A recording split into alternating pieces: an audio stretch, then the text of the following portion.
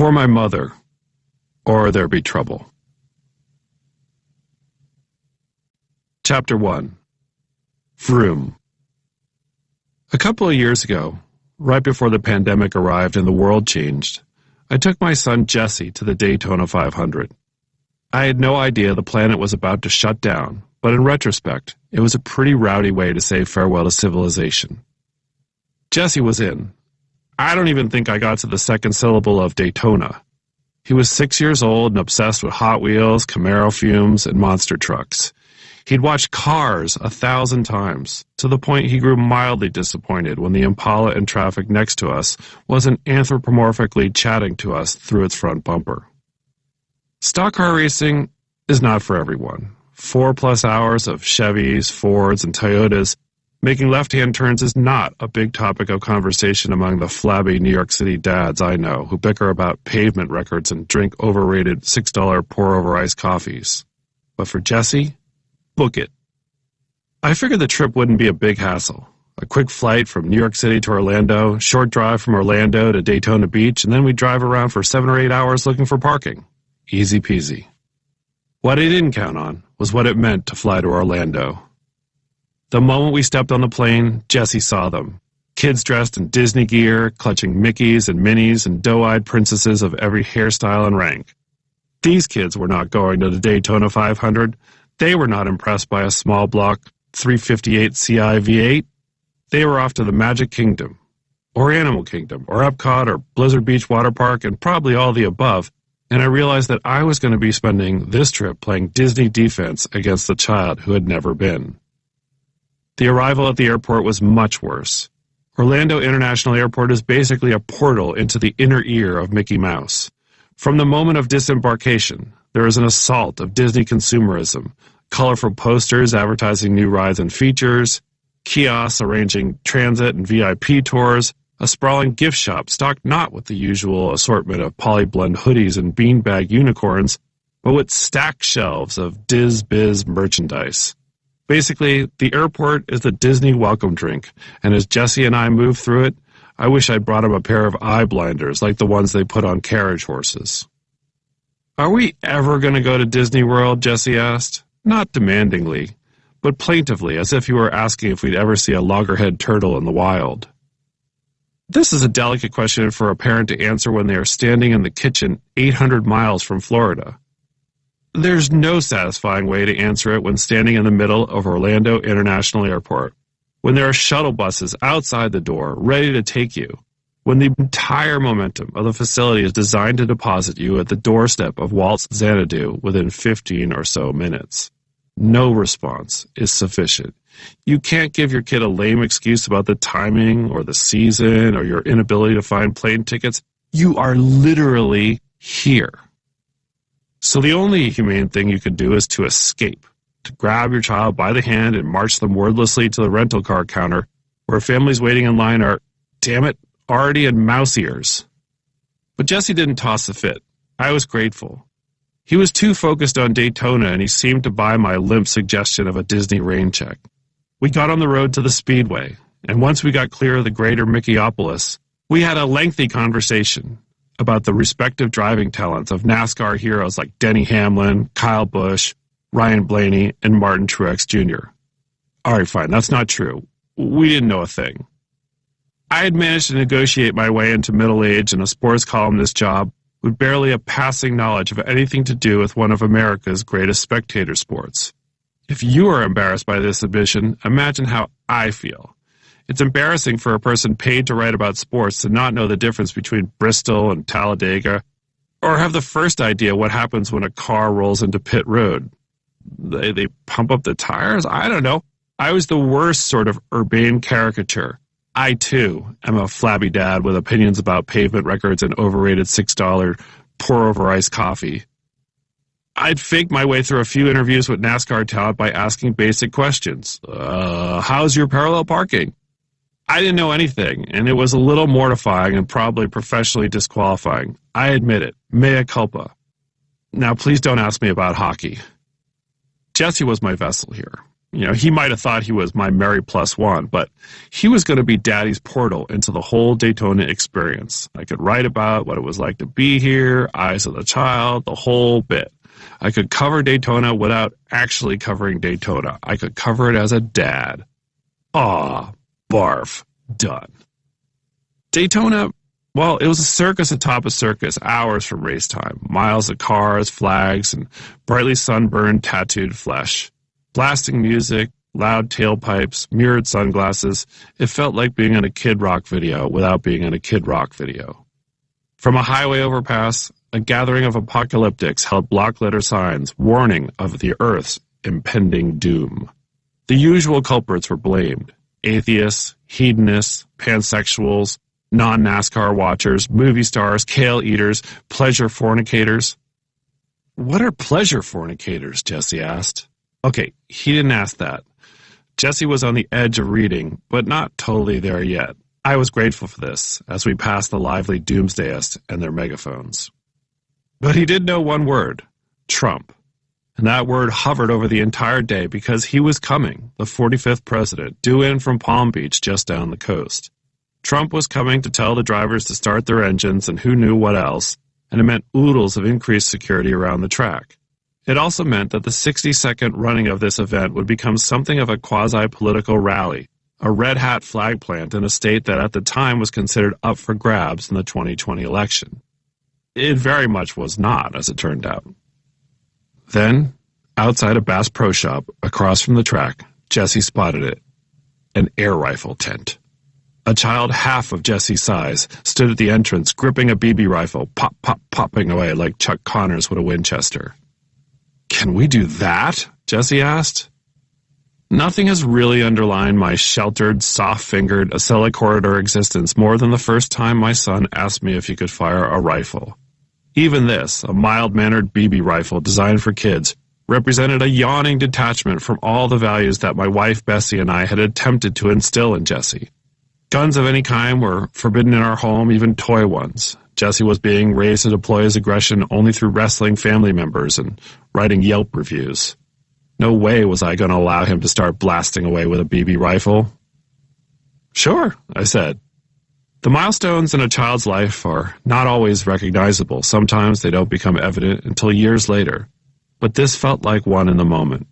I kept a close watch as the supervisor at the tent handed Jesse the BB gun and gave him a 15-minute instruction on safety.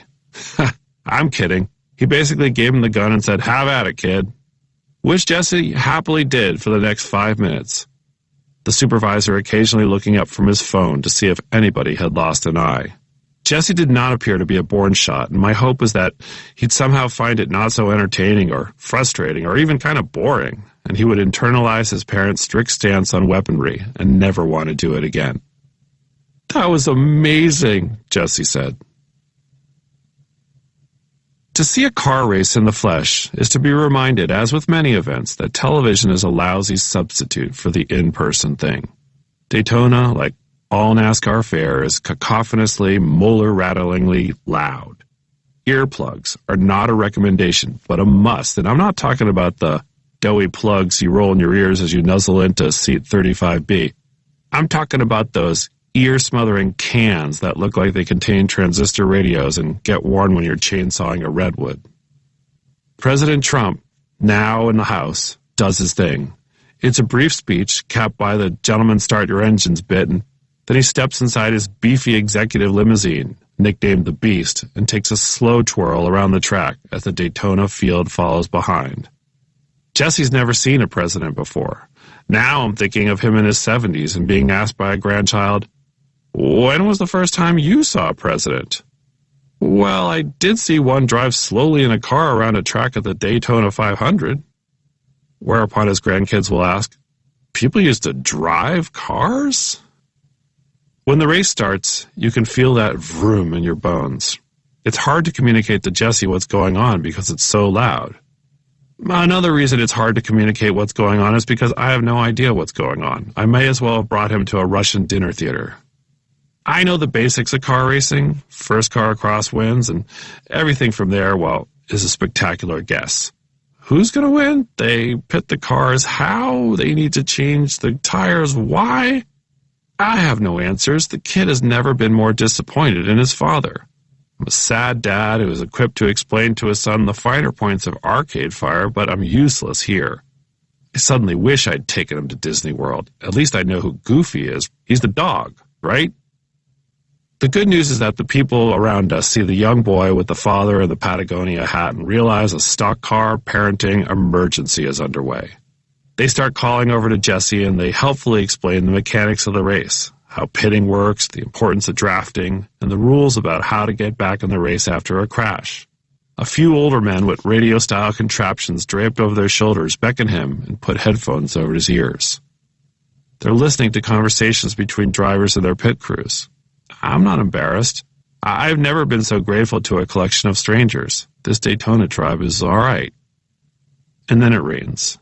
First, it rains in that Florida way in which you're not quite sure if it's going to revert back to a gorgeous sunny day in about 90 seconds. And then it rains in the Old Testament way that makes you wonder if you're going to need a raft. The race gets called to be resumed the following day.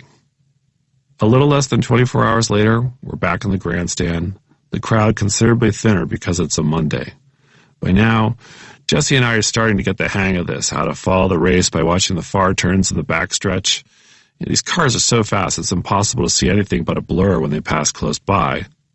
We learn what a successful pit stop actually looks like, and we have a sense for who's controlling the race. In a late lap, there's a wild backstretch crash that collects around a dozen cars. Sparks flying from rear bumpers, wheels skidding across the turf and kicking up geysers of dirt. Impressively, none of the drivers are injured. Since Dale Earnhardt Sr.'s deadly crash at Daytona a generation ago, NASCAR has become a marvel of safety engineering, to the point that even after bad crashes, it's assumed that drivers will pop out like champagne corks, uninjured. And that's what happens here. I note the look on Jesse's face. This was really just like Cars, except none of the cars are talking. After a lengthy delay for vacuum trucks to vacuum up on-track crash debris, the race resumes. For Jesse and me, Daytona has been a sensory experience, but now comes the sporting event. Someone's going to win this thing. A driver named Ryan Newman is having a conspicuously good night, constantly near the front, as is his rival, Ryan Blaney. On the final lap, with Newman leading and Blaney in second, Blaney tries to blast low to pass. Newman drops and blocks. Now look at me, acting like I know what I'm talking about. And Blaney's front bumper taps the corner of Newman's car, causing air to swarm underneath the chassis, sending it airborne. The result is a spectacular crash, Newman's car rolling, hitting the wall, getting struck by another car from behind, and then dragging on the driver's side across the finish line before coming to rest in a fiery crumple. It looks like a Michael Bay stunt in real life. Newman's ravaged car stops right in front of where Jesse and I are sitting. The crowd falls hush. Emergency crews are on the scene immediately, but Newman does not pop out like a champagne cork from the wreck. Instead, there's an agonizing delay. An ambulance hovers at the ready, but the stretcher lies empty. Another brutal few minutes pass. A pair of black screens are set up to obscure a view of what's happening. What am I doing? I scurry Jesse out of there. There's no need for him to see this. I've been to too many sporting events to count, but I'll never forget the sensation of leaving Daytona that night. Thousands of people on the runways off the grandstand, walking wordlessly to their own cars. Nobody says a thing. I pick up threads from people getting updates on social media. Newman was extracted from the wreck. Newman's in an ambulance. Newman's en route to the hospital. But the grim feeling is that we've all just watched someone's death happen live. I go back to the hotel, put Jesse in bed, sit in the dark, and write Ryan Newman's obituary. It's never published. Overnight, Newman takes a turn for the better, and in the coming hours, the language from the doctors and his race team turns guarded and then optimistic. Within a couple of days, he's walking out of the hospital, holding hands with his two daughters. The morning after the race, I load Jesse into the car, and we head back from the coast to Orlando and the trip home. Within a month, NASCAR will be paused, Disney World will be closed, and the traffic at the airport will slow to a trickle. We don't know any of this is coming, of course. All we know is we want to come back here. Jesse asked me if we'll go back to Daytona, and I say, yes, of course. We're racing fans now. Next year, we're going to do it. Of course we will. Chapter 2. Library, museum, or zoo? On our walks to school, my daughter Jojo makes me play her favorite game. Would you rather? As in, Daddy, would you rather give up pizza or give up candy? Or, would you rather ride on a whale or ride on a shark? Or her personal favorite, which makes me very proud of my outstanding parenting. Daddy, would you rather spend the rest of your life living inside a toilet? Or spend the rest of your life living inside a toilet? Every so often, the greater internet becomes briefly consumed with the triple option version of Would You Rather. This one's a real classic. Would you rather live the rest of your life in a library, a museum, or a zoo? Now, look, you and I both want to answer zoo, but let's play this out for kicks. First, I'm assuming that all of these places are fully operational. It's not an abandoned zoo where the keepers have gone home and the lions are starving, because that would be a problem. Likewise, I don't want to be dusting off Picasso's at the museum or getting up from a chair and coming to the door every 3 minutes at the library telling people it's closed. I'm assuming food and water is not going to be an issue. I'm not eating tiger or James Patterson. So let's start with the library. Answering library is a way of pronouncing yourself smart, in the same way that carrying a canvas recycling bag full of other canvas recycling bags does. I understand the argument, if you're going to be somewhere for the rest of your life, why not spend it in an epicenter of learning, where the ability to widen your knowledge is right there on shelves at the ready. And it does have a certain appeal. After 30 years of intense library living, I would be hyper-literate, fluent in Latvian and deeply versed in Shakespeare, Russian submarines, and arachnids. You would not be able to find a work of Pacific wartime literature I had not read twice. I'd have solved every Hardy Boys and Nancy Drew mystery and guessed every bike thief ahead of Encyclopedia Brown. I would have read at least 3 pages of Ulysses. And yeah, I suppose after a while I'd do the dictionary thing, go up to the big dictionary in the middle of the library, the one with 5 decades of booger fingerprints on it, and I'd memorize 1 word a day for 2 or 3 years until I'd wake up in a flash in the middle of the night and realize that at my rate of 1 word per day for a dictionary of 170,000 words or so, it was going to take me about 465 years to finish. I'd probably spend a year or 2 in the children's library just mowing through Clifford and Babar and the Berenstain Bears. I'd find every gold bug in Richard Scarry. I'd read Maurice Sendak over and over just because. I'd read 18 books about Dwight Eisenhower. It would get to the point where if you talked to me, you'd walk away muttering, "Geez, that guy really likes to talk about Ike." Same with volcanoes. Would there be days when I wouldn't read? You bet. There would probably be weeks, months, maybe even a year here and there. There would probably be a period of time in which I would simply make a fort out of Clive Cussler paperbacks and sleep in it. I'd find myself avoiding books that I avoided in college, like Light in August. Yeah, I know, Faulkner's great, but there's an entire stash of 1983 People magazines over there. I bet you could really lose yourself in a pile of 1983 Peoples. Remington Steele, Mr. T, Olivia Newton-John. But what if that's what happens? I spend the rest of my life in a library and I fritter away the whole time in the periodical section? I'll avoid the hard-to-chew classics and simply reread the same warmed-up things over and over? What if I get sick in my final days and when they airlift me to the hospital and they ask, "What did you learn living in a library for all those years?" And my answer is, I don't know, Dudley Moore is looking for love? Art museum. I don't think that the Would You Rather specified what kind of museum, so I suppose this could be a museum of train cars or quilting or professional volleyball.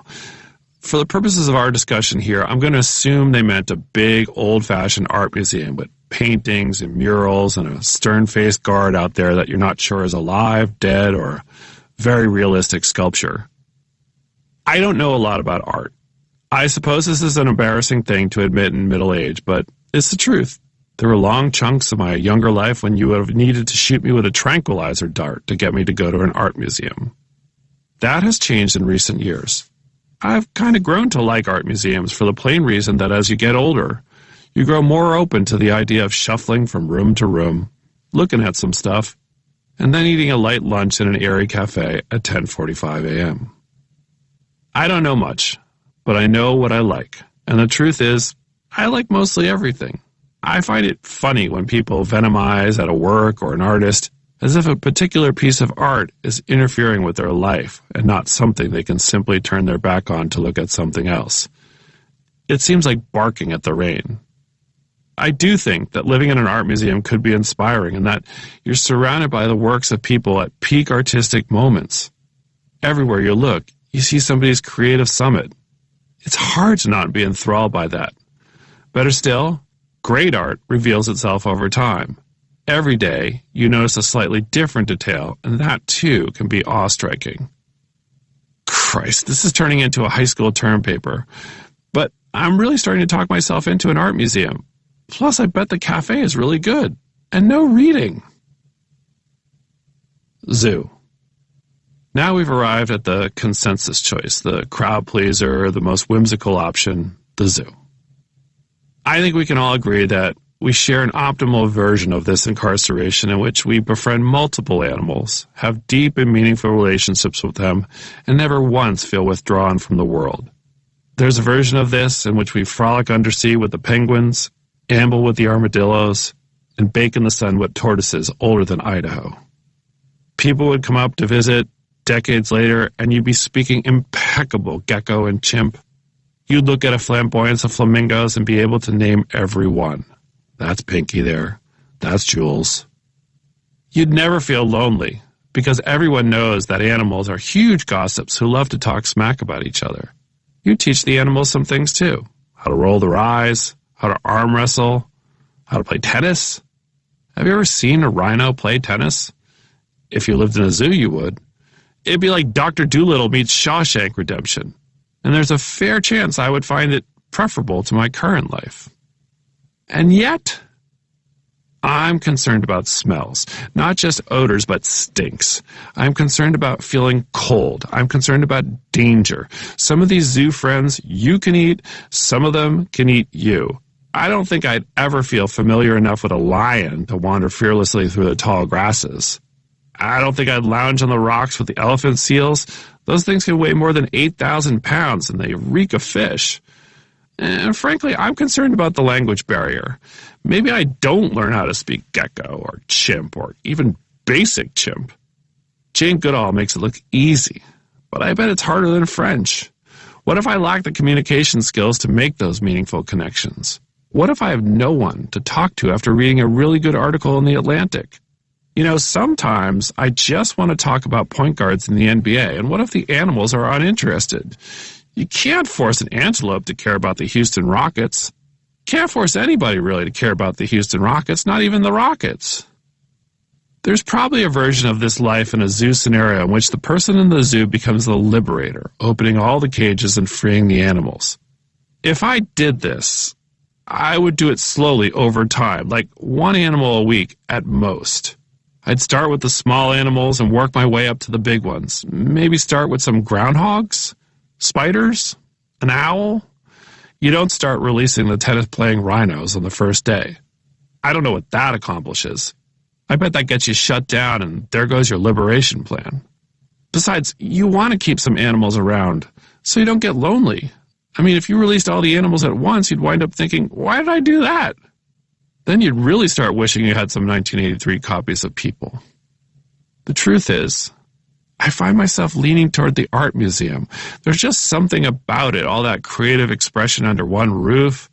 Plus, you don't have to worry about feeding anything or smells. I'm not saying it's a perfect environment for the rest of my life, and I'm not saying that all these options don't have pronounced flaws. The loneliness part might be really crushing. It really might be like choosing between living in a toilet and living in a toilet. When I asked my 4-year-old nephew, Obadiah, what he would choose, library, museum, or zoo, he looked at me like I was the biggest moron in the world. Aquarium, Obi said. Honestly, he's got a point. Chapter 3. I Miss You, Larry. There was a time in my life when I was excited to send and receive text messages. It's true. This time actually happened. This was back when I was starting to date Bessie, the spectacular woman who had become my wife.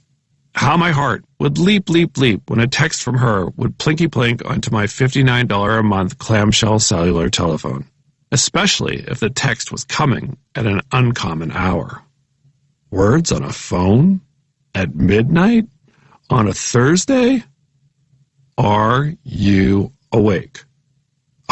What will I write back? It was tantalizing. It was seductive. Who knew where this would lead? Well, it leads to 2 kids, 9,000 soccer practices, and extremely boring texts. That's where it leads. If a marriage drains texting of suspense, then children suck the life out of the experience completely. Texting with my wife is now an entirely fact-based information exchange. She might as well be married to a bot with artificial intelligence. Examples. Hello, did you get the kids? I got the kids. I'm stopping at the store. Store. We can't help it. I'll be having a perfectly dull, soul-sucking afternoon on my phone reading a CNN story about a dog that escaped a mudslide only to get trapped in another mudslide, when I'll get this hot text from Bessie. We need more ointment. She puts it in all caps for extra hotness. These are not the sort of texts a 22-year-old receives at 2 a.m. on a Friday in Miami. They don't show texts like this on glowing phones of principal characters in episodes of prestige dramas. On TV, characters get texts from people who want to have illicit affairs or hide a body. Or maybe both. They're not texted to get more ointment, without any clarification of why they need to get more ointment. Still, at a certain point in any marriage, you just stop asking questions. I write back, okay, I'll get the ointment. Then a moment later, a ping. Remember, get the ointment, not gel. Last time you got gel. Get ointment. Yes, get the ointment. Did Zelda and F. Scott Fitzgerald write such colorful love notes to each other? Or is this more like the sultry exchanges of Henry Miller and Anais Nin? Did Wallace Simpson offer comparable paeans to the Duke of Windsor? Dearest Edward, more ointment, not gel. At least the ointment message was coherent and correct. Once, in a hurry, Bessie accidentally texted me this. Your dad died. This arrived matter-of-factly on my phone, and there was a 90-second gap in which I was completely stunned. I had just seen my dad. We'd played tennis. He seemed good. She wrote back, I am so sorry. Your dad called. Sorry. To this day, I'm not sure I buy her explanation that, in a rush, the phone simply corrected called to died. What phone autocorrects called to died? It seems like a rather insidious problem with the software or a tremendous prank by my wife. Anyway, these days, Bessie and I keep it simple and unsexy. Here are some texts. Get wine. Got wine. Late. Still late. Late still. Sorry. Jessie fell off a thyrus and got stitches. Fell off a Tyrannosaurus, I meant. Where's the car? Please respond. Where did you park the car? Found a mouse. Still alive. Mouse. Ew. Mouse is dead. I miss you, Larry. Who's Larry? Sorry. I miss you already. These communiques are exquisitely banal. Other than the brief moment I considered Bessie was dating a stranger named Larry, they do not contain intrigue or sensuality or anything even remotely entertaining. If you string them together, they form a kind of mundane bottom scroll of life, like what they run on the lower third of a shouty cable news talk show. Do you know if JoJo got her mump shot? My mom says she didn't get the package. Scientists fear Italian volcano, still active. What makes me crazy about texting culture is how unnecessary it is. Do we really need this information now? How much obligation is there to respond in a prompt fashion? Also this, if we do need to deliver this information now and get a response, isn't there a better device perfected after generations of use, a device that we call the telephone, which, as it turns out, is an even more efficient form of information delivery and conflict resolution? Have you ever tried to have a meaningful argument with someone via text message? It's like two people wrestling in the snow. Slow, plodding, basically a waste of time. Two people will fire text back and forth for 20 minutes, when a 90-second phone call can accomplish the same. Nobody talks on the phone anymore, Bessie says. Don't be a weirdo. She's right, of course. To answer the telephone in this day and age is to declare oneself an aristocrat, the kind of person who takes squash lessons on a weekday morning. And everyone's guilty. Everyone has got friends who don't pick up calls, and maybe you're the friend. I am definitely the friend. Sometimes. There are days when I would sooner fly to Australia and bake a wedding cake for a stranger than answer a telephone call. And listening to a voicemail? Forget it. Especially now that phones have these little transcribers that basically transcribe the message with about 15% accuracy. Like this one. Mellow Tim from Hamster, I want to know if your sticks are with Teddy. Actual voicemail, hello, it's Jim from the frame store. Your picture is ready. I've envisioned many times the painful way that I will die, and it is this, hanging off a ledge by my fingertips, pack of rabid wolves closing in as I try to call friends and family on the phone. Hello, you've reached... I fall to my death. This appears to be the evolution of human communication, ruining one mode and moving on to trash the next. There was a time, of course, when literate lovers wrote letters by hand, capturing specific feelings in a specific moment of time and then sent them off, hopefully for delivery, which, might take weeks or months until the letter arrived and was read by the addressed recipient, excitedly, like an event. I sound like I'm talking about cave people. Who sends letters anymore? I check the approval ratings for the French president more than I check the mailbox. When I actually receive a letter, it's like, an accident. Often it is an accident. It's from somebody else's grandmother with the wrong address and a $5 bill wedged inside. I bet in the past 10 years I've received between 1 and 4 letters from actual human beings, and 430,000 catalogs from J. Crew. We're getting just as bad about email. Email seemed like an optimal way to communicate. You said what you said without interruption. You sent it off quickly, and then you waited to get an accelerated response. Remember how our computers used to throw these excited tantrums when they received an email? It would literally scream across the room, "You've got..." Now email is a stuffy relic, something that old people do, like golf or save money. After years of recidivist online shopping, our email inboxes are polluted by a deluge of junk mail, quack medicine, or worst of all, political newsletters. It's to the point that everyone's inbox looks a little bit like an abandoned gas station. Weeds poking out from behind the cracks, with diets and travel offers, insurance policy updates, and of course, yet another J. Crew sale. I keep hearing we're on the verge of a post-word society, that nobody consumes the written language at any great volume anymore, that the average American now reads 140 Bella Hadid Instagram posts and 1/4 of one book per year, and that's basically it. I feel like we're already there. A flurry of emojis is starting to feel like reading Dostoevsky. The sturdiest text thread I'm on is with a scattering of college friends, all of whom are men with their own lives and families and responsibilities, and yet they still find time at least 700 times a day to make glancing references to stupid things we did in college decades ago. Perhaps you are on one of these threads as well. Ours contains an extraordinary amount of complaining about the New York Knicks. In the pandemic, this group text of ours took a decidedly human turn. The dad jokes dissipated, and the text thread became something more immediate, a soundtrack of quarantined anxiety and yearning for interaction. Friends got infected, locked down, covered, but the effects lingered.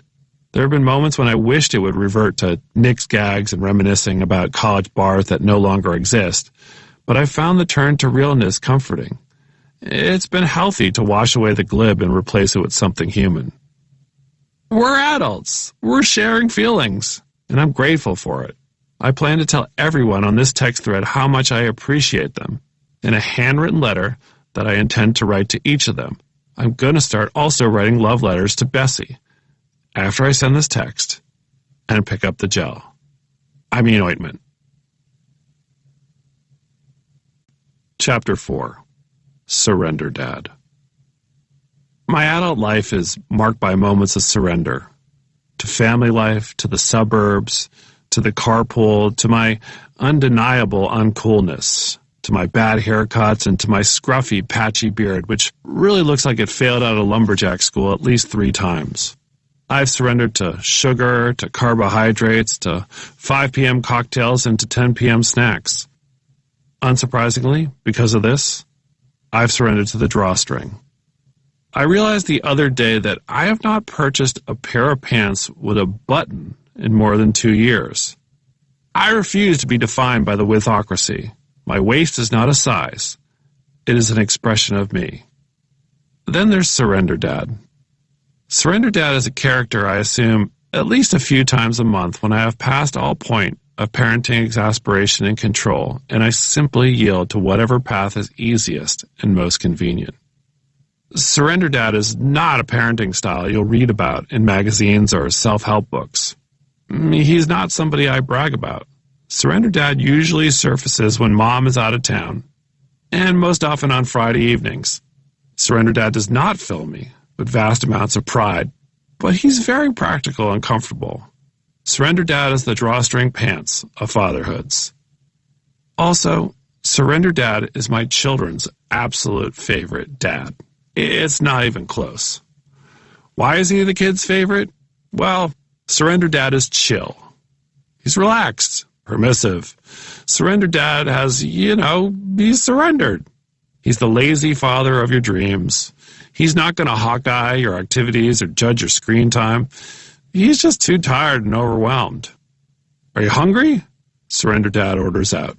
He not only orders out, he orders pizza, and not from the most expensive place with the handmade whole wheat crust and organic tomatoes, but from the horrible, terrible, delicious place that uses white flour and saturated fats and dips the entire pie into bacon grease and asbestos and, may or may not be staffed by rats who smoke Marlboro 100s.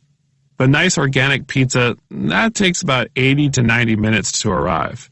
Rat pizza can get to the house in 9 minutes, fake cheese still bubbling. Surrender Dad asks, "Hey, do we want wings with that?" Of course we do, Surrender Dad. Why do you even ask? Make it 2 orders of wings. Dessert? Well, that's ice cream straight from the carton. Surrender Dad doesn't care. Surrender Dad is okay not just with TV, but with screens of all kinds. Surrender Dad, he's not checking parental controls and search history. He's certainly not mulling over a PG-13 movie to find out exactly what the questionable content is. Surrender Dad is friendly to Minecraft and Roblox and Super Mario and all the characters in the Disney and Marvel universes. Honestly, Surrender Dad's okay with 20-minute YouTube videos about bow hunting, if that's what it's going to take to get some tranquility around this house. This is what Surrender Dad wants to do. Surrender. Surrender Dad wants to collapse onto the couch, not lie down, but fall into the couch so hard that it leaves a bodily impression so deep it can be used as a gelatin mold. That is where Surrender Dad wishes to be from 5 p.m. to 6 p.m., from 6 p.m. to 7 p.m., and from 7 p.m. until next Wednesday, surfacing occasionally to freshen a drink or to answer the door for the cigarette-smoking pizza rats. Surrender Dad is not concerned about vermin, carcinogens, or 5G. If your child wants to spend the next 5 hours standing underneath a radioactive hamburger light, fine. You go be a hamburger. Do you need to borrow my hammer? A lighter? A power drill? Okay by me. You know where to find old SD. Surrender Dad is not a conversationalist. He does not want to answer any complicated questions about your life and future. Surrender Dad is a docile rubber stamp of approval. You want to have a friend over? Sure. You want to have 2 friends over? Yes. You want to have 3 friends over and play with knives and matches in your bedroom with your bedroom door closed? Check, fine on all that. Surrender Dad is not interested in parental patrolling. He doesn't want breathless reports from the field about who kicked whom. Surrender Dad does not care who kicked whom. Check the box with an X if you're still alive. Surrender Dad is getting back to this college basketball game he's been watching while finishing the last of these wings from the rats. I think more of us are Surrender Dads than we like to admit. Surrender Moms, too. You know who you are. We're all conditioned these days to be super parents, fixated on quality time and meaningful connections with our children. Social media has made parenting comically performative. Look at this vacation I'm taking my kids on. Look at this tent I installed in the living room. Look at this water slide I built from their bedroom to the backyard. The takeaway is clear. If you do not have indoor camping adventures with your children, they're going to get on a wayward path, and they're probably going to end up becoming arsonists or NFL agents. I'm as prone to any parent to falling into this paranoia. I want to be a super parent. I want my children to thrive and have adventures, eat great things, and have meaningful bonds. But some days, Dad just simply wants to lie down and read an article about Jennifer Garner on his phone. There used to be a term for the surrender dad style of parenting, and that term was parenting. Not long ago, it was acceptable to be around your kids and not care what your kids were doing at every minute. You could even shoo them away, like a farmer does with barn animals. You did not have to wait on your children with their favorite foods. You made your favorite foods and whatever was left in the fridge, and if the kids didn't like it, you simply left them in the kitchen with the lights off for 2 days. Back then, there was a firewall of common sense between adult identity and parental identity. When your parents took you to a kids' movie about a talking squirrel, they did not sit in the movie with you and watch 98 minutes of talking squirrel. They dumped you off, they went shopping for themselves, and hoped that they didn't accidentally leave you at the 2:45 p.m. screening of Altered States. If you wanted to sit on the couch and watch TV with your parents, they weren't hurriedly reaching for the remote and asking what you wanted to watch. You got stuck with your dad watching a 2-hour documentary about a battleship hosted by Tom Brokaw. Parents didn't obsess about playgroups and learning pods and the inner lives of the random assortment of small people tracking through the kitchen. In olden times, parents barely bothered to learn the names of their children's friends. How's it going, Peter? Dad, that's Timmy. And yet, despite these grotesque infractions, kids somehow made it to adulthood intact. It's possible they even picked up a few self-sufficiencies in the process, and a healthy understanding that they are not the center of the universe, and an ability to occupy themselves without constant attention and entertainment. My late father, bless him, was a parenting anachronism. When Friday turned to Saturday, I assure you his first consideration was not, hey, what do the kids want to do this weekend? My dad was like, what am I doing this weekend? My dad did not look at my brother and I and think, what can I do to make these kids' lives more fun? He thought, why aren't these 2 kids raking leaves? It turned out my father wanted to have children mainly because they would be an inexpensive landscaping crew. And, I think this is fine. This was good for me. Passive parenting isn't irresponsibility. It's a healthy tap on the brakes of obsessive modern parenting. There's too much pressure to accentuate every element of a child's life to turn every banal moment into a potentially life-changing experience. That's why I'm okay with Surrender Dad. Surrender Dad does not want a life-changing experience. He wants to find a decent movie on TV and pass out 20 minutes into it, after he finishes these rat wings. Also, please return the hammer. Chapter 5. The Cat. This story begins, like many stories, with a cat. The cat is ordinary. Male, neutered, domestic short hair. At last check, approximately 14 years old, which is very much a guess. 9 pounds, 10 pounds, maybe. He's got black and white tuxedo markings, so he always kind of looks like he's going to an art fundraiser on a yacht. Cat's name is Baxter. He's named for the border terrier who got punted off the San Diego Coronado Bridge in Anchorman, and he was adopted from a shelter in Brooklyn. The shelter told us he was found as a kitten right down the street from our apartment, just 3 or 4 blocks away, though we later suspected that's the kind of thing they probably tell people to get them to adopt cats. Oh yeah, you guys live on Maple Ave? You'll never believe this, but this little fellow was found. Baxter is not an especially nice cat. A more direct rendering is that he is mean. He is not terribly interested in humans, and he is definitely not interested in children, a fact that I came to realize when Bessie and I had children. He spent the early part of their lives hiding from them. When he wasn't hiding, he was hissing at the kids, and when he wasn't hissing, he was clawing, sometimes menacingly. Efforts to soothe them were useless. Baxter is not interested in being snuggly. He will cozy up, sometimes on his terms, mildly embarrassed, but he does not like to be picked up. Even a brief petting might drive him to irritation or showing his claws. You know those lovable cats that they have in bookstores, the ones that meow and roll around on the top of the Ansel Adams coffee table books and beg you to scratch them on their tummy? Okay, now imagine the complete opposite. That's Baxter. Still, he was our cat and I loved him. I surely loved him a little bit more because he was so hard to handle. Who knew what kind of kittenhood he'd been saddled with? Living with a young family was no cat picnic. We'd found a way to cohabitate under one apartment roof. Me, Bessie, second grader Jessie, and our kindergartner Jojo. But this was no feline paradise. The kids were rambunctious, as kids should be, and Baxter learned to exist on the margins. Oh, I'm failing to mention a critical thing here. Baxter can use the toilet. Shortly after we adopted him, we heard about a device. It's called a city kitty toilet trainer that allowed a cat owner to teach a cat to unburden himself while sitting on the throne. A tray with cat litter was placed under the toilet seat. The cat would get accustomed to finishing his business there. The tray would get removed, and voila, a couple weeks later, toilet-trained cat. He actually did this, no problems. It was the party trick of the century. Dinner guests, on occasion, were shocked to go into the bathroom and discover Baxter sitting there, mid-disposal. When the world shut down and everybody crammed inside, a good friend offered the use of her home in the country. It was a tremendous life-altering favor, one we were eager to take her up on, except it came with one string: no cat. The owner was highly allergic, so Baxter needed to quarantine somewhere else.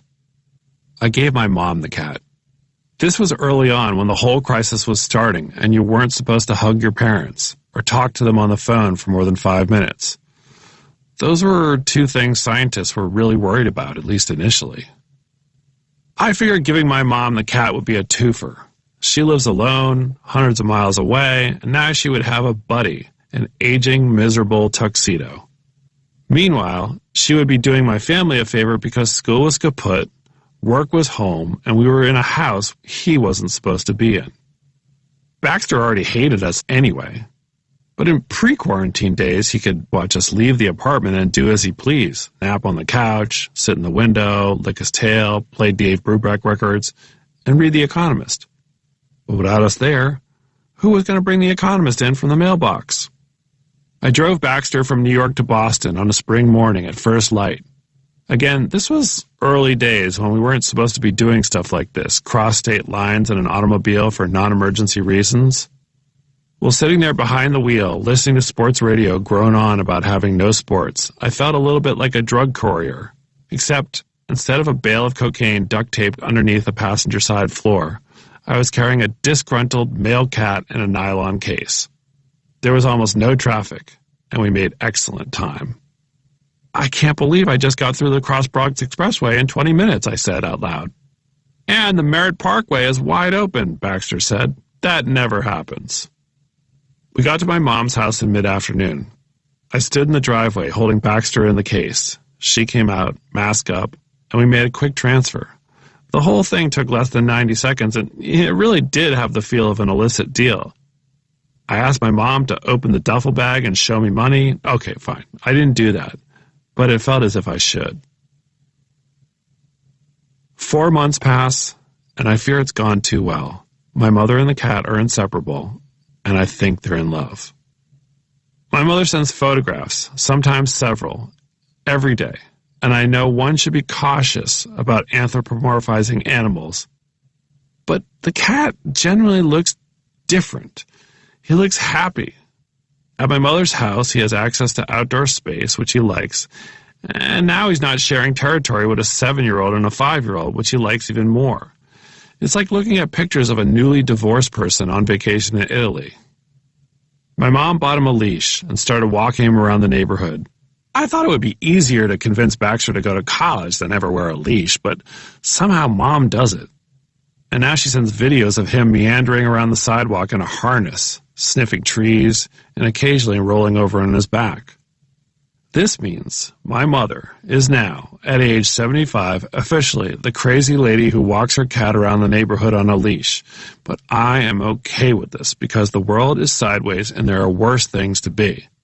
Better to be the crazy lady who walks her cat around the neighborhood on a leash than, the man who stands in the supermarket parking lot in a hockey sweater and tells everyone they're going to hell.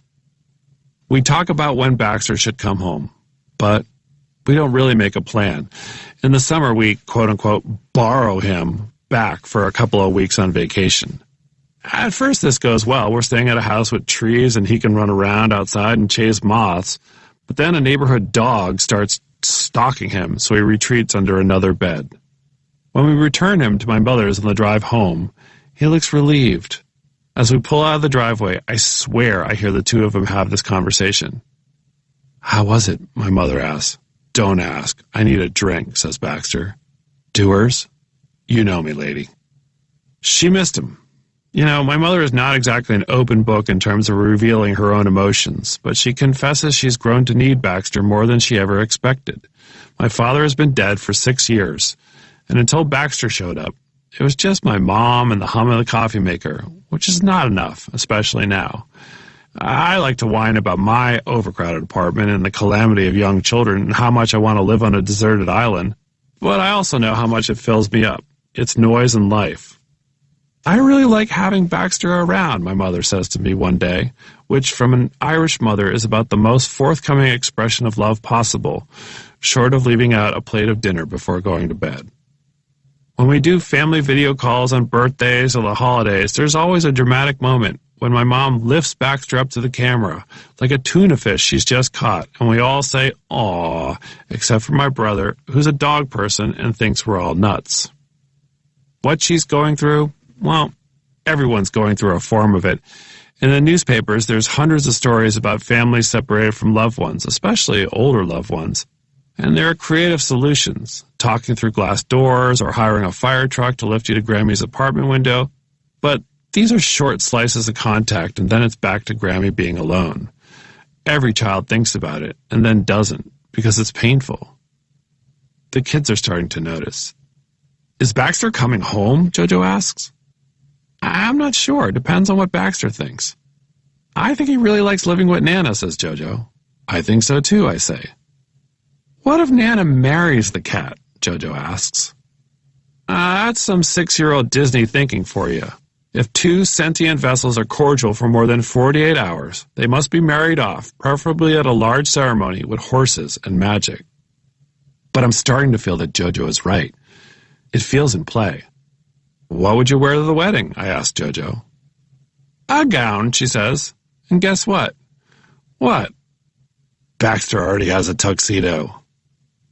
I'm grateful to Baxter.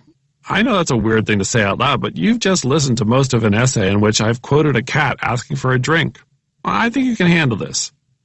I'm grateful that Baxter was around, that we could bring him to my mother, and he's been this lovely partner who purrs at her feet and sleeps in her bed and is someone to talk to, even if he doesn't really actually talk back for real.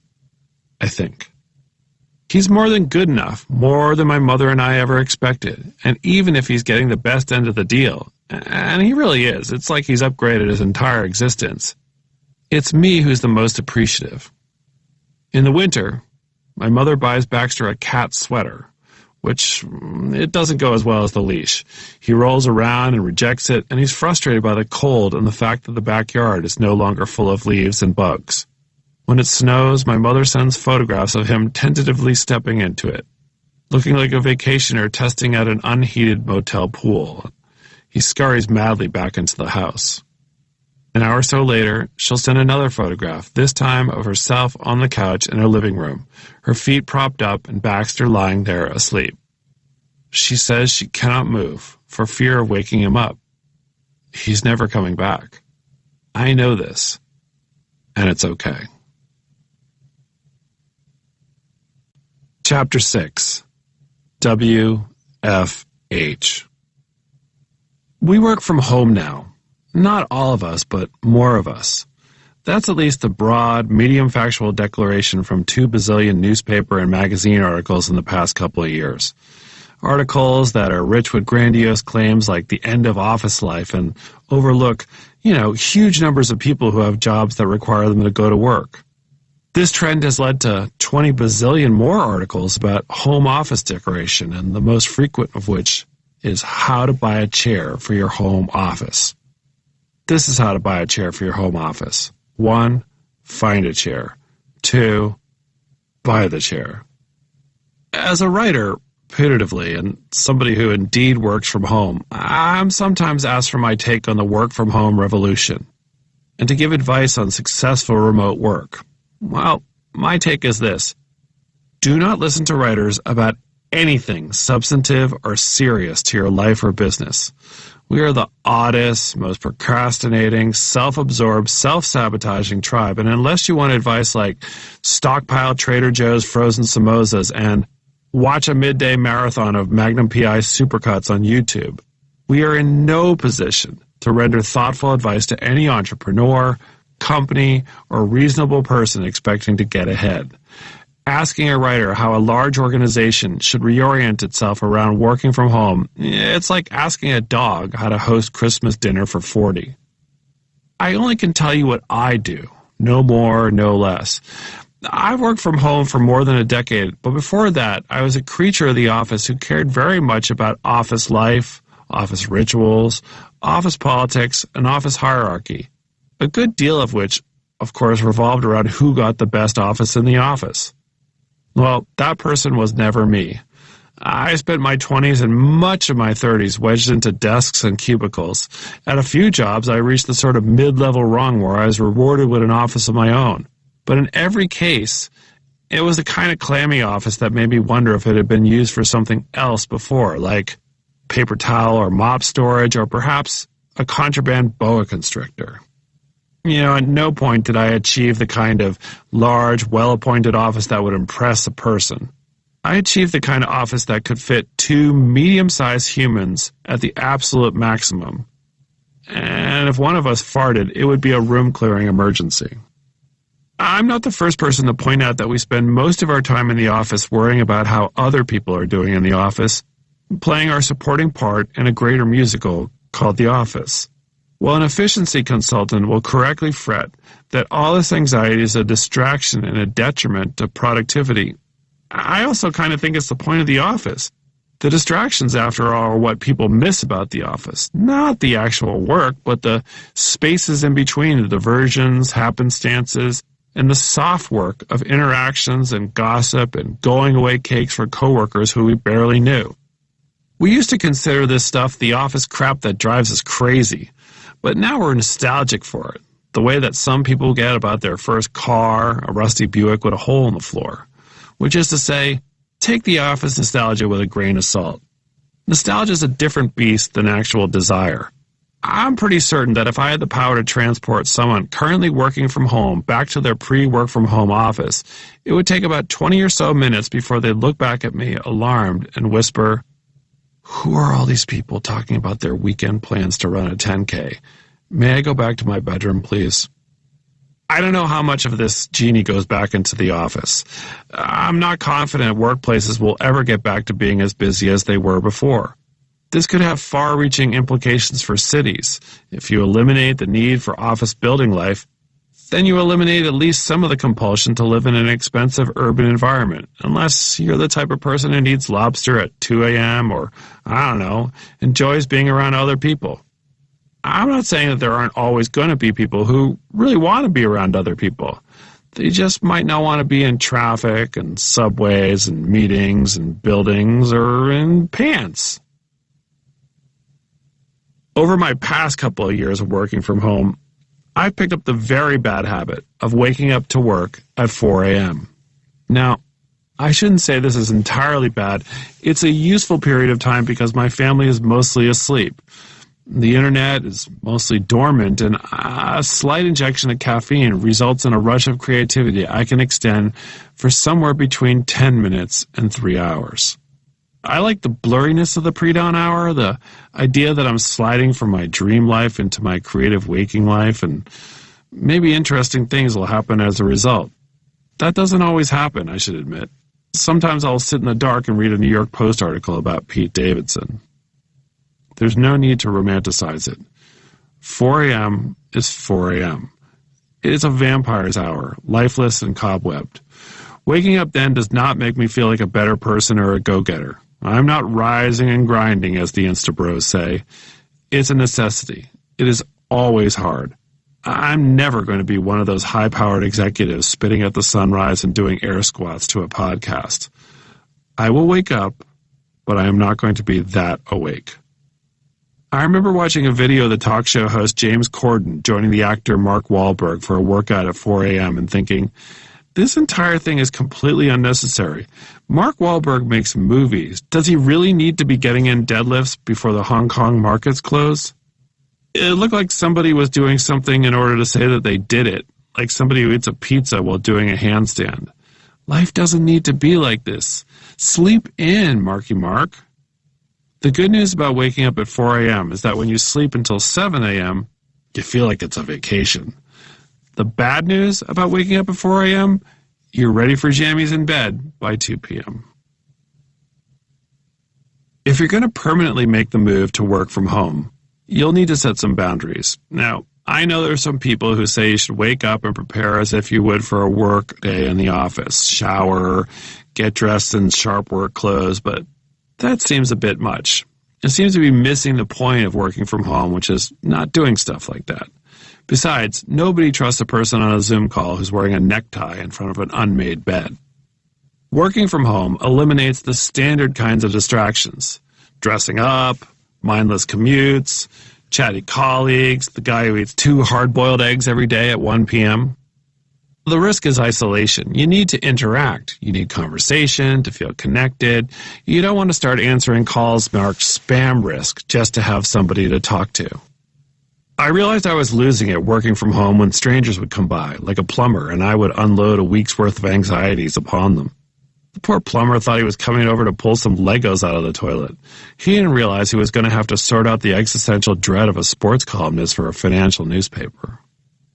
At the same time, do not try to replicate the office in your own space. I think it's fair to say that the Zoom call or Hangouts or Teams or whatever exasperating program your company uses is the bane of the work-from-home existence. I did not think it was possible to make the in-person office experience worse, but we have. Once you get over the wonderment of it all, wow, we are all here looking at each other in the computer. It is sterile and flat in a way that human interaction should not be. It is for convenience strictly, and the more people who join, the worse it gets, as the dialogue gets increasingly larded with the same old meeting culture schmaltz and claptrap. Please know that if you find yourself in a Zoom call with more than 24 people, there is at least a 70% chance that someone is about to start showing a photo montage set to Green Day's Good Riddance, the time of your life. In the old days, at least you got cake. If home is going to be the new work reality, well, the freedom of it should be protected. It can't be yielded to the managers. Yielding to the managers is how you get future concepts like the metaverse, in which people in virtual reality headsets with avatars that look like Playmobil figurines will interact in some kind of simulation fish tank. This is a horrible idea. Nobody at home is craving Wii Office. The Silicon Valley know-it-alls try to sell their innovations by describing virtuous extremes. This is how we were going to teach a sheep farmer to perform emergency sheep neurosurgery. But the reality is that this stuff is going to pad and insulate the already insulated and padded lives of the high-techified. It's a new length of runway to take investments and money and migrate into other virtual environments. Meta vacations, meta Thanksgivings, meta birthdays. It's not hard to see the further widening of existing cultural divides. On one side, the vast numbers of people with real-life occupations that can't be done from home. And on the other side, the fortunate enough to work from home, pampered in a virtual reality that they equate to real life. Defenders of the coming metaverse say the metaverse is never going to be a substitute for real life, that people who visit a meta redwood tree will still actually want to see a redwood for realsies in the world. But how can we be so sure? The people reassuring us about the metaverse are the same people who promised social media-based interactions were never going to surpass in-person interactions, but for many people, That's already happened, to the point it's a worrisome mental health crisis. Yeah, a metaverse means that you can have a virtual birthday with a grandparent in the hospital, which is not an insignificant thing. But that's how social media was originally sold as a value proposition. Intimately, lovingly, around family and friends, or at least people you wanted to be there. It only took a few years for the joyless trolls to show up. Won't the same grim perniciousness teem in the metaverse? Happy birthday, Grandma. Who invited these trolls? I know this sounds a little throaty, like I'm standing on my tiptoes on a soapbox, but it seems like the real world should be a bigger public priority than what we can do in a silo, separately on our own. I'm not saying I want to go back to the office 5 days a week. I'm not saying that I need to go to all the meetings and conversations, or hang with the guy who eats 2 hard-boiled eggs every day at 1 p.m. I'm just saying that the humanity we need can't all be digitally created. Now, if you don't mind, I need to close this door and get some work done. Or read a New York Post article about Pete Davidson. Chapter 7. Unpaid. Among today's media, there is a wide assumption that consumers' lives are busy and full of distractions, and that if any of us want to have any chance of finding customers, satisfying customers, and keeping customers, we have to grab onto whatever sliver of attention they have left and hang on for dear life. See, I lost you already. Hi, I'm over here. I'm in this book you're listening to. It's okay. It's not you. We are all cogs in this short attention span economy. Now, I'm not talking about genuinely, clinically diagnosed attention deficits for which there are useful treatments and therapies. I'm just talking about the common, garden variety, modern, digital era distractedness that makes most of us unable to pay attention to anyone or anything for more than 120 seconds anymore. I'm just as distracted as anybody else. You know, just in the time it took me to write this sentence, I stopped typing, I watched a video of a panda wrestling a hockey stick, I watched another video of a panda wrestling a hockey stick, I vacuumed the bedroom, I bought a pair of slippers on Instagram, I ordered a BLT, watched 2 classic episodes of The Office, watched a supercut of Roger Sterling's best lines from Mad Men, and I registered for a jump rope class. Now I'm back. Where was I? Am I still writing about my cat? Early on, our 21st century inability to focus on a single specific thing was charitably rebranded as multitasking. No, we weren't distracted. We were polymathic superheroes capable of doing not 1 but 17 things all at once. Smartphones were the game changer. No longer would we be confined to a physical space or limited by technology. We could do it all, anywhere, anytime, sort of. I mean, there I was, writing a newspaper column, reading a magazine article, Googling a recipe, paying off parking tickets, buying a plane ticket to Phoenix, sending my mother a photograph of a Pomeranian puppy riding in a baby stroller. All while I was coaching third base for my son's Little League team. That was me. I was a multitasker. I could do all of these things simultaneously. Not well enough to feel good, but well enough to think I was getting away with it. What I didn't realize was how it was shifting my bandwidth, how rapidly I was whittling down my attention span. After all, there had been a time in my adult life, not so long ago, when I would happily curl up on the couch with a weekend newspaper or a back issue of The New Yorker and occupy myself for a few hours. I could watch a movie without hitting pause. I could appreciate a sunset or a conversation with a friend without needing to check in if Megan Fox and Machine Gun Kelly are still a couple. Now, I had an attention span shorter than of a juvenile parakeet. It was impossible for me to devote more than 2 minutes to any specific task. The idea of fixing my attention for a long period of time on a single thing, that was preposterous. That was for humans of a different era who didn't have to drive their kids to field hockey practice or check in on Machine Gun and Megan, and who could devote an entire year to painting cherubs on the ceiling of a church. The culture bent to my impatient distractedness. I think of Skip Intro as a landmark event. Skip Intro is the feature on most streaming devices today that allows you to pass over the half-minute or so of introductory music and titles for the TV show you're watching. But you're not just skipping a goofy theme. You're also skipping over the credits that recognize the people in front of the camera and behind the scenes who made possible the thing that you're watching. We've now created a world in which people will gorge on 25 weekly hours of original scripted comedy and drama, but cannot bear the thought of blowing 30 seconds on a brief moment of acknowledgement for the people who made it possible. Why? Because you, the consumer, are everything, and the streamers are terrified of your divided attention. Now you can skip intro on the back end, skipping to the next episode and blowing off the entire final credits. Why bother focusing if no one's demanding it? It's only a matter of time before Broadway shows turn on the lights at the final curtain. Why waste 3 minutes clapping? Musicians will be asked to stop guitar noodling and get straight to the chorus, the song parts we like the most. One day, I bet, there'll be a fast-forward option for me to press when Jessie or JoJo starts talking about the first day of school. I don't care what happened in math. Just get to the dead pigeon you found at recess. Think of skip intro deployed at Thanksgiving dinner. Your Uncle Phil's Canadian camping adventure doesn't stand a chance. We are slicing away at the tedium, but at what cost? How long are people going to read books? Do people still read books? Asking somebody to read a book these days feels like asking them to join you on a sail from Maine to Portugal. A whole book? Publishers deploy edgy moves to grab readers, the most recent of which is putting curse words in titles as a way of shocking a consumer into attention and purchase. Look at any bestseller list, and 6 of the top 10 books will contain an unnecessary expletive and an exclamation point. To be sure, there was a brief talk about naming this book, "Hey Asshole!" But come on, I can't publish a book with that kind of crude title. Not while my father-in-law can still beat me in a fight. Columnists today find themselves in a similar pickle.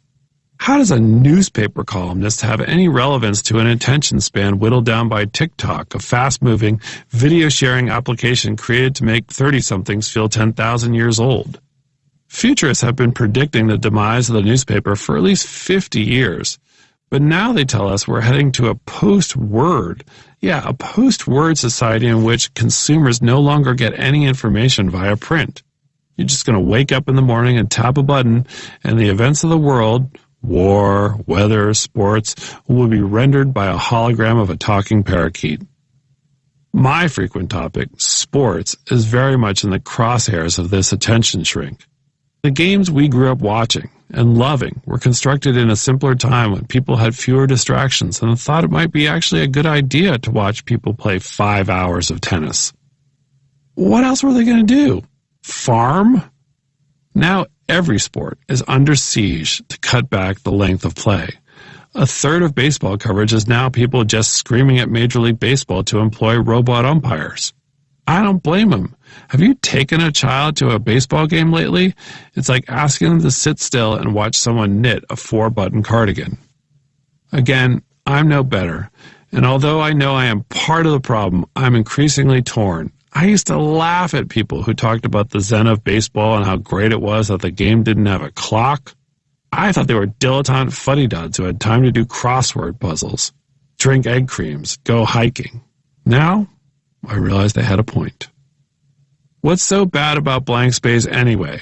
Neurologists tell us that tedium, straight up, unoccupied boredom, is essential to the creative process, and that inspiration seldom strikes when we're 4 hours into a deep Google dive about Hogan's Heroes.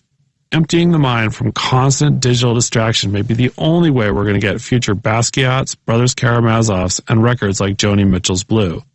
Maybe I should be watching more baseball doubleheaders, doing the crossword on newsprint, and drinking more egg creams.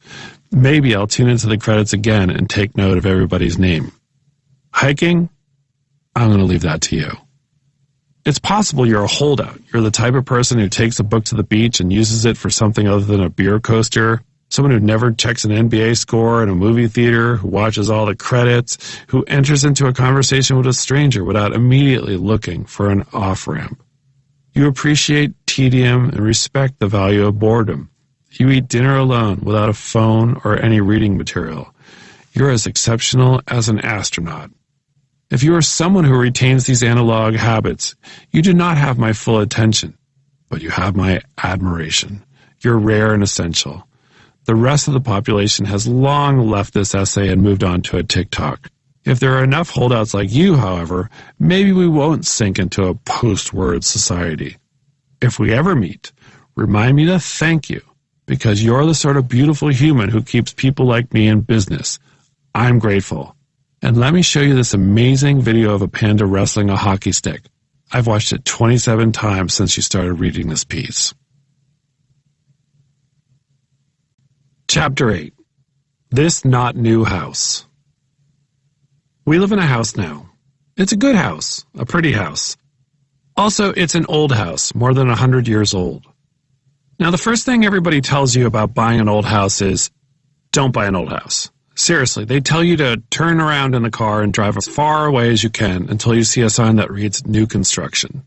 Or, better yet, they urge you to return to your prior home, in which in our case was a nice 2-bedroom apartment, and live there for the rest of your life and do not consider buying an old house again. But we did it, because we did the thing that many people do when they see an old house, which is to be charmed by it, seduced by it. We let its mantels and hardwood floors and idiosyncratic corners airbrush its imperfections and convince us against all advice and reason that this is a good idea. Again, consensus says, not a good idea. Except to you, in a brief moment, it is, and so you do it. You put reason and common sense in the rearview mirror, and you make the leap. You own an old house.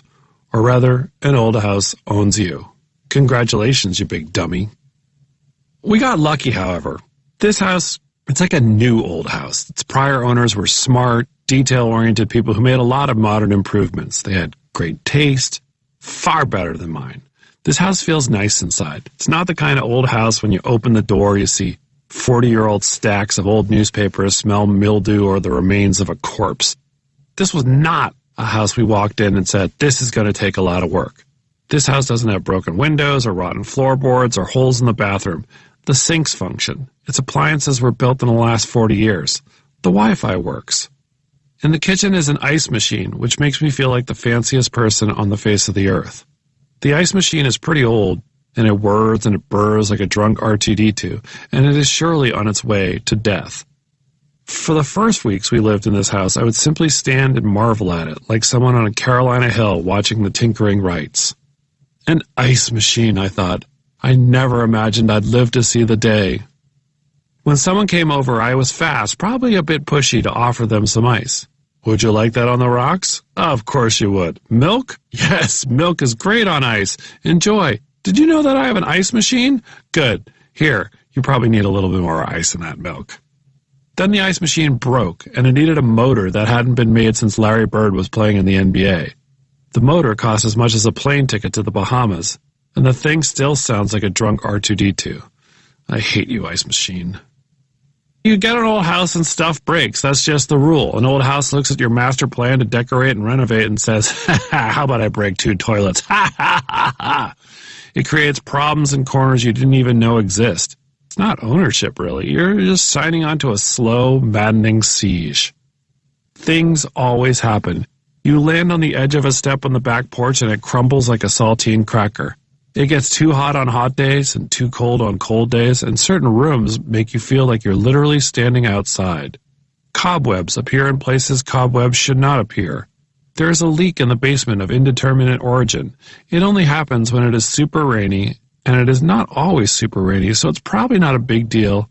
Well, until it's a big deal, so you don't really need to take care of it until you really have to take care of it. You don't fix an old house, after all. You do triage. Maintaining an old house means you get to know guys and some women.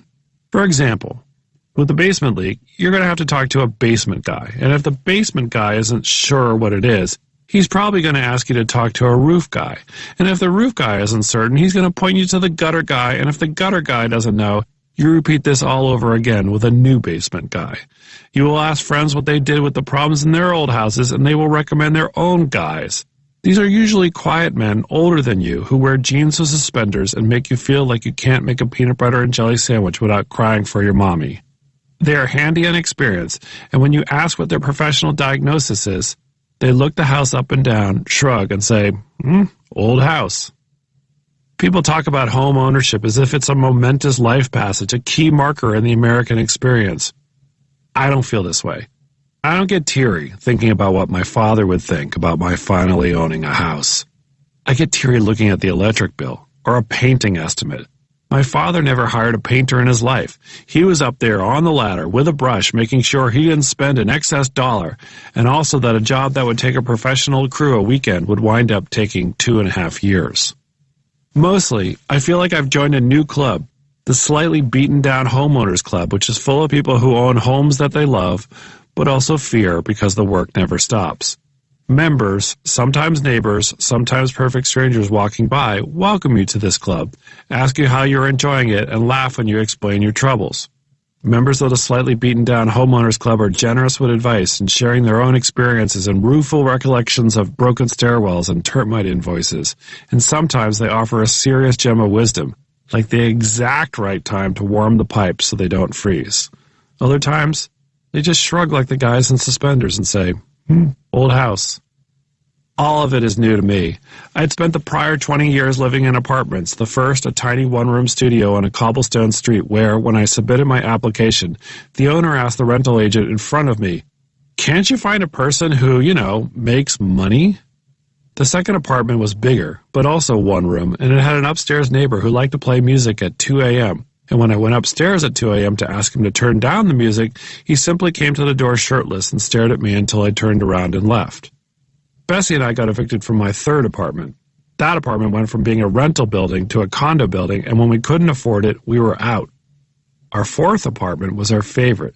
It was roomy, had a tiny outdoor roof deck, and a wood panel kitchen that looked like the cabin of a boat.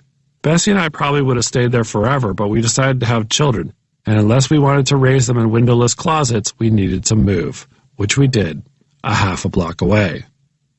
Living in an apartment is optimal if you don't like doing much, which I do not. Stuff goes wrong, but not all the time, and you can go weeks, even years, without something really crazy happening. It's not like there aren't any problems. You're sharing walls with neighbors and strangers, and there's a chance they will be noisy and torment you. Or, conversely, you have young children, in which case you are noisy and are tormenting them, which in many ways is much worse. My children spent most of their formative years being admonished to not run in the apartment, but to pat quietly down the hallways, soft as possible. This was like asking elephants to not be elephants. Space was always an issue. Almost everyone who lives in an apartment would like to live in a larger apartment. After a while, you begin to feel a little like a pet shop hamster in your clever, confined space. Maybe not with the colorful tubes, but your exercise bike? That's your hamster wheel. So we made a bigger move for the traditional reasons: more space, a yard, and a desire to spend our weekends addressing plumbing crises. This was not a pandemic panic move, although, like a lot of people, all the time on top of us made us reevaluate what we wanted. What we wanted was to not look at each other so much. Bessie and I figured it would be good to have grass and a place where the kids would not need permission to step outside into the fresh air.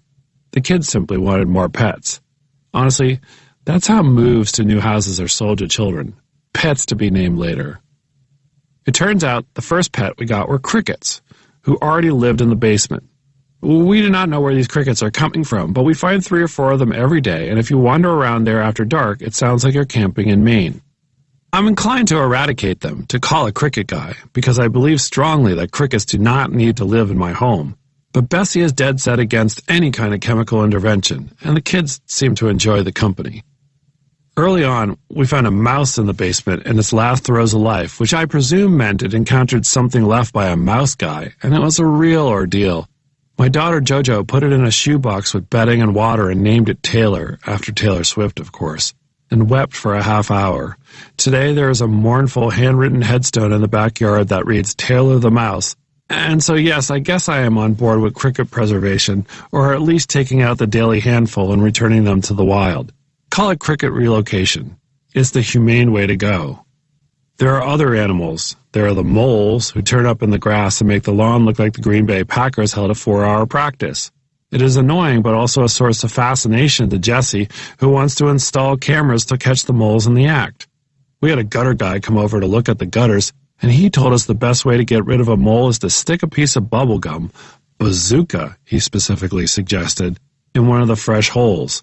The mole would eat it and wander off into the grass, and over time his stomach would explode. He made a poof sound as he explained it, and the good news is that Jesse did not immediately want to go out and buy a bunch of bazookas. We did not tell this story to his mother. Also outside are rabbits and squirrels and chipmunks. Occasionally there are foxes, which feels exotic to me, like zebras. There are not just owls, but barred owls, puffy, elegant birds that make a very specific hoot, hoot, not really a single hoot, but a series of them, a root, root, root, repeatedly. Owl aficionados know this owl call sounds something like, "Who cooks for you?" They tend to be most lively at 3 in the morning, which apparently is prime time for a barred owl. I hear them when I get up to go to the bathroom. I love that they're up in the trees, a feathered overwatch on the night shift, and I wouldn't mind if they helped themselves to the moles because I really don't want to do the bazooka bubblegum thing. It's in the night when you really feel an old home. It creaks, it hisses, it makes noises of indeterminate origin. It feels alive, shifting, and probably decaying, not in a horror movie way, but in a comforting way, like you're in the belly of a whale. I like the fact that the old house has history, that there were not just prior families, but prior generations of families, presumably good times and also bad ones, rowdy nights, fights, and probably a few broken windows. An old house makes you feel small in a good way. This place has been standing a lot longer than I have, and it will be standing proudly long after I leave. At least I think so. This house has crickets, and we really have to figure out that leak. Chapter 9. Very bad at golf. During the shutdown months, I made the terrible mistake of playing more golf, a sport invented for the grim purpose of torturing psyches and making otherwise well-balanced people miserable. I'm not alone in making this mistake. Golf is up, way up, as an activity since everything went sideways in March 2020. Before then, golf courses were flailing, begging you to come play, to the point the recreational sport was considered to be in the early stages of a death spiral. Golf was out of sync with modern life. It was too time-consuming, costly, and hard. This remains true. Golf is too time-consuming, costly, and hard, but it is also played outside, and it is socially distant, and it is generally healthy, aside from the fact that it makes human beings miserable. All of a sudden, folks who would never otherwise play golf were making the terrible mistake of playing golf. Places that once begged you to come play their empty courses were now laughing on the other end of the phone, telling you to call back next month. This has become yet another reason to hate golf. Now, don't get the wrong idea. I love golf. I truly do. I'm as prone to its seductions as anyone else.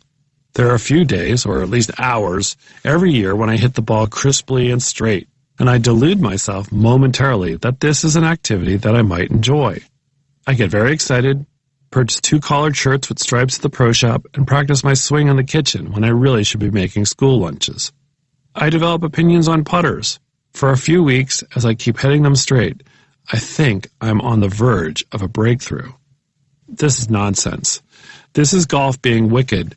I am not on the verge of a breakthrough. I am yet another soul-crushing golf calamity about to happen, and honestly, the sooner that happens, the better, because what I really should do is drive straight to a bridge overlooking the ocean and drop my golf clubs to the bottom of the deep. When I start to feel it slip away, I try to enlist the services of a professional. For a fee that ranges from reasonable to, "Are you kidding me?" you can get yourself a skilled instructor who will stand next to you for 45 minutes, watch you swing a club, and try not to laugh. At 8 a.m., this instructor had a malpractice lawyer with a terrible slice, and at 10 a.m., this instructor has a graduate student who's about to go on a bachelor party to Scotland. But here, at 9 a.m., this instructor has me, a writer, under the impression his swing is not embarrassing. Of course it is embarrassing. It looks like someone trying to swat crickets out of the basement. Salvaging this stroke would require a full team of instructors and a commitment of decades.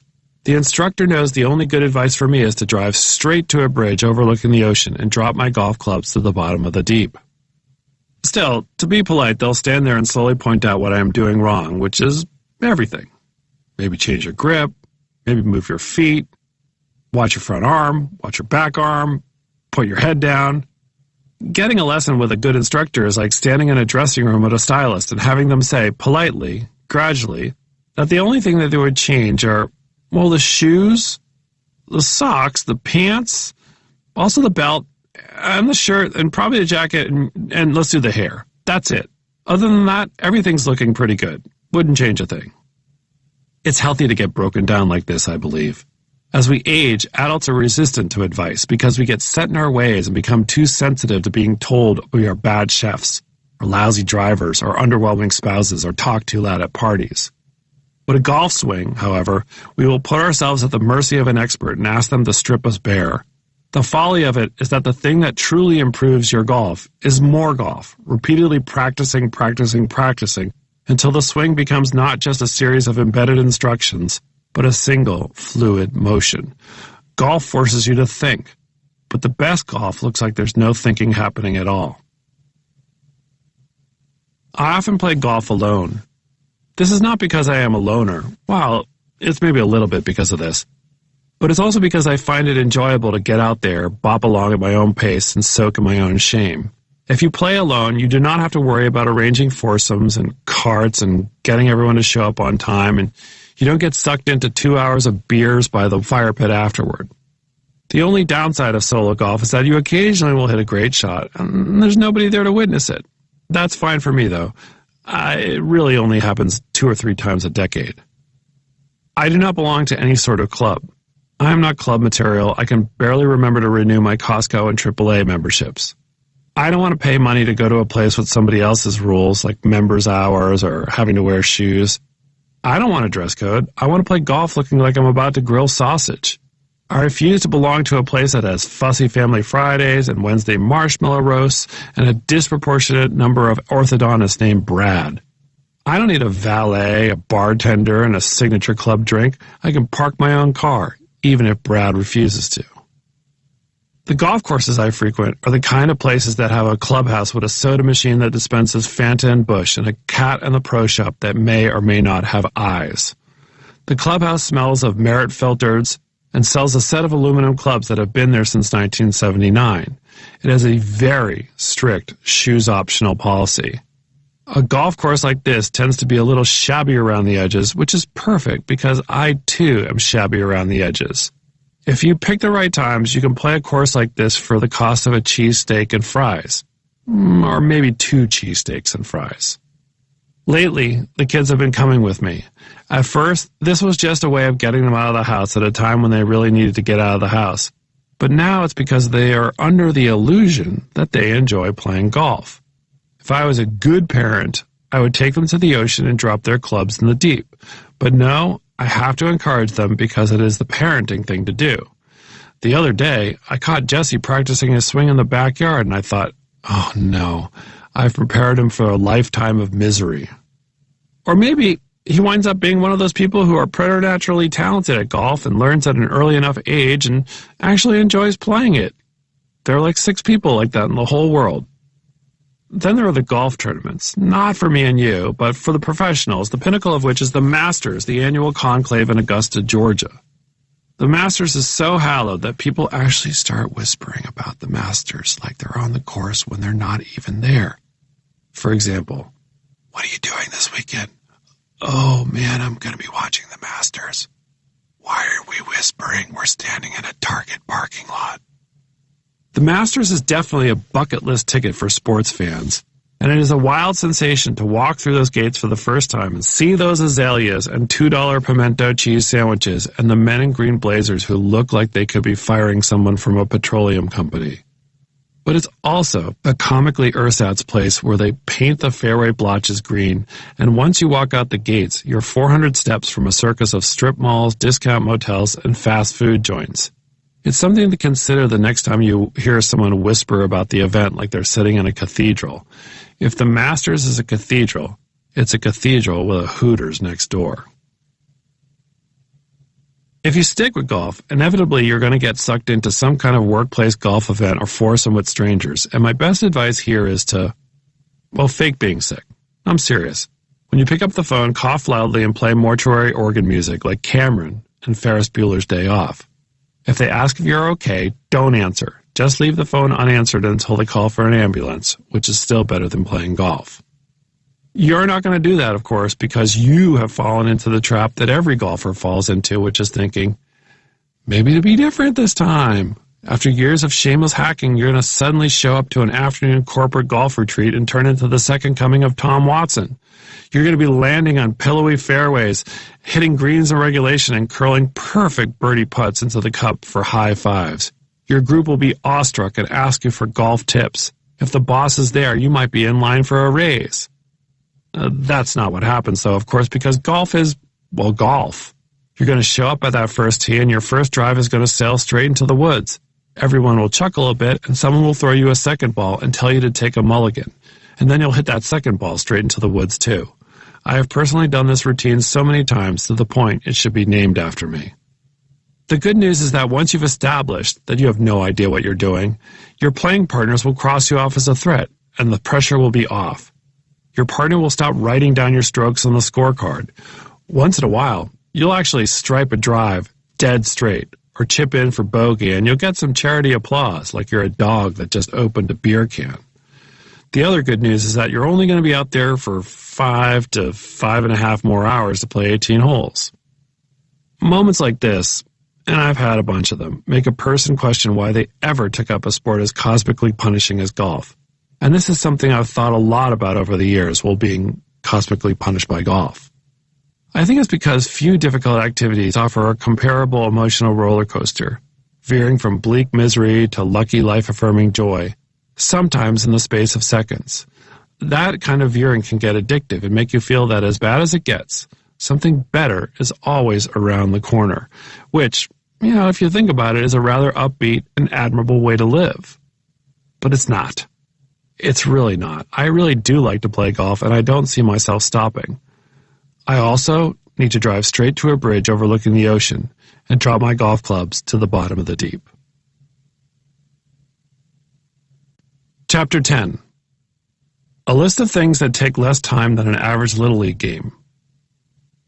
Medical school. The life of a gray tortoise. Driving from Maine to Belize. Your 20s. Your aunt's 1982 vacation to Rome. Your aunt's slideshow of her 1982 vacation to Rome. Church weddings. Stairway to Heaven, Tangled Up in Blue, and most songs by Rush. Winemaking. Full growth of a mature California redwood. Smoked barbecue ribs. Space travel to Jupiter, round trip. The entire Scorsese oeuvre. Accompanying your aunt on a new trip to Rome. Half of a Little League game. Chapter 11. Fish story. Jesse and I learned to fish in the past couple of years. I mean fishing, really fishing. The more involved stuff, patience and technique, and not yet the wizardry of a fly rod, but pretty much everything else. We've caught big ones and small ones, and we've lost big ones and small ones too. Most important, we are able to now bore anyone on earth with a 20-minute story about fishing, which is a true sign we've arrived as fishermen. I know it sounds a little silly when you hear fishermen talk about how fishing changed their lives, because they always talk about how fishing changed their lives. But it's changed our lives. We are out there all the time, fishing, trying to add another fish to the list. Nothing's ever enough. Jesse likes to say we're addicted, and that's probably true. We are addicted. We can't stop. It's a problem. But it's also probably better than 90 hours of watching Bravo. This is a profound detour for me. I was very good at hating fishing for many decades. My hatred was well known. My father was a recreational fisherman of passion and some repute, and he must have asked me 1,000 times to come with him out to the bays and shallow inlets and roaring surf. And outside of one time I can remember, I don't think I ever did. The one time I did go fishing with my father, it was cold and dark and barren of fish. The only marine life I found was the skull of a rotting dead seal stuck in the boulders of a jetty. As my father kept fishing, I went back to the car to warm myself and listen to the radio. I specifically remember this because that was the first time I heard the song Jukebox Hero by Foreigner. Up to that point, the coolest song I'd ever heard. And the next weekend I bought Foreigner 4. It says a lot about my childhood fishing career that I remember much more about Jukebox Hero than I do anything about fishing with my father. Fishing became something my father did, separately, apart from my brother and me, and he did it all the time, waking up at fireman hours and driving off to beaches far away from home. The garage was a tangle of rods and equipment, and his car, an old Nissan Altima, reeked lightly of bluefish. I don't think I ever asked him if he ever caught anything. I just assumed he did. Fishing was not for me. I did not fish as a child, as a teenager, or during any part of my early adulthood. Then Jesse arrived and someone, not me, put a pole in his hand, and the fish grabbed the hook, and there was a yank, a screech, a reel, a catch, and honestly, that was that. Fishing was now something Jesse did. He did it at the dock at Bessie's family's summer house on the St. Lawrence River, and then he wanted to fish every other place too. This is where I come in, reluctantly. There were many basic things I did not know about fishing. Start with some of these basics. I didn't know how to tie a hook onto the end of the line. I mean, I could sloppily tie a hook like I was trying to tie a bow atop a pair of Air Jordans, but it was a useless knot that would come apart with the slightest tension. I had to learn all that. Clinch knots, Palomar knots, blood knots, surgeon's loops. I still can really only do the clinch knots. I had to learn how to bait a hook, cast, flip the bail, jig a lure, catch, release, almost all the terminology, crankbaits, spinnerbaits, topwater. It was a complete mystery. I had to learn about tides and time and the moon cycles. Also wind. I had to learn an entirely new language, and if you know anything about me, you know I am horrible at learning new languages.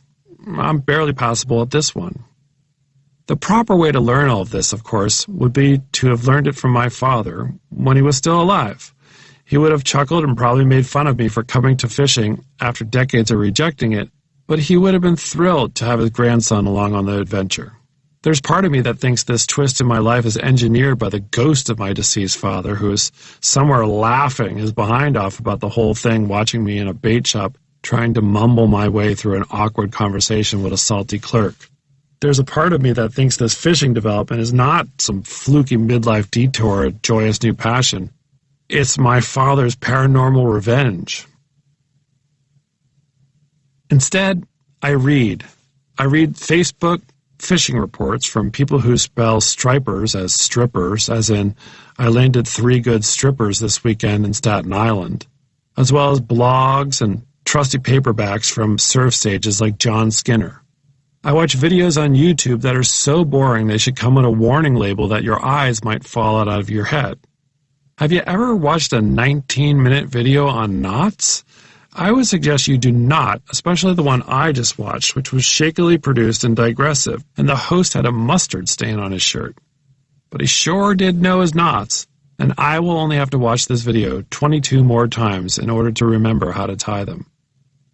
The best way to learn to fish is like everything else, in person with someone who knows what they're doing. The good news is that there's almost always someone who knows much more than you do, and most of them are happy to share the basics, especially when they see you standing there with a child, which produces an immediate empathetic effect. There is something about seeing a father and son fishing that makes the average fisherman go gooey. Many of them were taught by their own fathers, who may or not be here anymore, and they carry sharp memories about what it was like to be young and fishing alongside Dad. I did not realize it at first, but people see me and Jesse together and think, "Aw, man, that's what it's all about. That's the future of the sport, right there." Salty men become charming and friendly in a way that they might not have if I was just standing there in my jackass Warby Parkers in Everlane. I have watched silver-haired men in tackle shops tear up upon seeing Jesse scour through lures. I didn't appreciate what an emotional trigger he would be, and Jesse definitely did not. It's sweet to see a large, grown, weathered man brush away tears while a child combs through merchandise. It's also funny to see Jesse's reaction, which is basically, can this guy just tell us about this crankbait? The fish are pretty much side players. During these past couple of years, we, and by we, I mean Jesse, have caught bass, perch, bluegill, crappie, trout, carp, catfish, bluefish, scup, striped bass, and 1 barracuda almost the length of a Volkswagen Beetle. Each one of them was special in its own way, and nearly all of them were returned to the water to swim another day. Photos of them adorn the wall of Jesse's room, as does a toothy replica of the VW Long Barracuda, which still scares the pants off of visitors. If Jesse were writing this, he would disagree that fishing is not about the fish. To his 9-year-old brain, fishing is results-oriented. He's not drawn to some sort of aesthetic. To me, the sport is about escape, which has been a powerful feeling these past few years. The fish are with us on this planet, but they weren't consumed by what was going on, the shutdowns and politics and bickering. Fish don't watch cable news. They barely watch TV at all, not even Yellowstone. It became a perfect distraction. Fishing is all about what's happening now. You're engaging with the environment and elements, and there's very little opportunity to sweat what's happening elsewhere. You'd think you'd start daydreaming when you're casting and retrieving. You'd have panics about ordinary life, regrets, uneaten sandwiches on that internet list of best sandwiches. But you don't. At least I don't. It puts me directly into the present. I like the fact that fishing is failure-based, or at least it's failure-adjacent. To go fishing is to confront the reasonable possibility that you're not going to catch any fish. This is useful for Jesse, too. I'm not saying he likes to catch nothing, or get skunked, in the fisherman's parlance. But I like that he's accepted the possibility it could happen, and he endures it rather well. We are living in a time in which parents manage childhoods for maximum results. What is the best and most efficient use of their time? What's going to captivate them and build them up? As if a wasted second in a child's day is a tragedy. This also applies to adults. We all are looking for bespoke experiences that will fully occupy our time and satisfy us, and anything less than satisfaction is a wash. That's not a realistic way to live, because life is also about the stuff you can't control, the stuff that happens when you're not around and you're not the main character. And the fish are always there when you're not around. To realize that you're not totally in control of your situation, even when you think you are, seems to be a very demonstrable good. Fishing, even done well, it's educated guesswork. You hope you've prepared, you've scouted the location, and you'll achieve a positive result, but there's a solid chance the fish will decide that you will not. And that has to be okay too. Sometimes, or often, you'll catch nothing. Sometimes, or often, you'll catch only one. There's an old fishing commandment. Always take a photograph of the first fish of the day. Why? Because it might be the last fish of the day.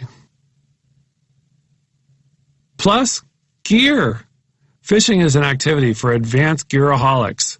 There is always something new to buy, some new hip contraption or innovation to experiment with, to fail with, bend, break, or lose in a snag to a log in the murk.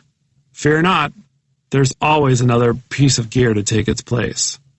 I have gone from being the kind of person who thought bait and tackle shops were all the same to a person who has very specific ideas about the best bait and tackle shops and can easily spend 2 hours inside one. Don't get the wrong idea. I'm not an expert. I can hardly tell the difference between a drum and a carp, a brown trout and a speckled trout, and I still have to ask Jesse if the bass he's holding is a smallmouth or a largemouth. A largemouth, he says, rolling his eyes and pointing to the jawline. We both watch the water now. Once you start to fish and understand the water a bit, I'm not saying I really understand it. Give me another 900 years and I might. It's impossible to go anywhere with water and not wonder if there are fish under it. Because there are fish under it, you know? Where are they? Are they deep, shallow, huddled, piled, schooling, hiding in the dark, or prepped for ambush? We've learned to look for rips and structure, and we really watch the birds. If I saw birds diving in water with bass boiling on the surface, I would jump out of a presidential motorcade if I were sitting with the president. It verges on obsession. It's helpful we live in a place where the fishing is seasonal, that we take a brief hiatus during the winter because it's good to take a break, recharge, and develop that craving again. It was probably a big mistake for me to introduce Jesse to ice fishing, because ice fishing is a hack. Ice fishing means you can ignore the calendar and just fish year-round, and even worse, you can do it in the freezing cold.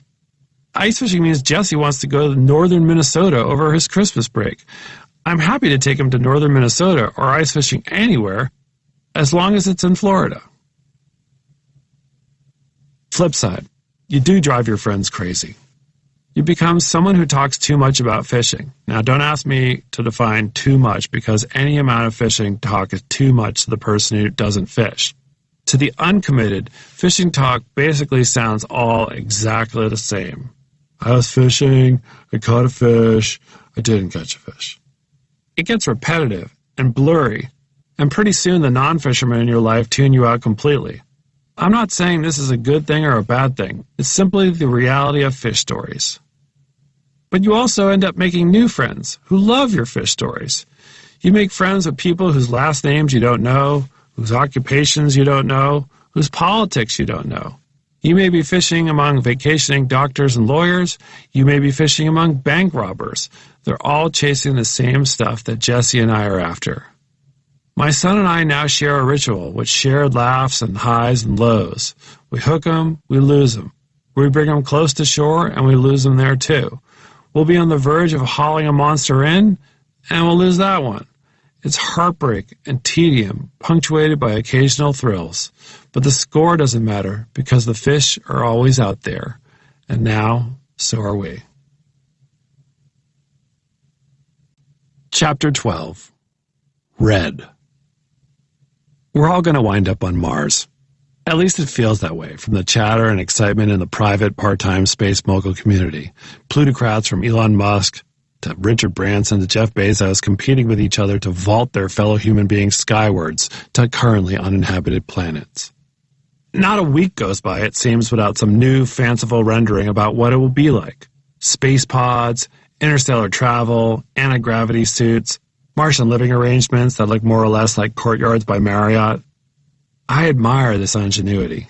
I like when dreamers dream and rich people set their money on fire. And it's nice to see technology barons chase after innovation bolder than how quickly they can deliver pork sliders to your door.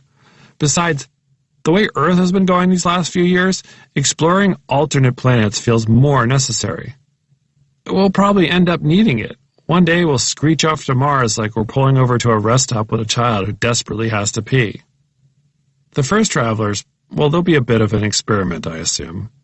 There will be public interest in traveling to Mars, obviously. People pay money to go to Jacksonville Jaguars games.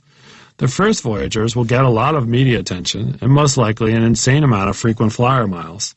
I bet if you go to Mars, you'll earn enough miles to go from Tampa to Spokane twice in premium economy, or at least basic economy. You'll probably get a celebrity or two to go with the inaugural voyage, like a pro golfer or Don Johnson. I bet Don Johnson would talk a lot on the trip to Mars. I bet you could ask him pretty much anything. But then it turns out Miami Vice was a much bigger deal to you than it was to him, so I don't know what you're going to do. Look out the window? Read the in-flight Mars rocket magazine? It's like 11 profiles of Elon Musk. The trip turns out to be a real haul. You eat that 5-pound bag of Starburst you bought at the space airport. You watch The Godfather and The Godfather Part 2 like 40 times. You sit there and you're reminded of the year your parents thought it'd be a great idea to drive everybody to Florida, and how much money they were going to save, and how it was going to be a great big adventure and all that. And all you remember is your father sitting in the front seat muttering to himself how big the state of Georgia is. I can't goddamn believe how long Georgia is. This country is bigger than the Soviet Union. That's all you remember about driving back and forth to Florida, how long it took to get through Georgia. Also, your brother broke your conch shell. When you get to Mars, the jet lag, it's going to be unbelievable. I'm just warning you. There are going to be a few people on the trip, probably Don Johnson, who are talking about how they really just have to plow through and get yourself on Martian time. But they're just sadists, and it's really impossible. You have to go to bed. So you're going to get to your bed and sleep for 18 days. You'll miss 18 breakfasts at the hotel buffet, some of them with bacon, egg, cheese sandwiches. You'll go down to the buffet on day 19, and Don Johnson can't stop telling you about how great the bacon, egg, and cheese sandwich is. The Mars Hotel, it's fairly nice. It doesn't just look like a courtyard by Marriott. It is a courtyard by Marriott. Your room has 2 beds and a little kitchenette with a sink and a microwave. They've supplied you with free coffee and a couple of bowls of mac and cheese. There's a TV, there's an iron, an ironing board, and there's a copy of Mars magazine. It's like 11 profiles of Jeff Bezos. It dawns on you that you're pretty much stuck. I'd be a little freaked out. It's not like you're going to just turn around and fly back from Mars to LaGuardia. You're committed to the experiment. I'm in. I've got to make a go of it. I read one of the profiles of Jeff Bezos. It's pretty good. There's also a recipe for vegetarian chili. It's from Jeff Bezos. The fantasy of fleeing Earth for an alternative utopia is not new. There's the big, alleged utopia at the end, heaven, of course, and then there's also Shangri-La, and then there was the whole basic idea of Rhode Island. Everyone thinks that they can do it better with a do-over. No one thinks there's a chance that you're going to get to heaven and it's just a series of average days. The pizza is not the best, the Wi-Fi is spotty, and the traffic is fairly brutal. What if you get to heaven, go to visit your old friends, but the trip takes forever? You wind up staying home more in heaven, cancel lunch, just like you did back on Earth. I understand the motivation of getting far away. Something like Mars has loomed forever, and aside from Matt Damon, nobody's ever gotten there. There's something fantastically exotic about it. I bet you'd never stop talking about it. You'll be walking around, begging people to ask you what you're doing next week. Oh, nothing, you respond. Just going to Mars. What about you? You'll be worse than the people who do triathlons. Our Mars obsession just blows off the moon, which is funny. Here we have this whole other rock, very close by, utterly reachable, with very little buzz. The moon is so close. It's got lots of beautiful places, and the public is like, is there any other place? It's like Space Hoboken, New Jersey. There's going to have to be some form of lottery for the first people to go. It can't just be scientists, too boring, or just rich people. Backlash. Mars can't turn into St. Bart's. Although I bet you get to Mars and you'll be crying for St. Bart's. I've never been to St. Bart's. Come on, do I look like St. Bart's material to you? The first guests are going to be a bit of an experiment. Stuff is not going to work. I bet the Wi-Fi is just as spotty as heaven's. Your room is tinier than in the pictures. The pool won't be finished until next year. You play the mini golf course once. That's enough. Also, temperature is a bit of an issue. It's true that Mars can get warm, into the 60s and low 70s Fahrenheit, in fact. Mostly, however, it's cold as hell, an average temperature in the negative 70s, with lows around negative 225 degrees Fahrenheit. Just like Maine. There's probably not going to be a lot of opportunity to play mini golf. There will be pickleball, because those pickleballers are everywhere now. I know the first couple of months will be incredible. I'll be taking photographs and asking for Mars rides. And my bragging on Instagram is going to be completely out of hand. But I wonder after a while, Mars turns into just every other trip. Plus, you're supposed to be building a community. There's probably going to be board meetings, which will be a total time suck. Discussions of septic systems and elevator trouble. And there's always a guy who takes 30 minutes to talk about how we should replace the weather vane. I'm not raising my hand for any Mars board subcommittees. Life is too short. When do you start thinking about going home? For me, it'll probably take 3 days. I'm blown away by the experience, but the pillows are weird, and once you've seen one Red Canyon, you've probably really already seen them all. Even the bacon, egg, cheese sandwich is a little bit tired. I just want my fridge at home, where I know where everything is. I can make my own bacon, egg, cheese sandwich at home. I bet I'm not the only one feeling lonely. People are agitating.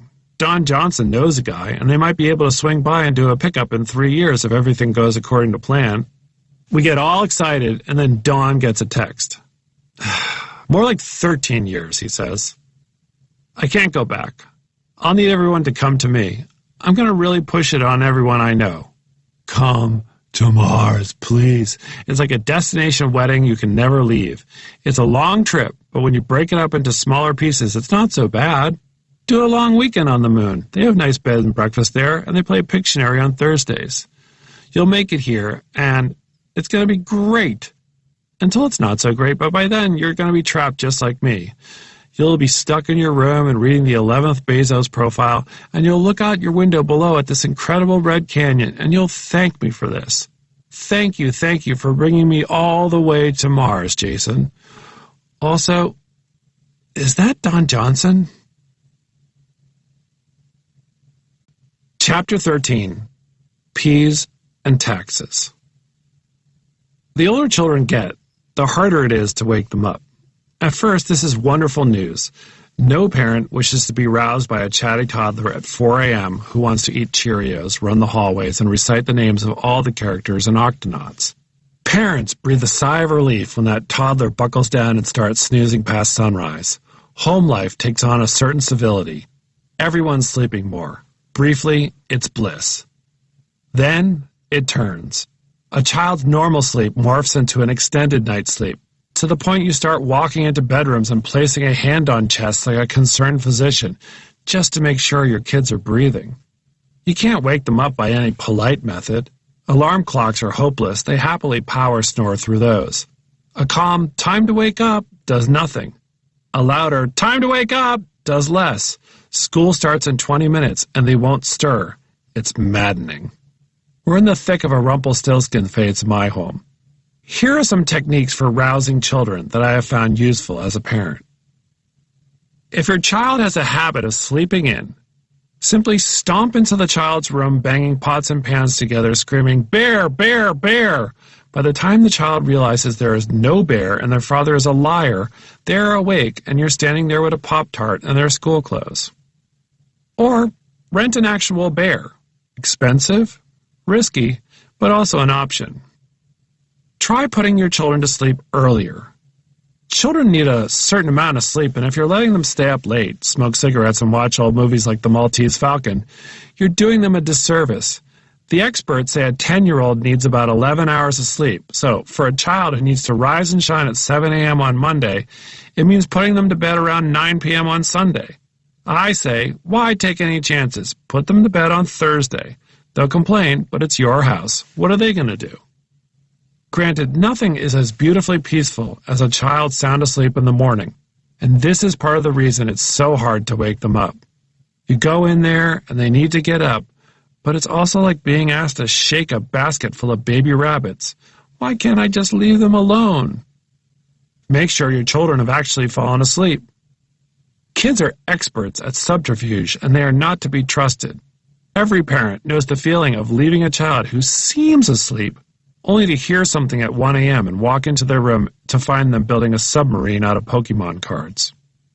Every parent knows the feeling of assuming a child is asleep, going into the kitchen, making a hot fudge sundae, curling up on the couch, and happily turning on the TV to a show you've been meaning to watch for months.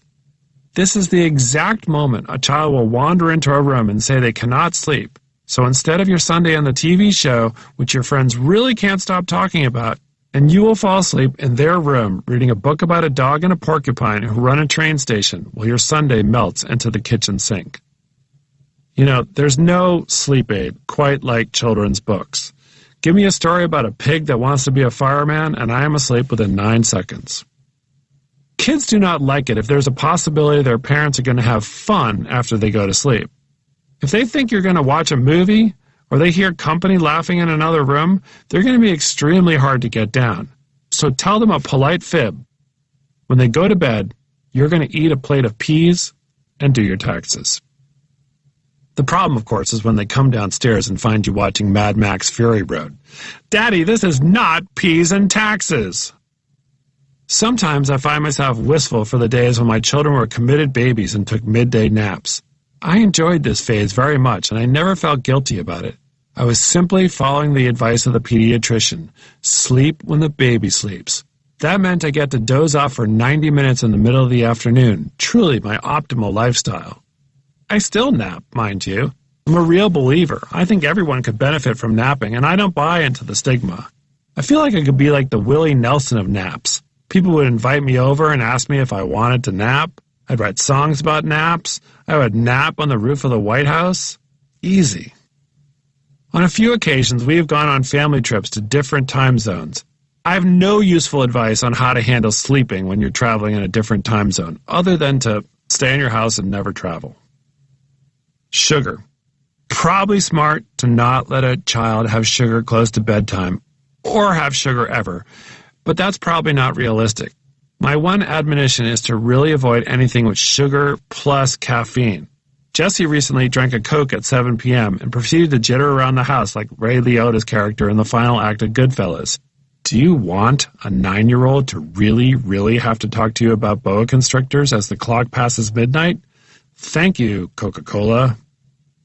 A lot of children will develop an attachment to a pacifier or a stuffed animal, without which it is impossible for them to go to sleep. or at least that's what they claim. You can explain as rationally as possible that it's not necessary for them to have a duck-duck to fall asleep, that billions of people all around the world manage to fall asleep without a duck-duck in their arms. But the truth is, at that moment, you would gladly log on to Amazon and pay $80 for them to drive a new duck-duck to your house within 40 minutes. Of course, even if this was possible, the $80 duck-duck would arrive, you bring it to your child, and they'd scowl and say, "This is not duck-duck," and toss it to the floor. The end of such habits is mysterious. One day you'll realize it's been 3 weeks since your child went to sleep without duck-duck, and they no longer need it. But they will not give you any indication of when this day is coming, and they will keep you guessing forever, like a manipulative boss. The smell of bacon wakes kids up in the morning. It wakes everyone up in the morning. I'm not saying that you need to make bacon. That takes effort. Simply rub a slab of bacon on your neck and your hands and curl into your child's bed.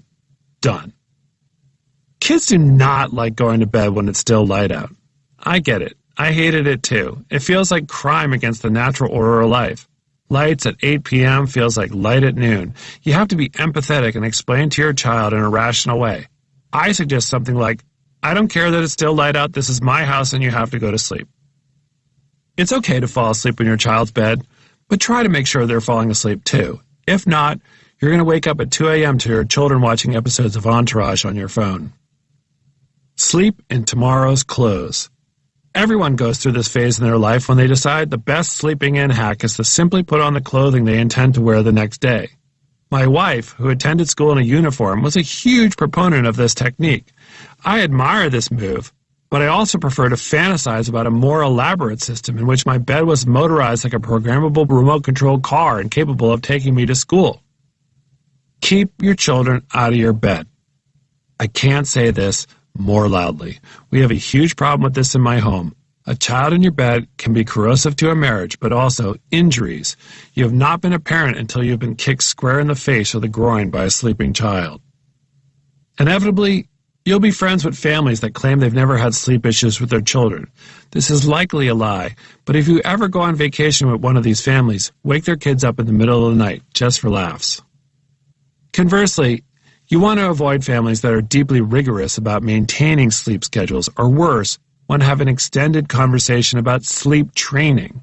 In fact, if you hear a parent talk about sleep training, my advice to you is to back slowly out of the room, exit to the closest street, and run as far as you can in any direction. A few times, we have let our children stay up past midnight on New Year's Eve. This was a terrible mistake. For several years, we lived in a neighborhood in which one of the local December 31st traditions was to go outside at midnight with a hammer and bang it repeatedly on a metal light post. This sounds like the type of thing I am making up, but it's terribly real. It was not uncommon for parties of 20 people to go outside with 20 hammers and wail away at the same light post. A dead body cannot sleep through that noise. We eventually caved to the neighborhood pressure and sent our own children out onto the sidewalk at hammers and let them have at it. This was another blunder because they enjoyed it very much, and now they associate New Year's Eve not with champagne and Ryan Seacrest, but with attacking public property with a steel hammer. This same neighborhood also believed very strongly in unlicensed and barely supervised contraband fireworks celebrations. These often took place at midnight, as well as 12:23 a.m., 12:54 a.m., 2:21 a.m., 2:34 a.m., 3:02 a.m., and then 4:33 a.m. My children are far away from being teenagers. I hear from the parents of teenagers that the sleeping in gets even crazier, that a 16-year-old will go to bed late on Thursday and not wake up until a month and a half later at 2 p.m. I cannot wait for this, honestly. Still can't get the kids to sleep? Read this book to your insomniac children. They'll start begging for a story about a pig that wants to be a fireman. Chapter 14. Congratulations, graduates. A few years ago, I had the shocking honor of addressing the graduating class of my college alma mater. This isn't false humility.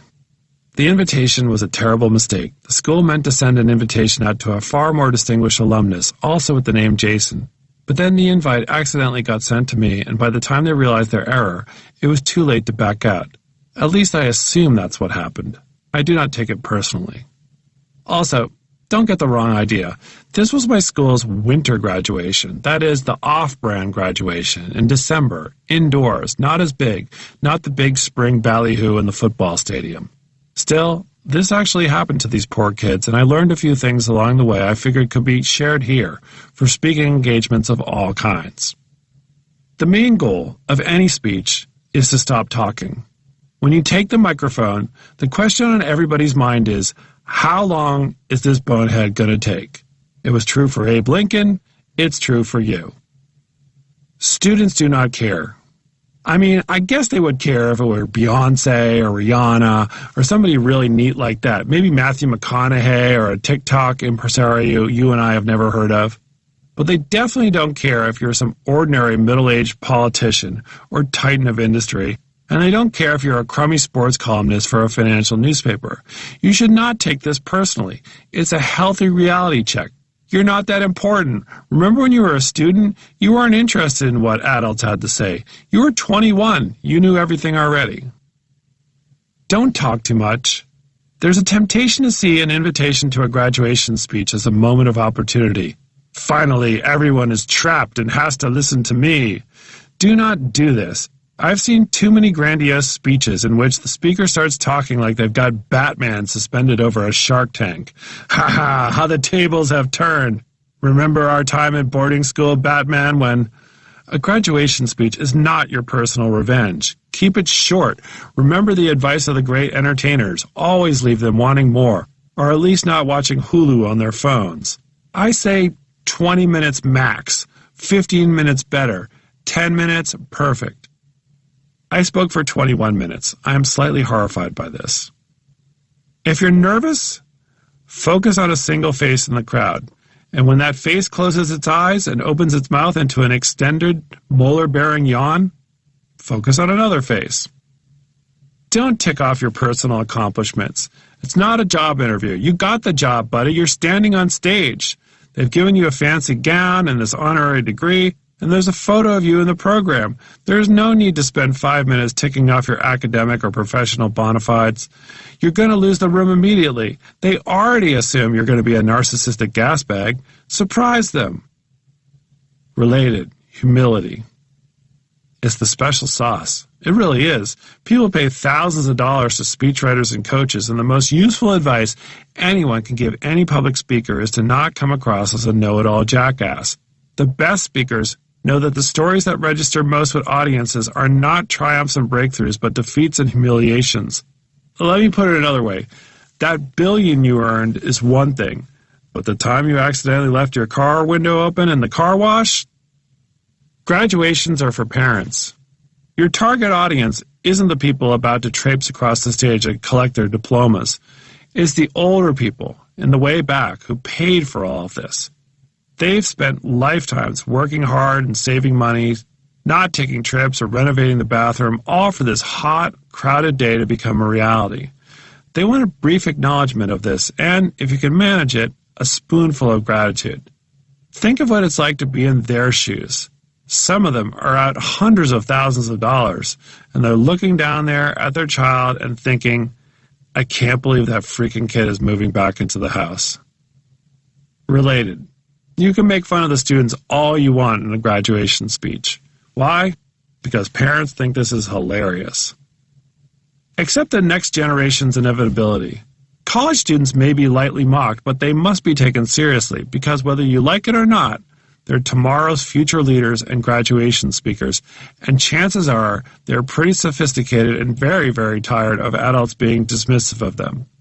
This is not your moment to inveigh against maddening generational differences like emojis or the reliance on the three-point shot or why nobody responds to your texts anymore. They stopped paying attention to you long ago. If you make a passing reference to a college landmark or a tradition, make sure you're 100% sure you've got it nailed. You don't want to make a reference to lazy afternoons drinking pitchers at Fanderson's when Fanderson's is a bar 2 states away at a rival school. That said, Fanderson's does have great pitchers and 2-for-1 wings on Tuesdays. Be careful of the mixed speech. There was once a time when an accomplished graduation speaker could simply parade from commencement to commencement, delivering a modified version of the exact same speech, but keep in mind, Everyone has YouTube now. They're going to expect a little bit of original material, besides the big joke about Fandersons. Nobody cares what you did when you were back in school. Maybe you can deploy a brief, charming anecdote, but nobody's spellbound by the time you and your pals stuffed a goat in the back of a Toyota Tercel and took it for pancakes at Denny's. Besides, that's unacceptable and cruel behavior. Don't begin any sentence with, "in my day," or "back when I was in school." As far as the audience is concerned, your life began 90 seconds ago when you were introduced. Stay there. Do not talk about how inexpensive the tuition was back in your day to a graduating class that is sweat panicking about paying back their astronomical college loans. Great, amazing, you paid $60 a semester. Keep that info to yourself. Keep polemics to a minimum. As tempting as it is to use a graduation speech as the world's longest call into C-SPAN, it's not what the audience is looking for. Unless you're a prime minister, a president, or Matthew McConaughey, I'd leave the foreign policy notes for the memoirs and not several thousand people really hoping you'll wrap it up so they can get to the graduation brunch. If you're the President of the United States, look, they're college kids. What can I say? They're going to yawn in your face too. I also spoke at my high school graduation. If you think the college students were disappointed when they saw me walk up to the podium, you should have seen the high schoolers. There were a handful of teachers at the high school graduation who remembered me from high school. They were even more surprised I was there than I was. Take note of the temperature. As an indoor, off-season speaker, I didn't have to worry about this, but if you're speaking outside in the late spring, please be considerate of the weather. If people start getting rolled out on gurneys or holding up hastily scrawled signs that say, "It is 129 degrees on this turf," speed it up. There's a whole other giant part of this graduation, buddy. You're still talking, and they have hundreds of diplomas to give out, and there's also a really boring speech from the head of the trustees. Let's go. No parts of your speech should sound like an ending until you're ending. This is an important speech technique. Do not do a misdirection ending sentence, the type of moment in the speech in which you say, "And in sum, that is the best advice I can possibly give you," and then pick up 4 seconds later with, "What I also learned was," that is brutal. The audience thought the plane had landed and now you're diverting it to Pittsburgh. You're going to hear an audible groan. "What I also learned was," okay, that's enough. I'll see you at Fandersons. Chapter 15. More cat. The cat is lost. I'm underselling it. It's quite a bit more dramatic. My mother's young marriage to Baxter has been bliss, better than ever. Long summer days, meals by candlelight, drives in the country. I'm not kidding about the last part. My mother has started taking Baxter with her in the car on longish trips like a beach weekend with my brother. At first, it was cat and a cat case in the car, and then it was cat in the car, no case, free-range cat, climbing around the back seat, migrating to the front, stopping at rest stops for a little jaunt in the grass and maybe a pee. Baxter seemed delighted. My mother became the driveway on the highway you'd pass and think, "Wait, is that woman driving around with a loose cat in her car?" Yes, she is. Still, it has made me happy because it's made her happy. This public health mess is in its second year and everyone has a few screws loose by now. People are getting divorced, buying houses sight unseen, betting on the New York Jets. A little cat in the car seems harmless. Baxter's been living his best life, loved and largely left alone. Then Mom is driving back from my brother's home one weekend, and she's barely 2 miles from her own house. Baxter's loose in the back seat when he somehow presses a button to lower the window on the right rear passenger side window and jumps straight out the window onto a winding suburban road. My mother estimates she was driving 15 to 20 miles an hour at the time. I think you can probably tack an extra 10 onto that. It's tempting to see this as Baxter's ultimate act of protest, a pure leap to freedom, away from humankind, back to nature and among his brethren. Total liberty at last. But Baxter's a city cat. He's not designed for this. He caught a few birds by accident when he was younger, but he has not hunted for a meal in his life. He's also older and slow. He's lost a step. He's not the kind of cat who could go out and get you 30 points and 14 rebounds anymore. My mother calls, distraught. I don't want to undersell this part either. Her voice is breaking and panicked and mournful. It's unnerving, frankly. My mother called me moments after my father died, and she did not sound anywhere near as freaked out as she does now. He's gone, she says, bawling. Who's gone, I say. Baxter, he's gone. How? I ask. Then she tells me the whole story about the window and the jump. By now, she's been out walking around the neighborhood for a few hours, calling his name, shaking a bag of his cat food and hoping he'll come bursting out. The area is woody, full of trees and bushes and leaves. I don't know where he is. She's horrified by the whole experience, mortified too. I thought I kept the child locks down on the windows. Suddenly, this cute lady with the cat in her car eccentricity has gone terribly, terribly awry. I hate hearing her sound so distressed.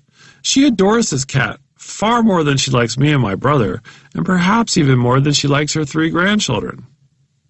I didn't see my life turning in the direction where I would be Googling, my cat jumped out of a car window, now what? But here we are. I find numerous accounts of cats who have survived accidental vehicle departures.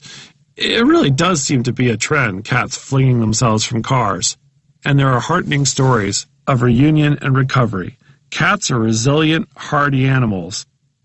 I'm sure he's going to be fine, I say to my mother, trying to be helpful. It's not very helpful. She's a wreck. Over the next 24 hours, we develop a strategy. She makes a lost cat sign with adorable photographs and way too much detail.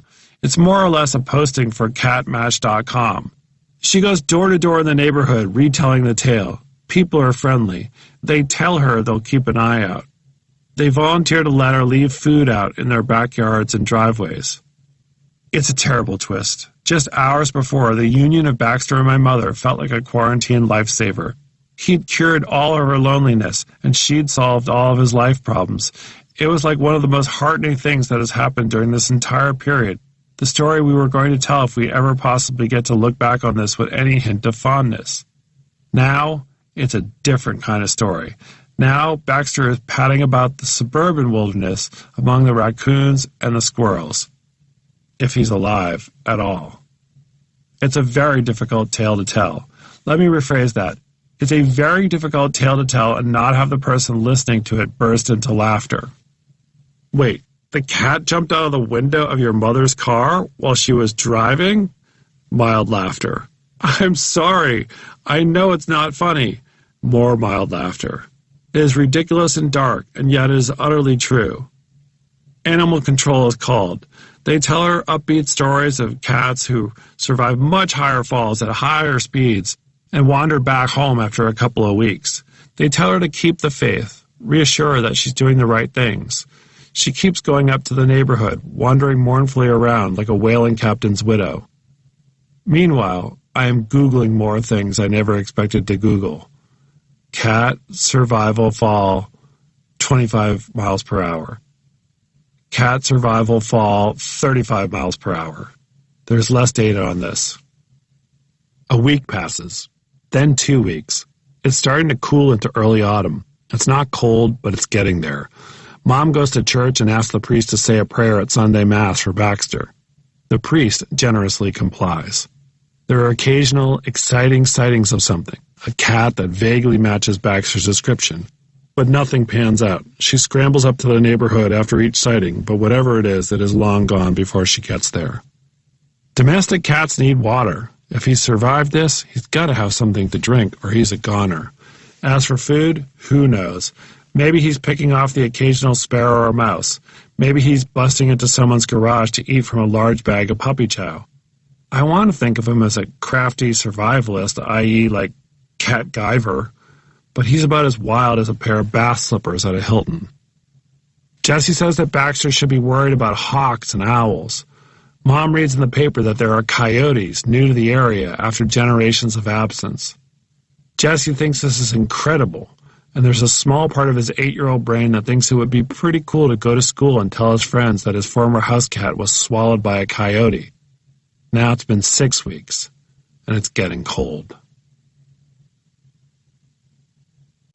Chapter 16. My Shortcomings. All right, I'm just going to get it out of the way. I am not going to climb Mount Everest. Nobody's asking, but I'm not going to do it. Nothing personal against Mount Everest. How could I have anything against such a majestic mountain? I simply don't want to climb it. Too far, too cold, too high, but done a lot. I need to stand at parties and talk about base camps and crampons and the tiny Van Halen flag a previous climber left on top of the world. I don't want to go to the party in the first place. Does this make me a terrible person? I read that Everest is too crowded, that the continued fascination is turning it into an ecological emergency. Maybe not climbing Mount Everest makes me a great person. See? You're welcome, Mount Everest. I'm also not going to be a rock star. It's taken 4 decades, but I've finally accepted it. In the 80s, I wanted to be Prince. In the 90s, I wanted to be in Nirvana. In the early aughts, I wanted to be in that mild-mannered Brooklyn band in which the members played at Glastonbury but also picked their kids up after pre-K. I'm coming to terms with the fact that it's not likely to happen.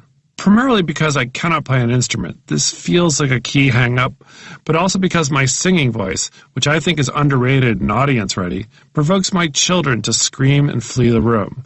That is not the type of encouraging environment that produces the next Springsteen or even Lou Reed. So I am gradually embracing the fact that I will never realize my adolescent dream, sell at the Garden in Royal Albert Hall, and be subject to a long, meandering Rolling Stone interview. After the huge quadruple platinum success of your debut, your second album did not sell as well. Why? Well, I was trying to, diversify my sound. I couldn't keep going back repeating the same sound. The Beatles didn't. Bowie didn't. I borrowed from the greats here. I wanted to go more Paul's Boutique, blow it up a bit. Maybe I blew it up too much. Puffs on hookah. Would you like to see my new Komodo dragon? I got it yesterday. It's in the backyard. I'm not going to learn how to drive a stick shift. Somehow I managed to learn to drive in the 1980s without figuring out how to drive a stick shift, which feels like successfully avoiding a war. How often I was shamed and admonished for this. Oh, you can't drive stick? Come on, it's the only way to drive. Automatics are for babies. I have sat in cars with multiple girlfriends who tried to teach me how to drive stick, and each time I would make a shifting mistake that would make the car sound like a heavy garbage can being dragged across a rusty steel floor. Invariably, that was that. Lesson over, and I was out. Others tried to convince me that there were safety reasons to learn how to drive stick, that one night I was going to find myself at a remote house, middle of the woods, and the regular driver would be incapacitated, and the only way out of there would be for me to drive a car with a stick shift. But you know what? Never happened once. Never came up. These days, you have to hunt to find a car with a stick. They make automatic Lamborghinis in lime green. I don't need to learn a stick. Automatic one. I'm not going to be the kind of person who writes handwritten notes. I'm sorry, but it's over. Every few years, I read a story about a chief executive or a famous person known for sending handwritten notes on heavy personalized stationery, and I think to myself, that is a classy habit. And I'll go onto the internet and burn 2 hours drawing up letterhead for my own fancy personal stationery. A few times I've even sprung and bought fancy stationery, and I write 1 or 2 letters, lose the entire pile of correspondence, and give up. I don't think I've mailed a handwritten letter since Barack Obama was in graduate school. These days, I simply communicate like everyone else does, by not returning text messages. I am not going to keep bees, no. My wife might leave me because of this. I'm not going to be someone who wears dress shoes more than 3 times a year. That's it. I'll do it for a wedding, maybe a very serious work occasion, which is a bit of a ruse because when you're a sports writer, there's no such thing as a very serious work occasion. A sports writer pledging to not wear dress shoes is like a donut maker promising to not wear a football helmet. I could go either way on scuba diving. On one hand, it seems like an incredible life-altering experience, like discovering a new entire world under the ocean. On the other hand, it feels like an awful lot of effort to see a fish. I'm not going to buy a snake. Jesse wants a snake, and there's reason to believe he would be good at taking care of it. He's already got a lizard, he's kept it alive for 3 years now, and he wants to expand his herpetological exhibit with a ball python or a corn snake. I don't want this, because I believe people should not voluntarily invite snakes into their own homes. Before I hear from snake people, and I know they are legion, I want to be on the record as saying I have nothing against snakes as a species. I know they're an incredibly vital part of the environment and do a lot of what mobsters call wet work in the food chain. If you can't find a mouse, thank a snake.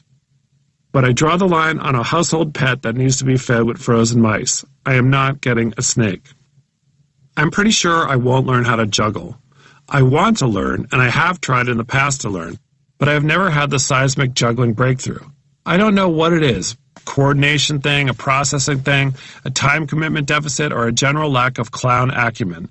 I have made my peace with it. It's okay. If you come to my funeral and someone says, "You know what? He never learned to juggle," don't despair. I didn't care that much, honestly. Okay, that's a lie. I would like to learn how to juggle. I want to be a person who juggles to the point you get a little sick of me juggling, and if you're invited over to dinner with me, you're grown on the car trip over, I just hope he's not going to juggle again. I'm going to focus on this for the following year. Same goes for owning a pickup truck. That's a life goal I'm going to try to get in under the wire. I don't think I'm going to coach lacrosse or work in a haunted house. Definitely not in the same year. My getting an earring days are long, long past. There was a time, but it was decades ago. I know Harrison Ford got one at like 55. Folks, I'm not Harrison Ford. Nose ring, same. I think I'm too old for a tattoo. I know the tattoo people will tell me you're never too old for a tattoo, but that sounds like the type of thing you say to try to talk someone into getting a tattoo. And then they come home with Dokken on their chest. I'm not tempted by hot air balloons, by kite surfing, or those indoor parachute places where you float above what looks like an upside-down ceiling fan. Not when there are perfectly good golf courses around. I'm never going to be the type of parent who buys all their Christmas presents early. I know this because I've done it. And all that happens is that Christmas comes and goes, and in May I walk into the closet, see a bunch of toys, and think, what are all these for? Oh, I forgot. I'm never going to have a perfect designer home. Never, ever. I'm never going to have one of those homes you read about in magazines, those impeccable homes with fresh flowers, magazines on the coffee table just so, and the window open to tentacles of bougainvillea, and a golden retriever smoking a cigar on a poolside patio chair. At this point, I'm resigned to just having the type of home that looks like cops and EMTs were just there. If it does not look like cops or EMTs were just there, it means you have been invited over for the holidays, and it only started looking like this 15 minutes before you rang the doorbell. I'm never going to sound like I know what I'm talking about in the hardware store. I try. I really do. I try to pass. I flub and I lie and I Google stuff before I walk in, and I say compressor coil like I could actually point out a compressor coil on the back of an appliance. But in 10 or so seconds, it becomes perfectly clear I have no idea what I am talking about. I have friends who are far more skillful at this, who go into hardware stores and talk to the stony faces behind the counter about bolt anchors and clevises, and it's like a magic trick I'll never learn. A few years ago, I learned the difference between an Allen key and a Phillips head, and honestly, feels like enough. I know how to ice fish, though, so don't paint me with too broad a brush. My son Jesse taught me how to ice fish. I'm not going to frame that thing. Everybody has that thing in their place that they keep saying they're going to frame, and they never do it, and the thing just sits there unframed for years, perhaps decades. Maybe it's a childhood photograph, maybe it's a diploma, maybe it's a Modigliani, but it's not getting framed, because when people think about ways they want to spend their day, going to the frame store ranks somewhere between 110,000 and 120,000 on the list of fun ways to spend an afternoon. I know there are internet frame places in which all you have to do is input the dimensions of the thing and put the thing in the mail, and they'll do the rest, but honestly, that sounds to me like crossing Antarctica on foot. I am not going to do any event that begins with ultra. Yes, I realize that life is full of never going to-dos that you wind up doing. Lumberjack teams, caving expeditions, nose piercings, shark dives, marriages, children, more shark dives, Disneyland, Legoland on the same day terribly, goatees, minivans, and on and on. And much of what makes life great is that you never really know what's coming next, that you can make all the plans in the world, but you are constantly surprising even yourself about how you're able to evolve and change and push your limits. And the ability to recognize this and do so is really the propulsion of human existence. I completely agree with that. But still, I am not keeping bees. Notice I didn't say that I'm never going to win an Oscar. I totally am. I'm not sure for what, but I continue to hold out hope. Look for me on stage. I've got my speech ready. I may juggle. Chapter 17. F the Andersons. So you've decided you've had enough, and it's time to go on a family vacation. Congratulations. Please read the following before moving another inch. It's very important to build consensus for a family vacation. Do not be confused. That is not the same thing as asking your family to vote on a vacation. Do not put it to a vote. If you put it to a vote, you're going to wind up shark hunting because shark hunting is always going to carry the votes. If you really want to go shark hunting, I guess putting it to a vote is okay, but honestly, it's much easier if you just see the idea of taking your family to a motel with a pool. Do you have space on the car roof to bring home a large adult shark? I don't think so. Likewise, don't do a surprise family vacation. This does not work. You cannot push everyone into the car and spring a destination on the children. They'll be furious. Children have their own plans. Your spouse hates surprises. Surprise her with a watch, not with, "We're going canoeing through Canada." You'll all be screaming at each other before you get out of the driveway. Also, look, you left the front door open and your 11-year-old in the house. Don't shame your kids about needing to spend time away from technology in the great outdoors. Nobody likes to be shamed, and it's not like you're not on your phone 7 hours a day either. If your child asks how the Wi-Fi is in the national park, say it's terrific that all the elk and the moose are outfitted with Wi-Fi extenders now, allowing for the streaming of most movies and video games. By the time they discover this is a lie, it'll be too late. I'm a big believer in typing up a budget for the family vacation and printing it out, and then sob laughing at it when you return from your vacation. There's never a wrong time to vacation with family, except for the week between Christmas and New Year's. That is the week the hospitality industry has agreed it can willfully charge 16 times what everything usually costs. If you want to go on vacation with people who have opinions about chalets and don't mind paying $30 for a plate of grapes, then go on vacation at this time. My parents drove my brother and me across the country when I was 10 years old and he was 7. How they did this without getting divorced is astonishing. I am not going to drive my children back and forth across the country. I don't even want to drive them 20 minutes to Dick's Sporting Goods. All right, that's not true. I love Dick's Sporting Goods. I will completely go there and buy criminally unnecessary equipment for my extended family. Wonderful, Bessie says on my return. Your late grandfather really did need wide receiver gloves. We have not, as of the writing of this chapter, gone as a family to Disneyland or Disney World. My wife is pro-Disney family vacation, which she thinks should be a ritual of childhood, pointing out that both of us went, and that our children will grow up to hate us if we don't spend $1,000 a day for Disney-branded kinetic energy and centrifugal force. I'm opposed on the basis that our children, for some miraculous reason, have never actually asked to go to Disney. It's not like they don't beg for stuff. My kids are the type of kids who will beg to stop for ice cream after they've already stopped for ice cream. But for some reason, they're not Disney crazed. They know it exists, but they don't seem terribly motivated to go there. So I say, why do it? Why force the issue? Taking them when they aren't begging seems like scoring a goal in your own net. Plus, I don't want to go to Disney. Parents I know who have taken their children to Disney do not talk about Disney like they went to an amusement park. They talk about it like they were in a forest fire. Man, that was intense. Intense. Never again. You have to be really careful there. A lot of people don't feel this way, of course. Disney isn't Disney because people don't like going to Disney. And another part of the reason my wife wants to go to Disney is that we've got a standing invitation from friends who are recidivist Disneyholics who take their kids at least a couple times a year like it's the orthodontist.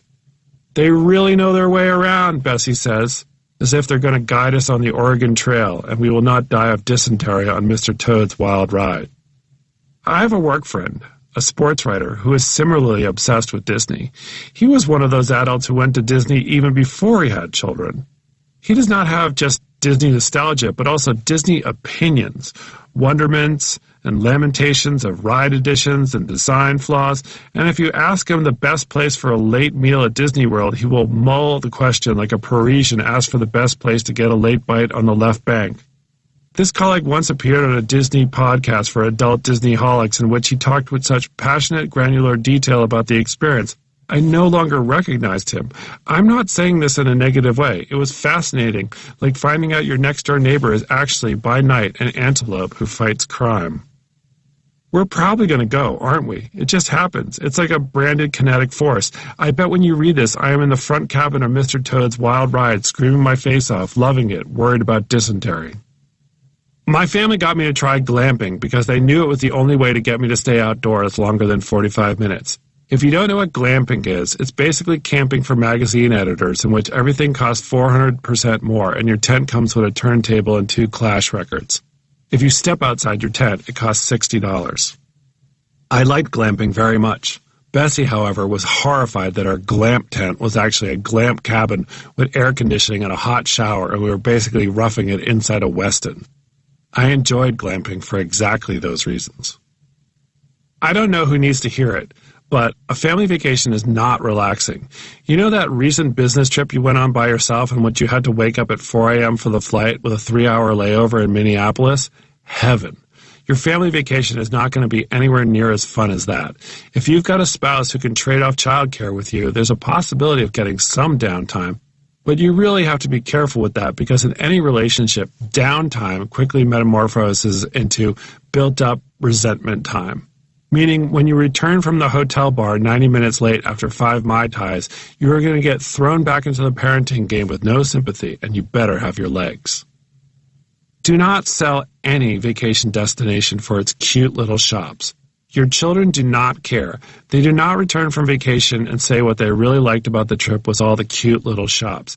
I'm pretty confident it's not until age 71 that anyone is really into cute little shops. If you're near the beach, I'd also avoid any shell shops. Those are a real parenting bummer. Until then, you've spent the entire trip walking the beach with your children, finding scallop shells and mermaid purses, and it's this incredible activity in memory. But now you've taken them to a store where everything they could possibly want is in one location, polished and shiny, and they can get it right then and there with no effort for a few bucks. This is how kids learn to shop online, and they will never prowl the beach for shells with you again. Don't go to a bed and breakfast with your kids. Your kids won't be into the rules, and it unhelpfully throws off the whole bed and breakfast vibe, which everyone knows as sex party serial killer CBS marathon. There'll be a temptation to chronicle the vacation via social media, but don't do this. You might think that your friends on Instagram back home freezing themselves in January will be like, "Oh, that's so nice the Andersons are in Florida. I hope they're enjoying themselves. They really needed a break." The reality is that people who follow you are like, F the Andersons. Be wary of a vacation with an all-inclusive rate. You might think that this is somehow going to be a bargain, but people did not go into business school to be like, you know what, we could make much more money charging people a la carte for their vacation fund, but what we really like to do is save everyone a few bucks. The ruse of the all-inclusive vacation is to get you to pay for things you don't want, for things you will never do or use, like other people's snorkeling, and for you to be too hungover from those Mai Tais to care anymore. Also, you're paying for each of those Mai Tais. They're $17.75 a piece. Every family has had the vacation they refer to as the best vacation they ever went on. This vacation varies from family to family. Maybe it was a trip to another state or country. Maybe it was a hiking adventure. Maybe it was a national park. Maybe it was nothing more complicated than getting out of town and eating Arby's and watching Law & Order on a motel bed. There's no uniform location for the best family vacation, but there is uniformity for the mood. I'm betting that the best family vacation is not remembered because of any particular location or particular meal, but because for whatever reason you all somehow got along for an extended period of time. You did not threaten to stop this car right now. You and your spouse didn't whisper fight in the bathroom with the door locked. Shh, you're gonna wake the kids. The kids are asleep. Shh, I never wanted to go rafting. The truth is the best vacations are more of a vibe than a place or an activity. It's not to say that you don't fondly recollect the Grand Canyon or the family bungee jump, but the reality is that you can't event plan happiness. You can be just as miserable in paradise as you are at home, and if you're not committed to some happenstance, it might not work. There's a reason families remember the torrential downpour at the beach weekend, or when the skunk got into the tent, or when Dad threw up from the conch omelet. You have no control over what your children will recollect. Again, my parents drove us back and forth across the country, took us through the Amber Waves, to the Rocky Mountains, to the Pacific, and then back. And what I remember most of all is that my mother's cousin in California let me keep a handheld submarine video game I found in his house, and that also someone carved murder in the wall of a highway rest stop toilet in Wyoming. Or was that South Dakota? As a parent, I've learned to accept the randomness of these memories. I remember a family vacation. I actually don't remember where we went, in which our flight home got delayed and we landed at the airport late, long after bedtime, and the kids were limp and crabby.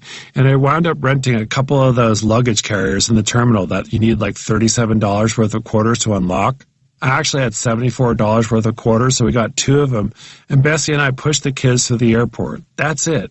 I remember them being happy to ride in these metal luggage carts and the 2 of them falling asleep in the carts as we waited at baggage claim, and how I felt grateful for all of us to be together and to have somehow managed to get back and forth from somewhere as a family. I don't remember where we were coming from, but I remember that. I suspect I always will. Chapter 18. A letter to my running shoes 1 hour before I leave on this trip. Look, guys, it's nothing personal. I've just come to terms with the fact that it's not going to happen this time. Yeah, this family trip is a full week, but I'm being honest with myself. I might go for some walks. I might wander past the hotel gym. I might actually go into the hotel gym, do 40 seconds worth of curls, and watch SportsCenter for 20 minutes. But I can do that in flip-flops. I can probably do it barefoot, smoking. There's no room in my bag. Look at this bag. I packed t-shirts and the other t-shirt and the bathing suit, a couple of hoodies, a couple more t-shirts, and really, I got nothing left. I have to bring at least 1 collared shirt in case we go to a nice restaurant. I also brought my pillow from home. No, I'm not explaining myself. I like having my own pillow. I know you're looking at that hardcover book and saying, there's no way in hell you're going to read that hardcover book about architecture on vacation. And I hear you. I understand your suspicion. But I really am this time. It's happening. I promise. I love 18th century architecture. Running? It's been a while. You know that. I'm not sure I'm ready. We did have some good ones. That jog around the zoo in Indianapolis, the one in Arizona where we saw the javelinas and I nearly had a heart attack from the jog, not the javelinas. The really long one down in Florida where it was more of a walk than a run, but you were there. It was okay. We ran in D.C. in the snow. But I've been bringing you on trips for a good long while, and you haven't been getting off the bench. It's starting to feel like wishful thinking and wasted room in the luggage. It's not your fault. You're eager, I know. I'm still going to take care of myself on vacation. I clipped out the article in the magazine. I'm going to do some air squats. I'm going to do jumping jacks. I'm going to do sit-ups. I'm going to put my back up against a door or something like that. And I'm not going to eat carbs after 7 p.m. or 11 p.m. I'll be back before you know it. You're not going to even realize that I'm gone. Until then, just play with my snow boots. Chat up my basketball high tops. Go get a drink with my dress shoes. You think you have complaints? I haven't worn those dress shoes in years. They hate me.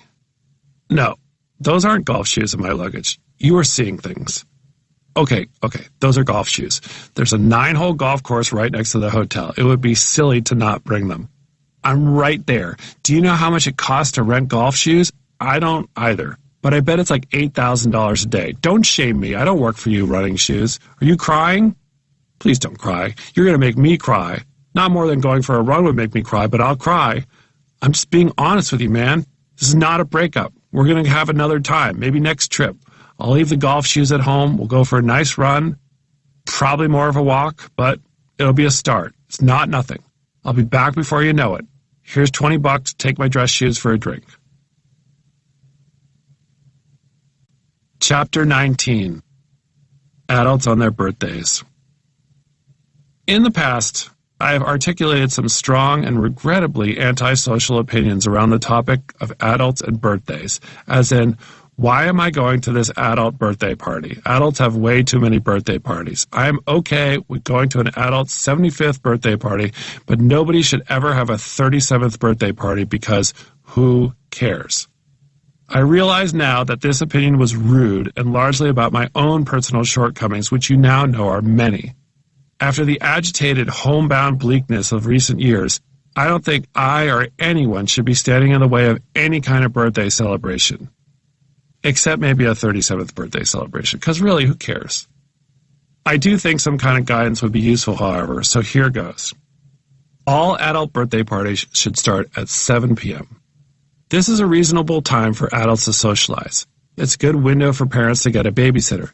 It means if I play my cards correctly, say a showy hello to the birthday celebrant, have one drink and a piece of cake, maybe 2 pieces, I can be on my couch and under a blanket watching Mavs Pelicans at 9:10.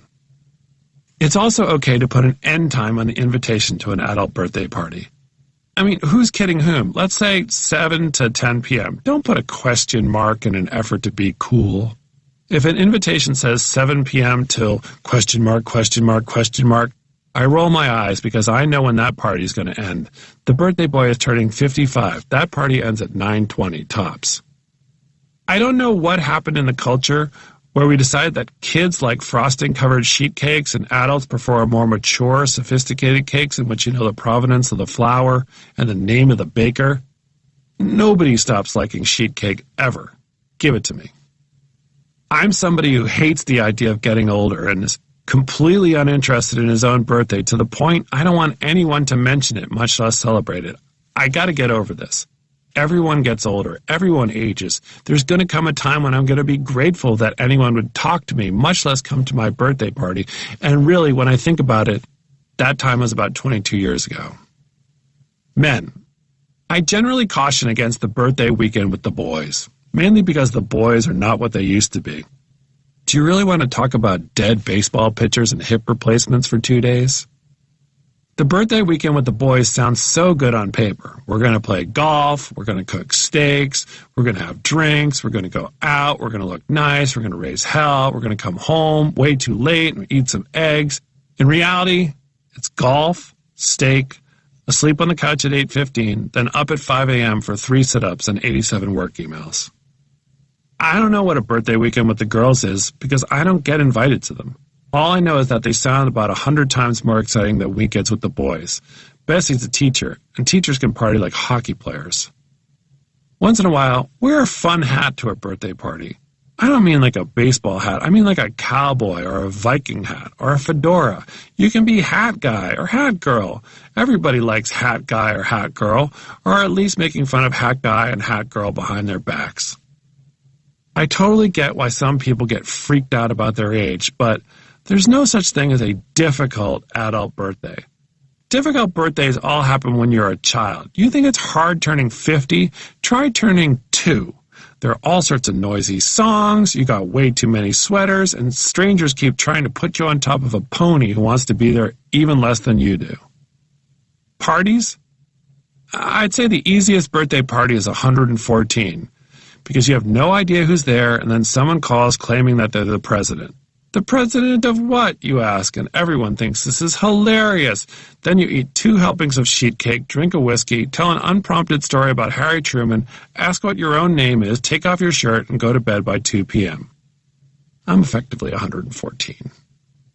Generally speaking, the best age to turn is 11. You're not yet a freaked-out teenager, you still like getting presents, and you don't mind jumping on a trampoline. The hardest age to turn is 40. You're an anxious adult, with real worries and no grace period left to get your act together.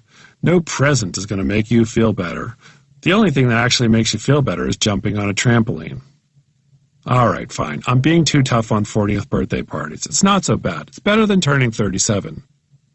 Honestly, there are 2 types of 40th birthday parties. The first version is when your friends all stand off to the side and say, "Hey, look at John. He's got the world in the palm of his hand." The second version is where your friends all stand off to the side and say, "What are we going to do about John?" Destination birthday parties are tricky. If you're a billionaire and you can afford to fly everyone to your party in Hawaii, by all means, knock yourself out. But for the invitees, the destination party is a calculation. The exact dollar amount it's going to cost your friends to watch you blow out candles versus how much they like you. Do you accept the results of this informal poll? I recently went to a destination birthday party, and it really annoyed me how much fun I had. Seeing old friends, some good meals, dad jokes, it was the best. I was all set to resent it forever. Now I want the birthday boy to have one every year, the jerk. It took place over a 3-day weekend. I think the latest I stayed up was 9:55 p.m. I partied like Motley Crue's accountant. I think it's great to sing happy birthday to an adult, but don't do the RU1, RU2. She's 83. We don't have all night.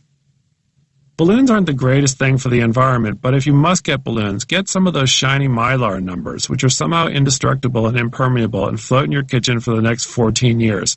I swear, we have my son's number 4 somewhere around here. He's 23 now. All right, fine, he's 9. Major adult birthdays all have an unspoken theme. Let's say our birthday boy is named Dave. Turning 30, Dave enters his prime. Turning 40 is Dave got 3 kids and a belly. Turning 50 is Dave has a new girlfriend. Turning 75 is Dave is still above ground. Turning 90 is Dave has a new girlfriend again. By now, the adult birthday social contract is clear. No gifts. If you're the type of person who showily insists on bringing a gift, only bring a trampoline. This applies to all parties today, but if you have a grill at your birthday party, there are at least 6 people standing around it talking about the first time they had an Impossible Burger. And this conversation is just as exciting as that sounds. I know there are ice cream shops that give you a free ice cream cone on your birthday, and maybe some taco trucks that give you a free taco on your birthday, but this policy should be more liberally applied to establishments like liquor stores, car dealerships, and airline ticket counters. Sir, there is no way I can put you on this next flight to the Galapagos Islands. Wait, did you say it was your birthday? Let me see what I can do. I would go to a destination birthday party on the Galapagos Islands. I would not complain. Okay, fine. I would probably complain. It looks pretty far, and I don't know anything about the hotel and coffee situation. The guest list for most adult birthday parties is usually some combination of family, old friends, new friends, work friends. The work friends, they tend to stick together and talk about work. The new friends, they keep to themselves and try to guess how much you spent on your house. Your old friends, they know where you kept the good bourbon, so that's where they're going. Your family, well, they already took the bourbon and they're drinking it in the garage. If you're a guest, nobody wants to hear an elaborate toast. It's just a birthday party. Save it for the funeral. It's a good birthday party when the moms who say they never smoke are smoking. I don't mind it when a spouse makes a big jokey deal that the birthday adult is turning 30 when they're actually turning 40, or turning 40 when they're actually turning 50, or 100 when they're actually a 45,000-year-old vampire. After all, the spouse has to live with this person, and you get to go home and watch Mavs Pelicans. You don't know what goes on behind the scenes with couples before adult birthday parties, but you can be pretty sure there was at least one fight in which the party was briefly canceled. Finally, you don't need a signature birthday drink. Your signature drink is that you're still alive. Chapter 20. Caveman. For the first time in my life, and almost certainly the last time, I'm assembling a man cave. Yeah, I'm just as stunned as you are. I'm not what you would describe as man cave material. I've never owned a framed football jersey or a leather chair or a vintage neon sign of any kind. I'm a clod at playing pool, at foosball, and air hockey. I know very little about beer. When you're cleaning up after a party and you find a half-drunk can of beer and you ask, who drinks only half a can of beer?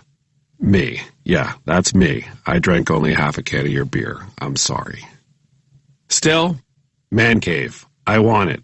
The house we moved into has a finished basement, which means you do not walk down the stairs and start to worry you are about to be murdered. It's a nice setup, and the kids play with their toys down there during the daytime, but no one's expressed much interest in hanging out in the basement at night. It seems to have something of a cricket issue. Not a problem, but an issue, because, though crickets are bugs, they're not the worst bugs. They're chatty, and you get used to them after a while, trust me. Don't even hear them. I think this is effectively the all-clear for man cave time. I've never lived anywhere with space for a man cave. In my prior apartment, the closest thing I had to a personal space was a 4th-floor fire escape I could crawl out onto if I needed to have a momentary panic attack. More often, I would sit for 40 minutes in a car that I'd already parked. Have you ever sat in a car you have already parked for more than 20 minutes and just worried about stuff? If you have, I know you have children at home. My man cave will be open to everyone. I don't want my man cave to be exclusive or particularly manly even. It's going to be an evolved man cave. It'll have tasteful decorations and comfortable furniture. It's not going to have a chair shaped like a giant baseball mitt, unless you want to give me one. My man cave will show interesting cinema, in addition to college football and college basketball games. All right, fine, that's a lie. It's really just going to show football and college basketball games. Now, if you know anything about man caves, you know the first thing you need to do is, get a crazy TV. Every man cave needs a crazy TV. It's in the rule book. I mean, it's astonishing how crazy the crazy TVs have become. They're large, sleek, and long. They look like the siding on Darth Vader's house. The instant you install one, the state considers you more than halfway to a legal man cave. Now, I did a lot of research on crazy TVs before buying one because they all kind of look the same to me. When I say I did research, I mean I tried to find the cheapest TV that could still safely be described as a crazy TV. I did watch a YouTube video in which a guy talked about light-emitting diodes and dynamic range, but come on, I think he was making all that up. Can it play football? That is what I need to know. I'm sure every crazy TV has features I do not know about, and I'll be too lazy to unlock them. I'm sure it could make me a margarita if I ask politely. I'll never know. The main thing is that the crazy TV needs to be big. And a good rule of thumb is to get the biggest size you can possibly get without getting divorced, and then get a size and a half up. It's also important to measure if your crazy TV fits, because the last thing you want to do is lug a crazy TV all the way down to the basement, find out it doesn't fit, and then you have to start throwing stuff away, like your pets or children. People who get paid to talk about the quote-unquote future say that my generation is going to be really the last generation that's going to care about TV sets, because the coming generations are already accustomed to handheld personal entertainment, devices, smart pads, all that junk. None of them see the point of hanging an enormous permanent contraption on the wall. They think of crazy TVs in the same way that they think of internal combustion engines. That's too bad, because a crazy TV is fantastic, and what am I going to hang on the walls anyway? A Vermeer? No. It's either the crazy TV or an old yard sale painting of a lake. And the boring lake painting will give me nowhere near the joy of smothering an entire wall to watch the NFC divisional round. You do have to think about decorating for the man cave, and this can be a struggle trying to find decorations that feel man cave-ish without turning your basement into an airport steakhouse. You gotta be careful. If you have too many pictures of retired baseball players in your man cave, people are gonna start ordering cream spinach and sweet potato fries. That's just something that's gonna happen. Movie posters? Nah, another weary decoration. Does the world need more evidence that another flabby dad over 40 enjoyed seeing Pulp Fiction in a theater, or can endlessly quote Caddyshack? Noonan! I really wanted a pinball machine because I thought it would be a conversation piece. An objet d'art. Yes, look at me, saying objet d'art in a man cave essay. I debated buying a vintage arcade game, something cool that reminded me of my childhood, like Frogger or Donkey Kong, but I figured my children would have no patience with the crude 80s-era graphics, and within hours, that Frogger game would wind up as a Frogger coat rack. So I turned back to pinball machines, which have a retro charm, and I figured they would get more use. I wasn't going to be picky. I would be fine with a pinball machine celebrating Dracula or Frankenstein or the $6 Million Man. And then it turns out something has happened with the vintage pinball machine economy, in which that vintage pinball machine now costs as much as a private jet. Heaven forbid anything breaks down, because then a repair guy has to drive all the way from Louisville at a rate of $200 an hour. And yes, it's really just this one guy from Louisville, because he's the only one who knows how to fix the trapdoors on the $6 Million Man pinball machine. On the matter of neon signs, I never thought I would be the kind of person who would have a man cave with a neon sign, but when you start building a man cave, it's only a matter of time before, yes, you begin looking at neon signs. Unlike pinball machines, the price of neon appears to have come down. Some of this has to do with the fact that there's newer LED technology that makes neon signs faster and less energy consuming to produce, and even easier to customize. It probably also has to do something with the shrinking population of people who think it's cool to have a noisy St. Pauli girl sign in the basement. Do you remember the first time you saw a neon sign in somebody's house? I do, and I thought it was the coolest thing I'd ever seen. It had a whiff of illegality. Can they really do that? It was a Budweiser sign over a basement table that looked just like the one in the liquor store. It was made of glass tubing, got hotter than a Harley muffler, and made more noise than a trash compactor. I'm probably going to wait on the neon sign. It feels like a bigger commitment than marriage. I thought about foosball, but I kind of detest foosball. A lot of turning, a lot of yelling, and you're always going to lose to people who spend too much time in pubs. I debated air hockey, but hardly anybody uses an air hockey table more than 4 times. The only people who play air hockey are A, Canadians, and B, people who haven't played air hockey in 14 years and are super psyched to see a table. Wow, air hockey's sweet. I haven't played in 14 years. Then they play twice and never again for another 14 years.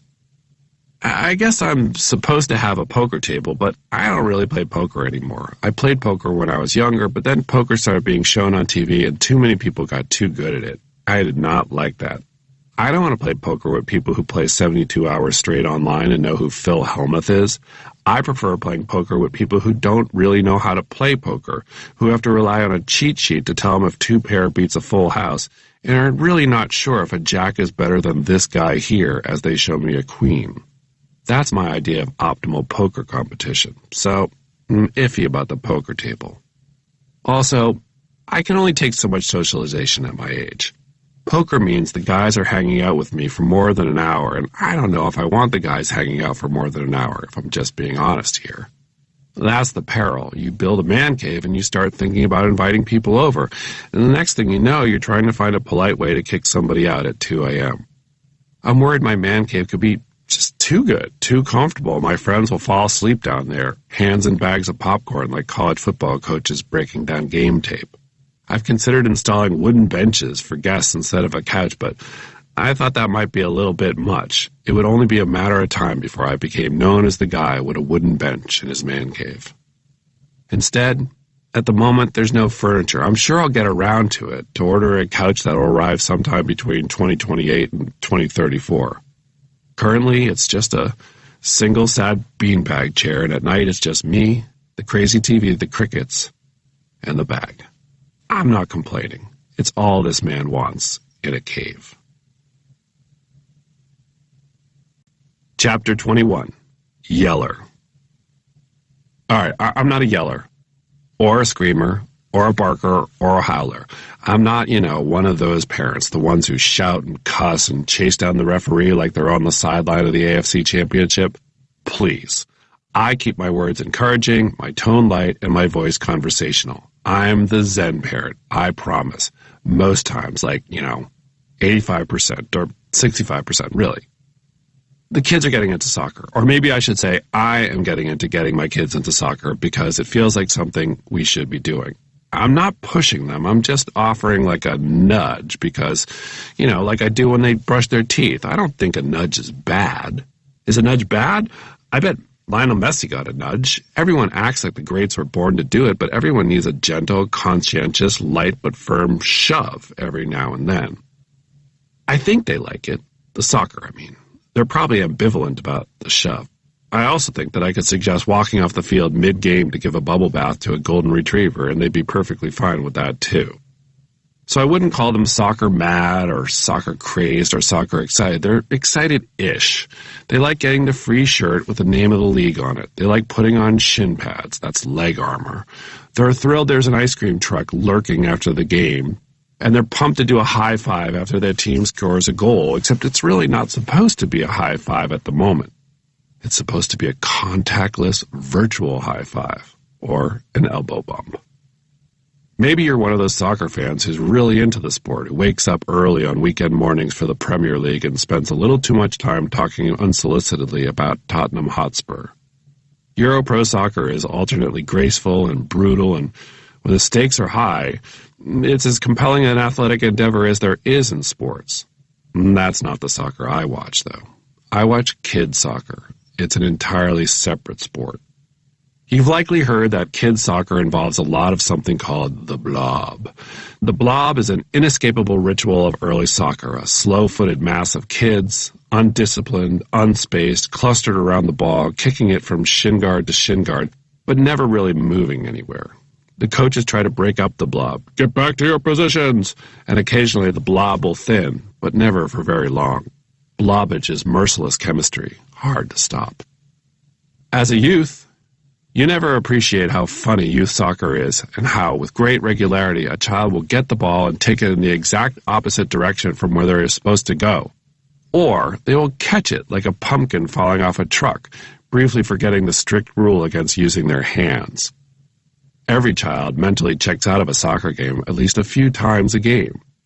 In one of JoJo's recent matches, there was a breakaway in which the ball began rushing toward the opponent's goalie, who turned away from the action and was trying to capture a butterfly in her hands.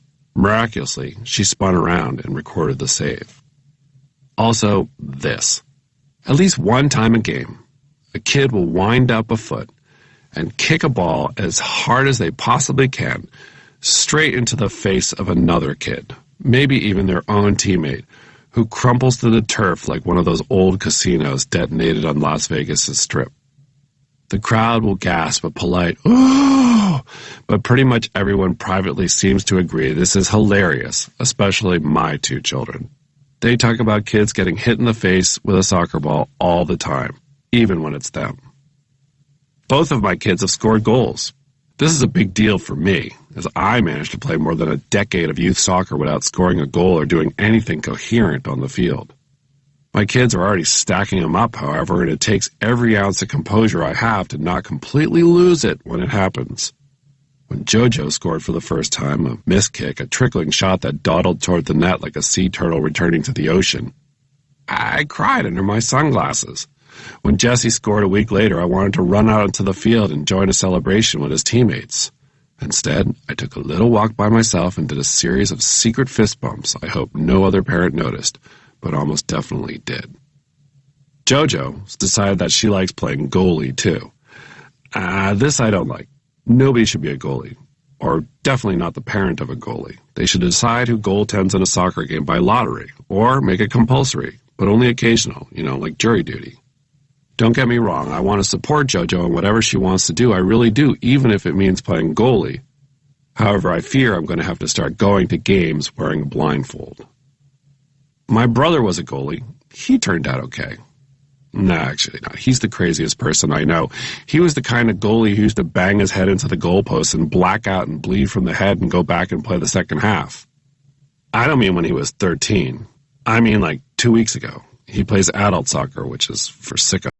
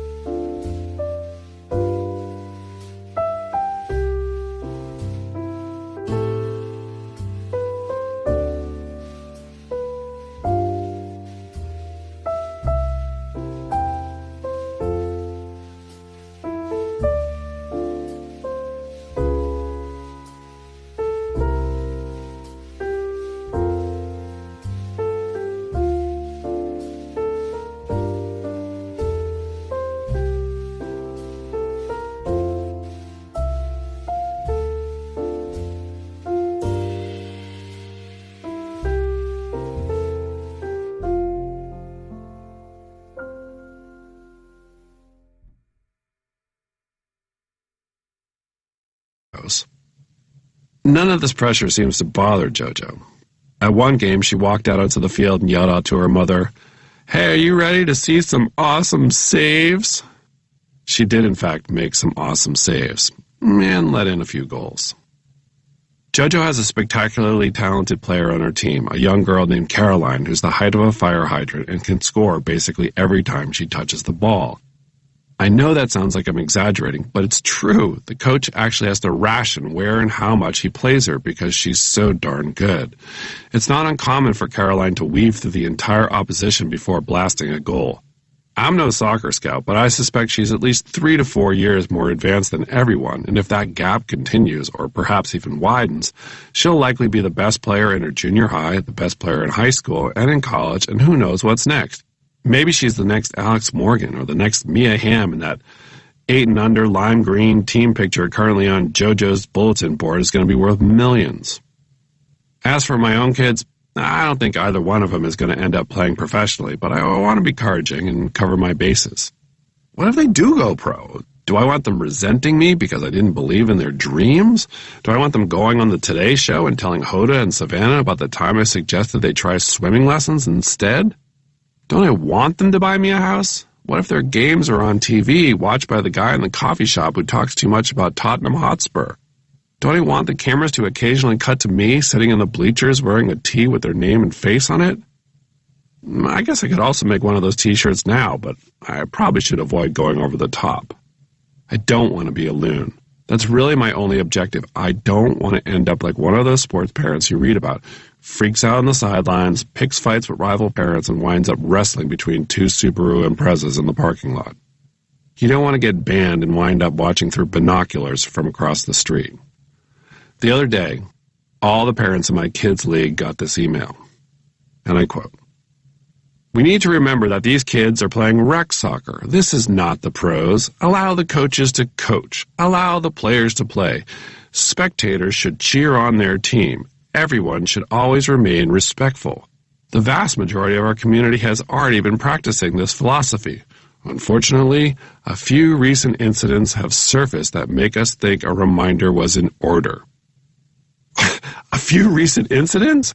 Did a parent lift a referee off the ground and carry them into a dumpster? Did a dad call into a talk radio station and harangue the host for 25 minutes about the coaching in an under-10 game? Was there a post-game Donnybrook at the local Dunkin' Donuts? If we don't get it together, we're going to get stuck with quiet games. Do you know about quiet games? Quiet games are games in which parents and other observers are mandated by their league to shut their cake holes for the entirety of the game. Not just the bad apple parents. All parents. Just watch. No shouting. Not even a, "Come on, Juniper." Nothing. I don't want quiet games. Nor do I want a mini soccer field in the backyard with a ball retrieval machine and a private kick tutor and a video team that'll send tape to prospective college coaches. I want to sit in the yard and have a drink with rum. That's why I almost enjoy attending my kids' practices more than their games. At practice, parents stay relaxed. They have their beer chairs with little pockets for Sam Adams and Natty Boh. You can look at your phone without feeling evil. I believe I have the proper balance. I think I'm keeping it healthy. There's a lot of negative energy in youth sports, and I don't want any part of it. Of course, every sports parent feels this way. No parent feels that they're the problem, even when they're lifting up a referee to throw them into the dumpster. "Ordinarily, I do not do this," they say, dropping the referee into a dumpster. My father wasn't a high-drama sports parent. Now, I'm making this sound like he had the correct set of priorities, but the truth is I don't think he wanted to be a sports parent at all. My father's technique for dropping me off at soccer practice was to slow the car down to about 10 or so miles an hour and tell us to be careful opening the door and hopping to the curb. "See you in an hour," he'd say. Maybe more than 90 minutes, and usually after dark, but he almost always did come to get us. Everyone is trying to thread this needle between caring and not caring. Nobody wants to be the insane parent, the one whistling a kid through cone drills before sunrise. But then you read the stories about the pros, and occasionally that's who makes it to the top. The kids with the insane parents who moved to a warm weather state, who installed turf in the backyard and screamed to get them on the 10-year-old team when they were 6. Behind every youth sports activity, there is always a lot of adult energy, and it frightens me. As a kid, I used to love watching the Little League World Series, but I can't really take it now. It's too stressful. I see the kids, but all I sense are parents. An interesting thing happened during the lockdowns when schools shut and athletic schedules briefly went away. The kids were bummed, but the parents were bummed out much more. The Wall Street Journal had a story about this, about a California family in which the dad was devastated about the end of school sports and got active about bringing them back, attending rallies to oppose league shutdowns. Meanwhile, this guy's son was at home being like, it's all right. It's okay. He didn't miss it so much. He didn't mind stepping away from the pressure cooker. He did new things. He actually learned to trade electronics, and now he planned to do it in college. He had the exact right idea about sports and how it was all supposed to work. The kid was the Zen one, it turned out. Chapter 22. Sore Loser. 3 days ago, I played tennis for the first time in 4 years. Let me correct that. I didn't really play tennis as it's commonly known and rendered. Instead, I ran around a hard-court surface with a racket in my hand and a yellow bouncing ball and attempted to perform something resembling the sport of tennis. What happened out there did not look the least bit sporting or athletic. It looked like someone trying to chase a raccoon off a porch in the middle of the night. Can you picture the fluid grace of the true tennis greats the way a one-handed backhand from Roger Federer looks like a balletic twirl? You can? You can imagine that? Now imagine the hideous opposite. That's me. It's been 72 hours since whatever that was. 2 days ago, when I woke up, my legs felt as if they were locked in concrete. That is, more locked in concrete than they usually do, which these days is more or less always. My right elbow stung. My left shoulder ached.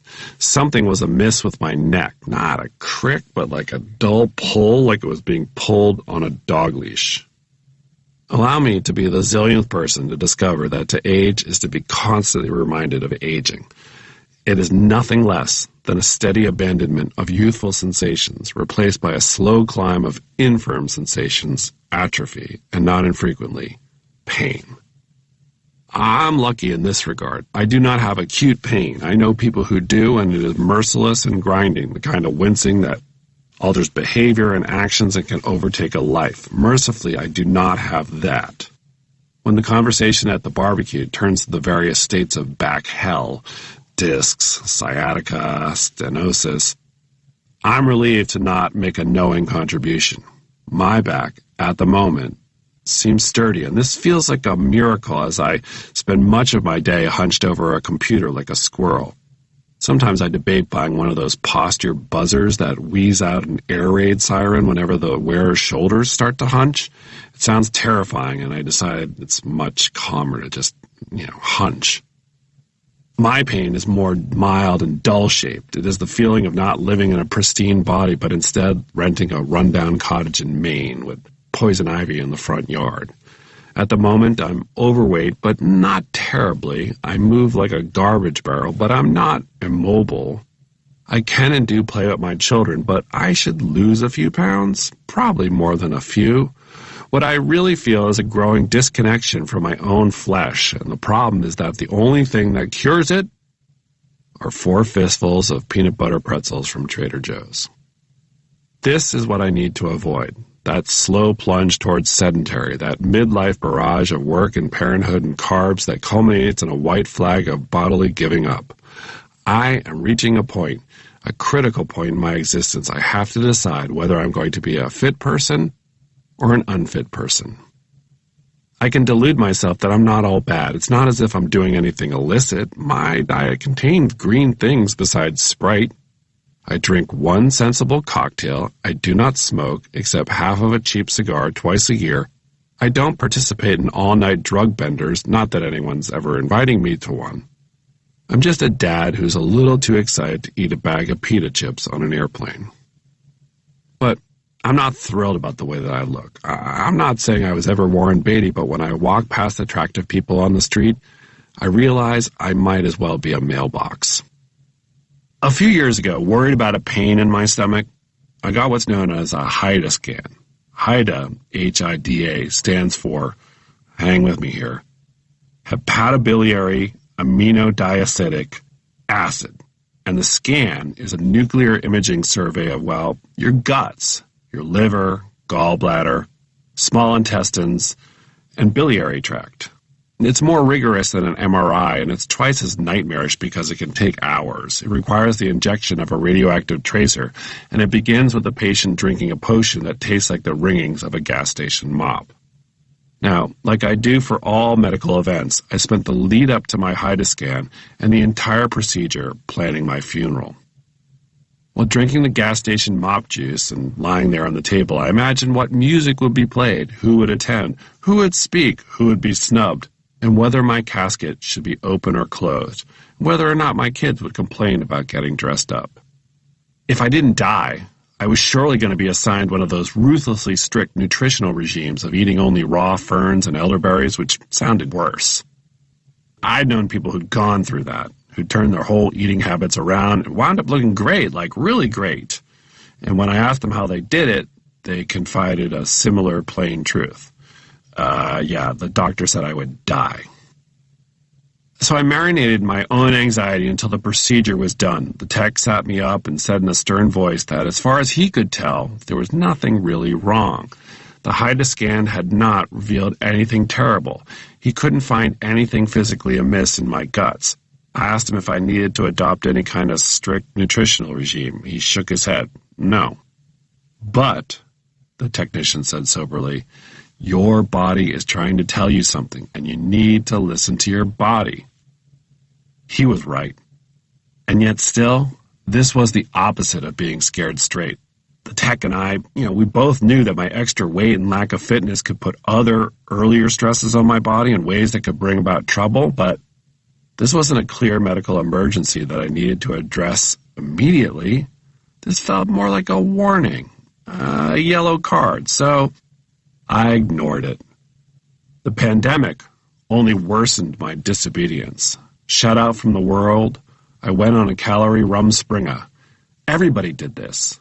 I bought blueberry muffins for no reason. I ate brownies and my children's brownies.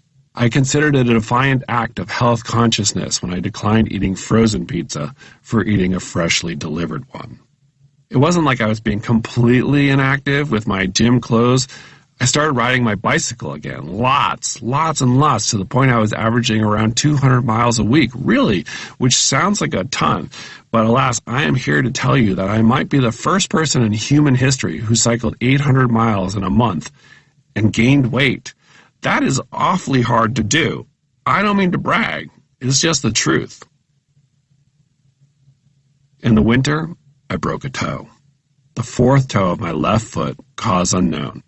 I did not trip over a curb. I didn't wreck my bike. I have no recollection of punting a wall, jamming my foot in a closing elevator, or dropping a Russian kettlebell on my shoe. All I know is that it slowly and then very suddenly became quite difficult to walk, and then impossible to run. I could still walk, but I began heavily favoring my right foot to the point where, walking on the street, I had dragged the left foot slowly behind me. I looked like Lon Chaney and Lululemon. Thoroughly in pain, requiring medical expertise and attention, I commenced the standard male rehabilitation and recovery technique. I didn't go to a doctor for weeks and hoped it would magically go away. They don't teach this idiotic regimen in medical school, but I'm reliably informed that every adult male over 14 does this. Magic did not happen. The toe only got worse. Foot pain is a special kind of unbearable for the simple reason it can't be easily avoided. You need to move, at least occasionally, and every step provokes the possibility of a wincing moment. The only pain avoidance strategy is to stop walking and crawl across the floor like a bearded dragon, which might work at home but is inadvisable inside a Walgreens. Sometimes I'd forget about my toe and I'd wake up groggy at 3 a.m. to pee, push off my left foot in the dark, and yeah! To the point I'd wake up Bessie. I needed a foot doctor. I didn't have a foot doctor. I didn't know a foot guy or a foot woman, which felt a little embarrassing. I've been playing golf off and on for 2 decades. You'd think I'd have teed off at a foot doctor by now. Instead, I found a podiatrist like a florist. I Googled the closest one. The diagnosis was a stress fracture of my fourth toe, aka that low-key, seemingly useless toe next to the pinky toe. It's a toe you've probably spent a collected 14 seconds thinking about in your entire life. And yet here mine was, raging out with pain, making me ponder whether I should just drive to the beach and walk into the sea with my clothes on. The podiatrist shrugged. It was such a hairline fracture that there was nothing he could really do about it. I had visions of myself lying comfortably at home with a plaster cast signed by all my friends, and also the New York Rangers, but this required no such elegant convalescence. He wanted me to stop biking or any other physically demanding activity, but I could continue to walk. The doctor's proposed treatment was basically a fashion tip. What I needed to do, he said, was to wear a support sandal that kept the toe from undue pressure.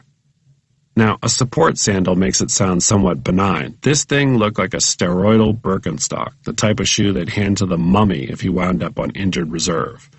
It was annoying, but I was determined to heal. I'd do whatever he said. No, I didn't do whatever he said. I blew off the mummy sandal. I rode the bike.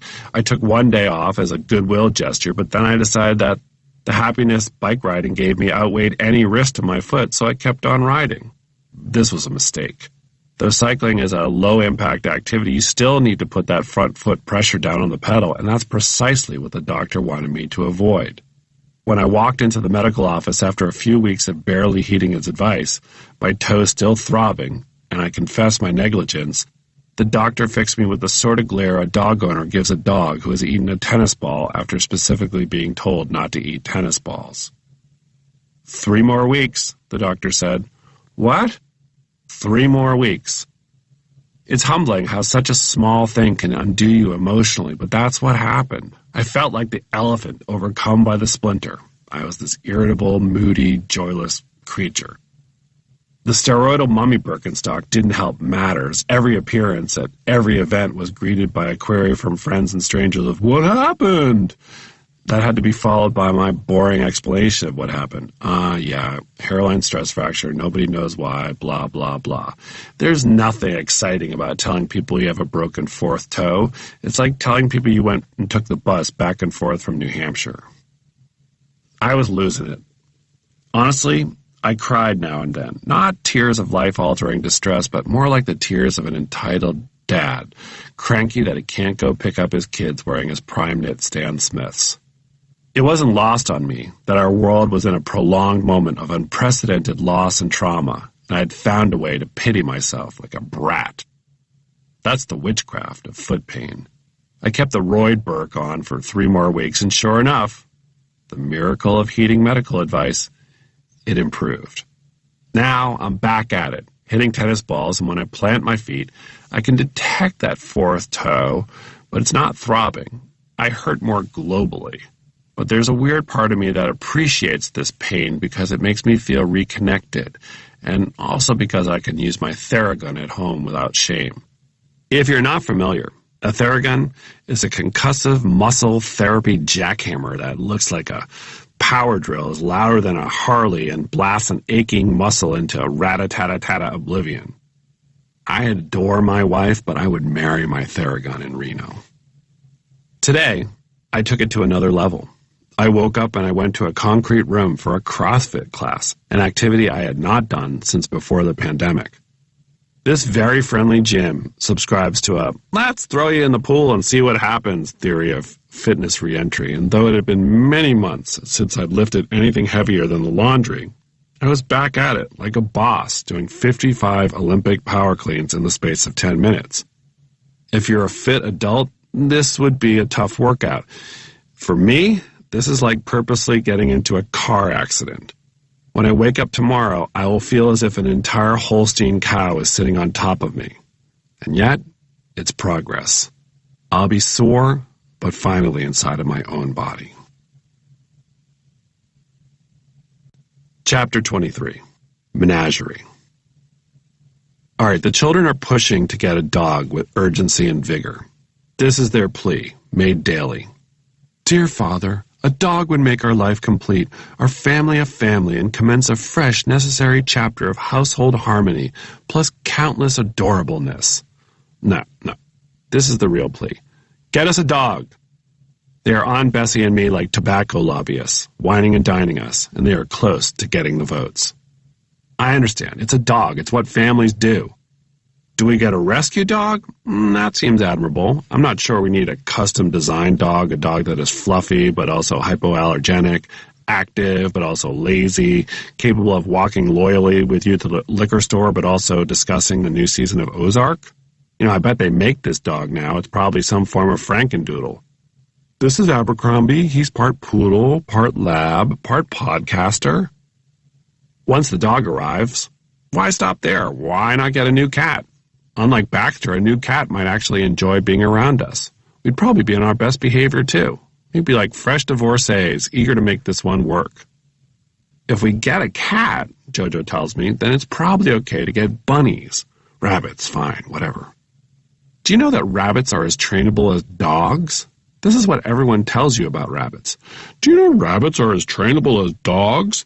It sounds like something the blonde kid with glasses said in the backseat in Jerry Maguire. I believe it. I really do, but you don't go to too many people's houses and hear someone say, "Hey, meet my well-trained rabbit."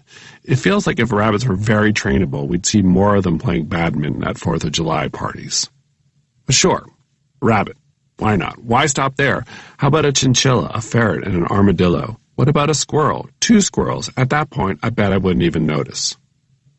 Jojo already has a hamster. His name is Hammy, and he's about as big as a football, which leads to some confusion that he is a guinea pig. He's not a guinea pig. He's Hammy, and Hammy is low maintenance and very well behaved, and he sleeps a lot and rages at night like a college freshman. Sometimes, late, I'll hear Hammy padding around on his wheel, training for the ultra marathon he's doing next April. Well, what about a snake? Jessie asks. And if it's a snake, why not a ball python? Dad, it sounds scary, but it's really not. A ball python is chill. This is the case that Jessie makes. A ball python is actually a very placid reptile.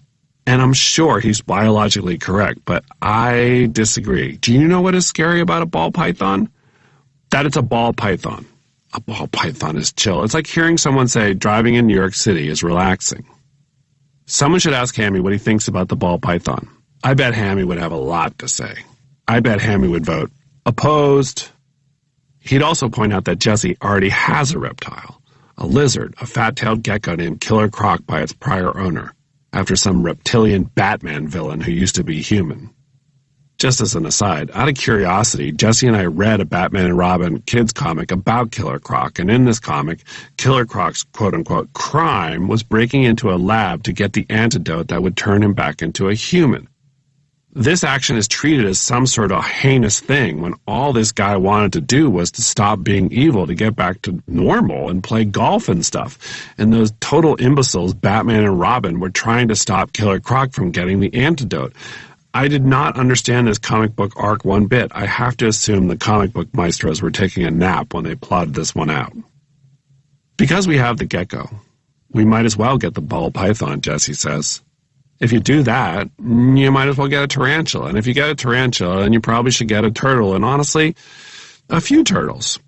I feel a certain parental duty here, though, to warn Jessie about becoming the reptile guy. Because every dormitory and apartment building has the reptile guy, as in a guy with a bunch of tanks and black lights who invites potheads to come over and watch him feed a frozen mouse to, well, a ball python. I'm not passing judgment on this, okay? I respect the choices of reptile guys everywhere. I just want Jessie to know that this is a whole committed lifestyle. Bessie, meanwhile, she wonders, well, what about chickens? Sure, fine, really, why not? They're friendly, they're utilitarian. Eggs. Have you ever had an egg from your own backyard chicken? If not, you've never had an egg. Never mind the noise. Never mind that every backyard chicken owner we've ever met has warned us about having backyard chickens, that it's a shocking amount of work, like beef Wellington or septuplets. There's just also the fact that you would have chickens in your backyard. Where does it stop? Would it stop with a miniature horse? I once lived down the road from a house with 2 miniature horses, and they were completely adorable and really incredible to look at, but they also felt like kind of an animal impulse buy, the equivalent of going home from the airport and buying one of those giant Donald Duck balloons, except instead of a Donald Duck balloon that would slowly lose its helium over 72 hours, you now had a miniature horse that was going to live until 40. Kids want to get fish, fine, they can have fish. Fish, okay? I don't want to get a bird in a cage. I get it. All animals are caged to some degree, but you know what I mean. A caged bird feels like a step beyond. Feels like bad juju. Especially if the bird's a singer. Really then, what are you saying? You're saying, I will cage something to sing for me. You're like a step away from putting your children in stockades. You can't do that anymore. Not even in Texas. I fear I'm turning into the bad guy in all of this. Actually, it's too late. I am the bad guy in all this. I'm dragging my heels because I worry that animals for the children will pretty surely turn into animals for me. And I am not sure I'm going to like that. I can barely take care of myself, much less 2 children, a dog, a cat, a ball python, a tarantula, turtles, chickens, and what else? Who's going to love these animals? Who's going to care for them? Who's going to go take them to the movies when they really want to go to the movies? Don't answer this. It's entirely rhetorical. I know. I'm taking care of all these animals. I'm the Doolittle in waiting. I know it. As for the dog, the children are betting that I'm all bluster here, that in the end it will be me who is loving these pets more than anyone. And that's probably what's going to happen, right? It feels inevitable. This will be portrayed for years as a middle-aged epiphany that Daddy is a dog lover more than he ever knew or anyone knew, and this will be thrown in my face on the regular. Or maybe not to my face because I'll be outside walking the dog, and also the ball python. Chapter 24. Fighting while flying. We have reached the point in civilization's decline in which we, the citizenry, are regularly brawling on airplanes. I say we, although I've yet to brawl aboard an airplane myself. I feel like I'm lucky, but also that I'm missing out. Not a week goes by without some alarming report of pushing, shoving, or outright criminal assault aboard an aircraft, a mortifying trend that really does seem to signal society's crumble. Flying stinks. We all know this. But no one deserves to get abused, punched, spit on, whatever. Least of all the hard-working men and women who are simply trying to shuttle us in our meat suits from Tampa to Albuquerque. Do I really need to say this out loud? It's embarrassing that it's gone this far.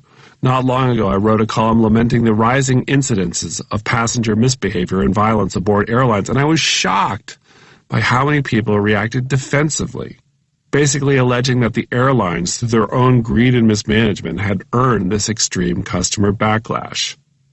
Fighting while flying feels like the epicenter of modern tantrum culture, the worldview in which one's personal journey is more important than anyone else's. Your feelings matter most, and if your day is being ruined, it's okay to ruin everybody else's. It is a worldview in which confrontation rules and mannered behavior is for suckers. Somewhere along the way, flying stopped feeling like travel and started resembling, well, the internet in real life. Corrective action is urgently necessary. I'm not saying that flying is ever going to get back to that formerly chic place in which we're all wearing tweed suits and drinking Bloody Marys and reading the New York Herald Tribune. That's never going to happen.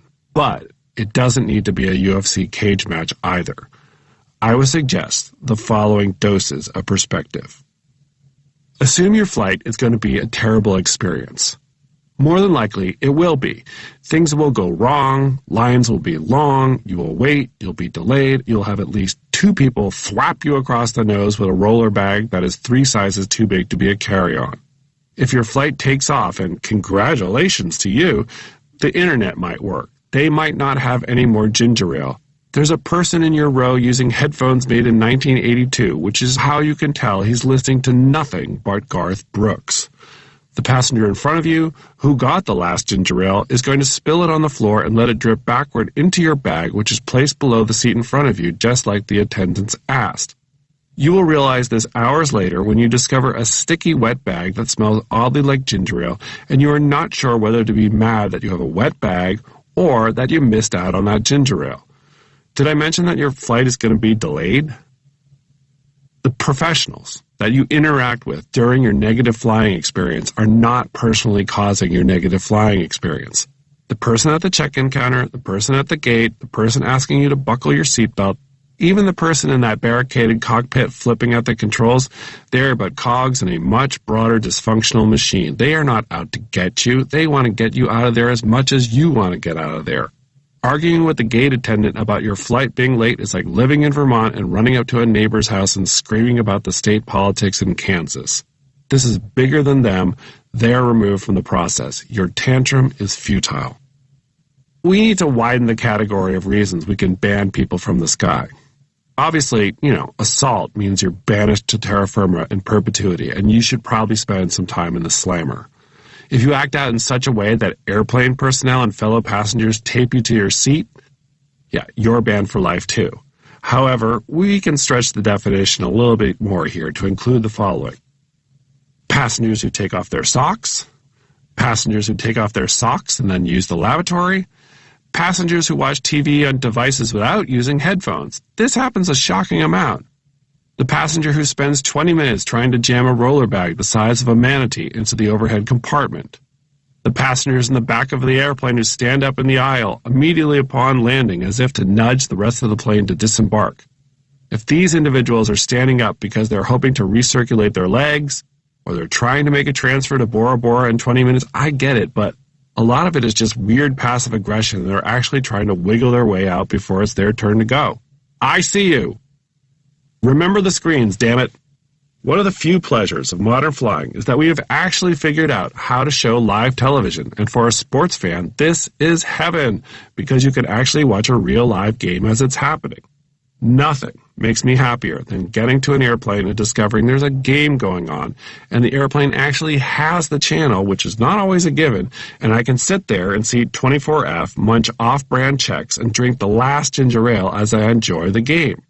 A key thing, though, to remember is that if the game turns out to be a great game, and I mean like a real nail-biter with consequences, with you on the edge of your seat, unsure what's going to happen, last seconds, last shot, that's precisely the moment the plane is going to land, the screen will go blank, and the pilot announces, "Welcome to Tallahassee." Stop patrolling window screens. We are now at the low point in which we get mad at people who actually want to enjoy the miracle of flight and look out the window while flying, because a raised window screen lets in sunlight that frustrates fellow passengers who are trying to watch stuff on their phones and their seatback screens. It's really come to this. Can you lower your window screen instead of looking at the wonder of the Grand Canyon? I really need to watch the final 30 minutes of Grown Ups 2 in proper cinematic glory. Stop dressing to be sad. Comfortable clothes are a must on airplanes, especially longer flights, but it's amazing to see how many people have turned the flight into a melancholic adult sleepover, flopping around in outfits you wouldn't wear drunk to a 7-Eleven at 4 a.m.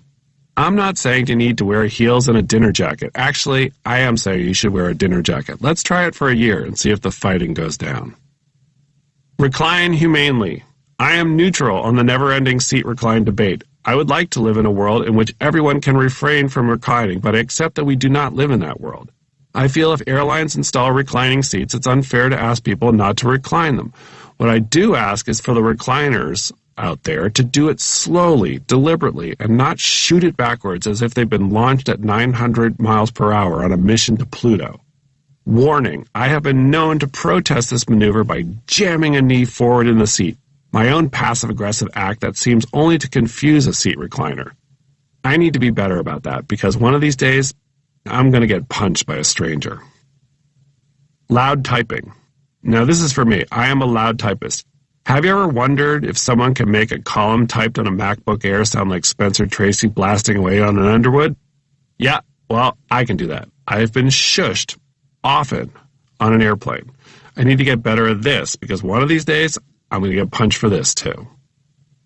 Please bring back the airline magazines. As someone who types loudly for a living, I feel a pang of sadness for the demise of the in-flight magazine, these citadels of medium energy, inoffensive journalism that were always good for passing at least 90 seconds. The best ones had B-plus list celebrities on the cover, at least one story about waterfront living on the Chesapeake Bay, a recipe that included slivered almonds, and a puzzle in which the answer was Ted Danson. Magazines like these, they have sedative qualities like Benadryl, and they should all be revived. Can we take it easy on the jerky? I don't know when and how we all decided that beef jerky is an acceptable airplane snack. Walk into any airport Quick Mart and you'll see rows of it. Beef jerky, turkey jerky, whatever jerky, and on and on. Now, I like jerky just as much as the next person. I really do, and I appreciate how the carb-hitting keto freaks devour it in record amounts. But it is perhaps the most pungent foodstuff on earth, and opening a bag of it on an airplane is like taking out a tub of mackerel and mayonnaise and going to town. We should be designating jerky zones at airplanes, but even then, I'm pretty sure it's going to stink up the cabin. The optimal person to sit next to on an airplane is someone who takes the middle seat, never gets up, doesn't drink any beverages, lets you borrow a pen, watches Dune, and then, when Dune is over, watches Dune again. This can also be accomplished with the same person repeatedly watching 13 going on 30. One of these days, I'm going to sit next to you on an airplane. Now, I'm not Dune optimal, but I promise you'll like me. I'm not chatty. I'm not going to bug you. I won't ask you where you're going. I won't show you photos of my kids unless you show me photos of your kids, and then all bets are off. I won't look at what you're watching on your screen and make a comment like, whatever happened to that Molly Ringwald? I'm not going to eat jerky or a tub of mackerel and mayonnaise. I am a loud typist, but I am all right about getting shushed. Otherwise, I'll watch my movies and quietly read the revived in-flight magazine with Tommy Lee Jones on the cover. If you fall asleep and I am sitting on the inside, I am going to do my best to step over you and I will not wake you up. There's a chance my butt might hit you in the ear as I twist my way out of there, but I promise it is not intentional. Let's not fight. We're in this journey together. You can have the last ginger ale. Namaste. Welcome to Tallahassee. Chapter 25. Happy Anniversary. Every year, married couples celebrating anniversaries struggle to remember the proper gift for the year of marriage. Is this the year that I get silver, wood, diamonds? Am I just going to go to the 24-hour store and buy bath bombs again? Like a lot of marriage traditions, these gifts have been updated over the years. Here's a convenient guide to anniversary presents. Please share them with your married friends. First anniversary, chewing tobacco. Second anniversary, cold oatmeal. Third anniversary, raccoon's tail. Fourth anniversary, aluminum. Fifth anniversary, anything with nougat. Sixth anniversary, Jägermeister. Seventh anniversary, phone charger. Eighth anniversary, nothing. Ninth anniversary, bugle. 10th anniversary, typing lessons. 11th anniversary, map of Philadelphia. 12th anniversary, plastic bucket. 13th anniversary, heroin. 14th anniversary, velvet pants. 15th anniversary, hay. 16th anniversary, plastic fork. 17th anniversary, singing telegram. 18th anniversary, flu. 19th anniversary, Seattle Mariners baseball cards. 20th anniversary, a stranger's tooth. 21st anniversary, a Nissan Sentra owner's manual.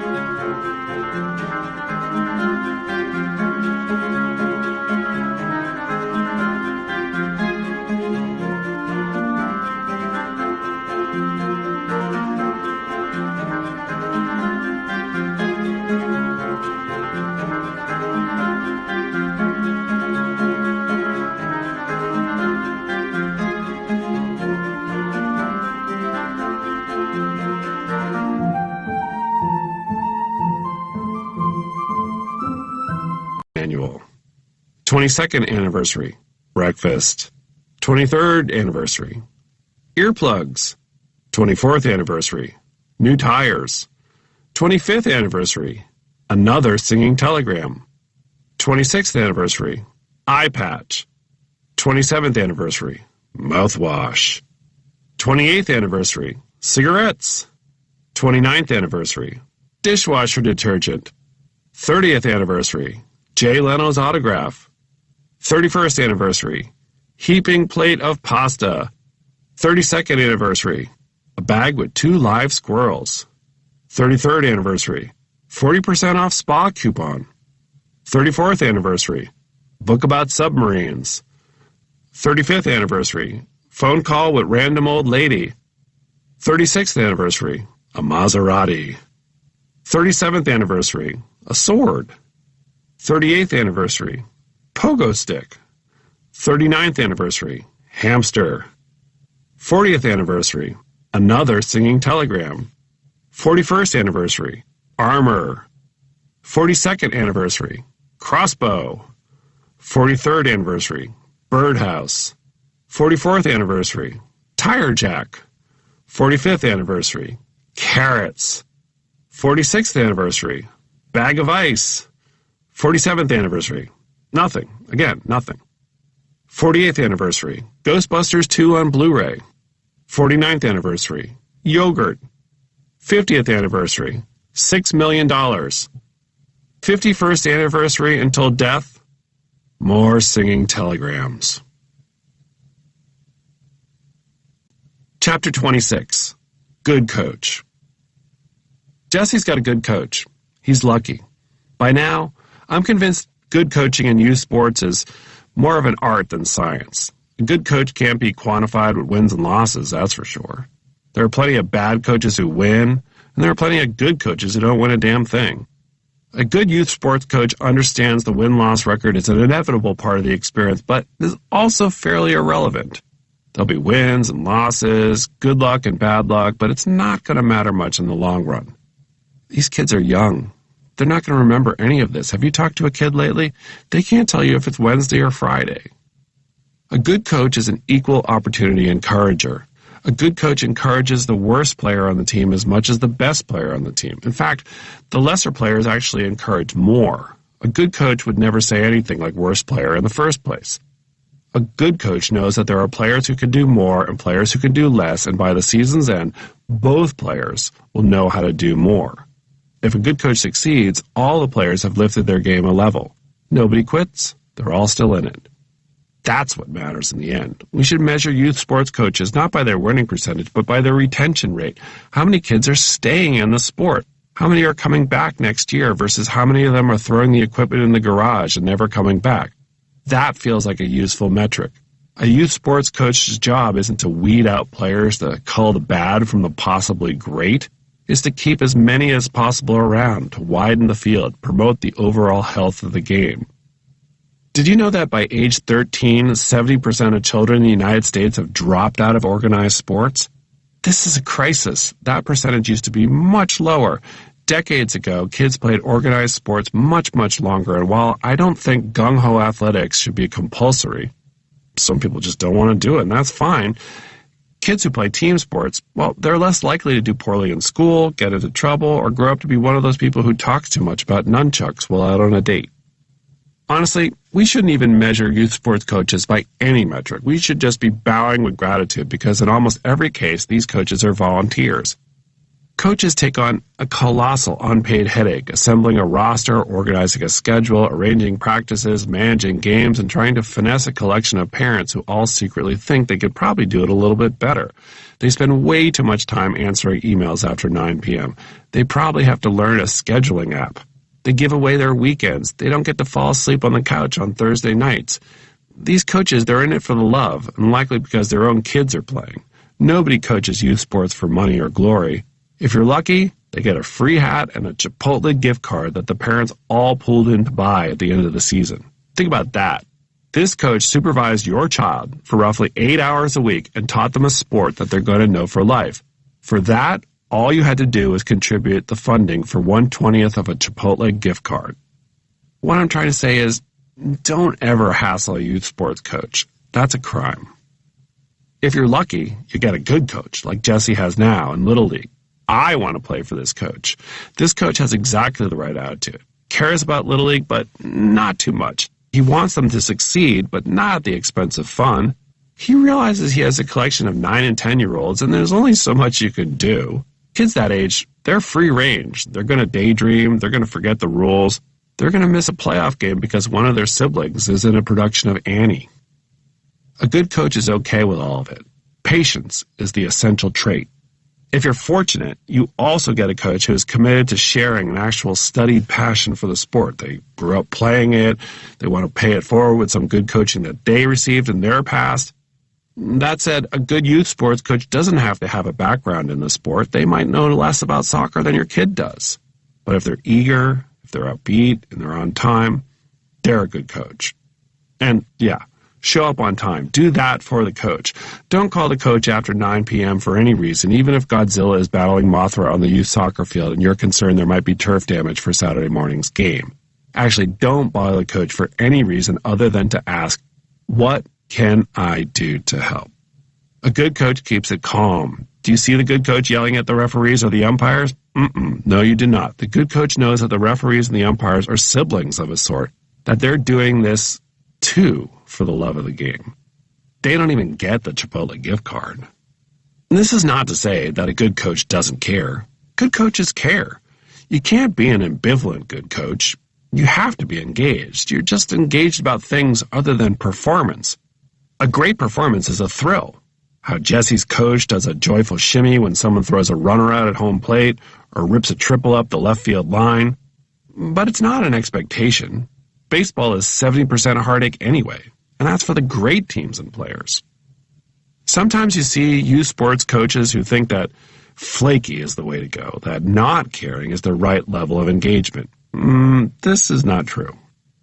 Sorry to ruin your Buttermaker Bad News Bears fantasies, but that laissez-faire style only works in movies. It gets sloppy, kids start to check out, they show up late, they stop showing up altogether. You need to raise it a few notches. It's okay to insist that the kids wear their hats and tuck in their jerseys. You're not dampening their creative independence. You don't want your team to look like they're going to a campground bathroom in the middle of the night. A bad coach? You know one almost immediately. The priorities are out of whack. There's a slightly dismissive tone. A bad coach is results-oriented, not teaching-oriented. I've found these coaches to be mercifully few and far between. I think the fact that youth sports coaches are volunteers weeds out a lot of the jerks. Jerks tend to want money to behave like jerks. You may ask if the same standards for being a good coach in youth sports applies to elite and professional levels. Honestly, I think increasingly so. To be sure, there are high-level coaches who rely on the old-school methods of fear and intimidation, but coaches who lead this way may find themselves on the outs. There's pressure at those levels to win. If you don't produce, you're gone. But the newest generation of athletes is far less tolerant of the antisocial nonsense. I say good. Tough love is one thing, but there's really no room for abusive coaching at any level. Interestingly, the sweet spot for old-school jerk coaches remains the collegiate level, where the approach can still be protected. Paid professionals, they don't put up with it for 5 minutes. They'll tune it out in seconds. I feel lucky for Jesse. I feel lucky that both he and JoJo have had experiences with good coaches. They seem like minor miracles, and they should be celebrated as the pillars of the community that they are. I'm not saying that we need to build them statues, but maybe throw in another $25 on that Chipotle gift card. Chapter 27. Interview with a man who lost his phone on the first day of vacation. Tell me everything. All right, so the kid and I decided to go do a little fishing after dinner. We brought the rods down to the beach, went out to the surf, started casting out into the ocean. I sternly told my son, do not get your fishing line stuck. We only have a few lures to last us the rest of the vacation. Don't do anything foolish. Don't get stuck. Then what? I got stuck. Oh. Yeah, but the hook must have wedged down there into the rocks. Could have happened to anyone, really. Of course. Anyway, at the moment, I'm thinking, I've got to save this lure because it costs like $12, but I'm not really thinking, so I'm wading into the surf in my shorts, forgetting that they contain my wallet and my phone. Saltwater? No, it's one of those freshwater oceans. I'm sorry. How long did you submerge the phone in the ocean? Very briefly, only like 10 minutes. Oh dear. I just never even thought about it. My wallet was in there too, but as soon as I got to the beach, I realized I'd completely soaked the phone. I was hopeful because, these phones today, they're supposedly waterproof. Really? Not really. Maybe like for a few minutes in a calm pool. They're definitely not waterproof from raging saltwater, which turns out to be basically the worst substance possible you can put into a phone. A phone can survive a laundromat, maybe a Subaru backing over it, but it's absolutely not going to tolerate a bath in salt water. The phone worked for a few hours, though. It must have been in shock or waiting for the salt water to do its thing, but within a couple hours it was dead. So, the phone is not actually lost like the title states. It's dead. It's a dead phone. Oh, don't be so pedantic. Did you weep? Oh, I wept. I thought to myself, am I actually going to have to pay attention to my family on this vacation? Did you do the bag of rice thing? I did not. The rice thing is supposedly a myth, and it absolutely doesn't work for salt water. At least that's what the internet told me, and, the internet's never wrong.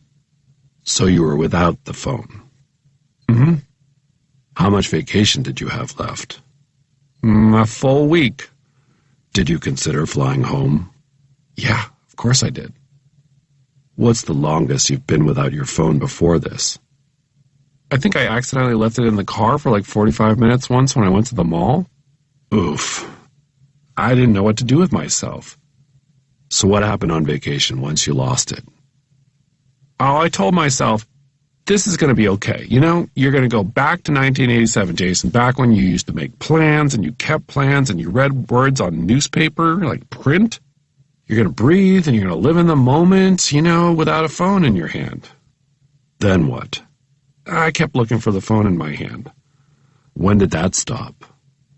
It took a couple of days. I think within 48 hours, the whole cycle was broken. Within 72 hours, I actually started talking to my children.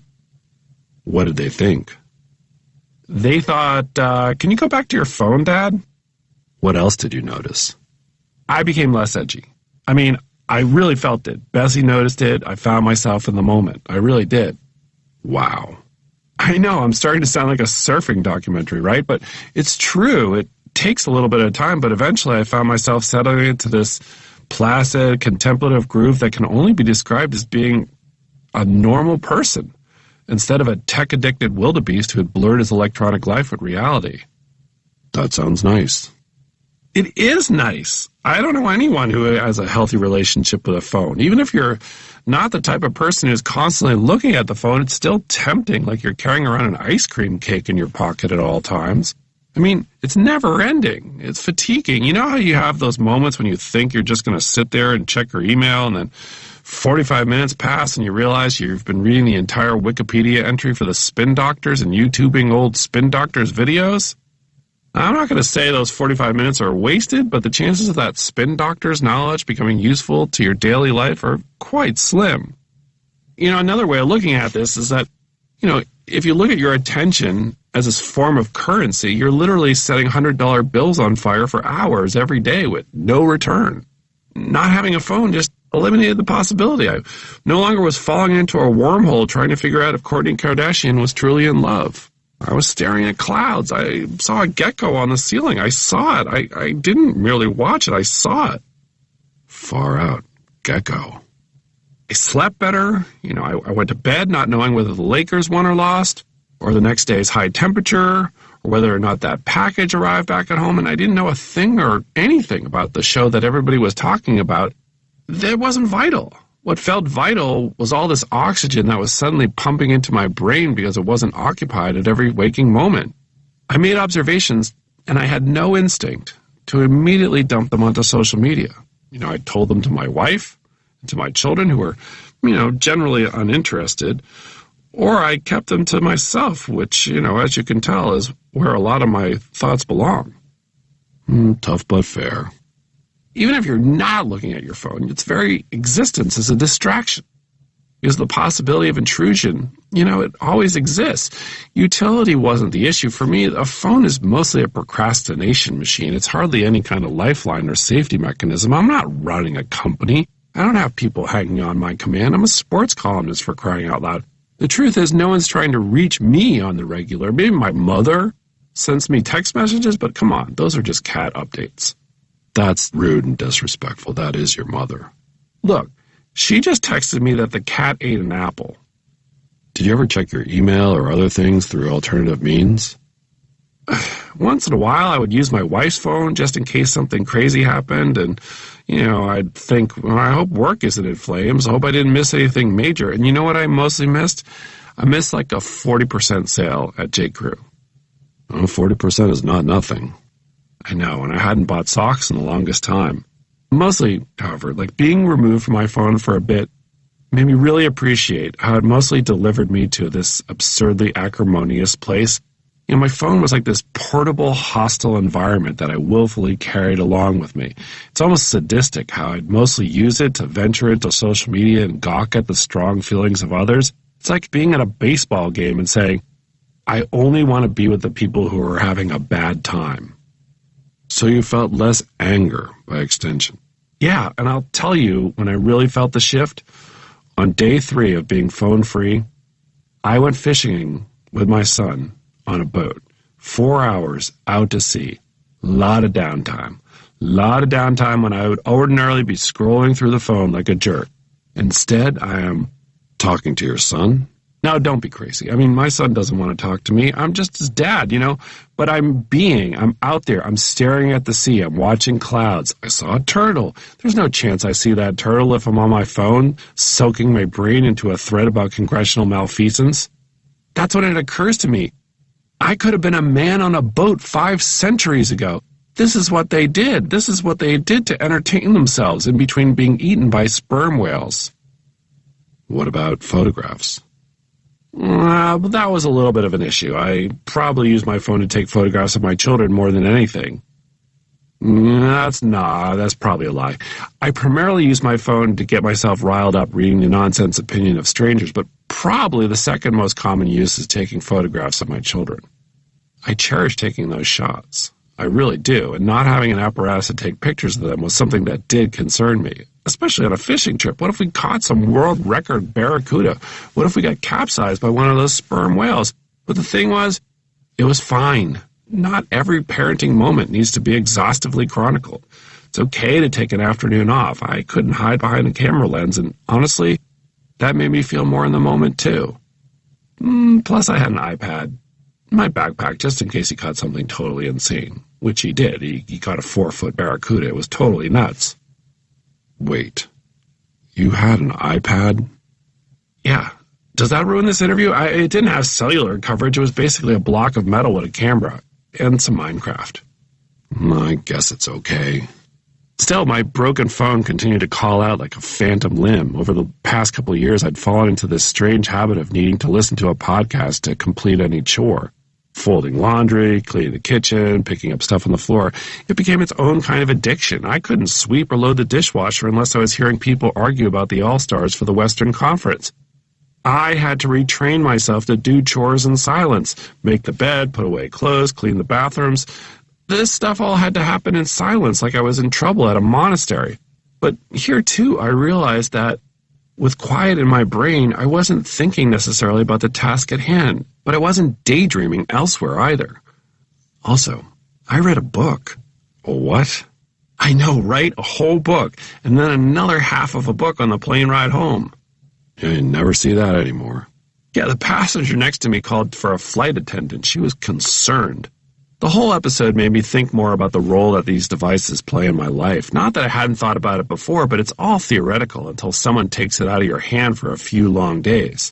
In this case, it was the ocean that did it, but I learned something. In fact, I haven't replaced it yet. I stopped using my phone when I got home. Did you really? Yeah. I just talk to whomever I want to talk to and speak to them. Look them in the eye. I write letters. I call people on a rotary phone. That's a lie. Yeah, that's a lie. I got a new phone. The camera is insane. Chapter 28. Sitting Still.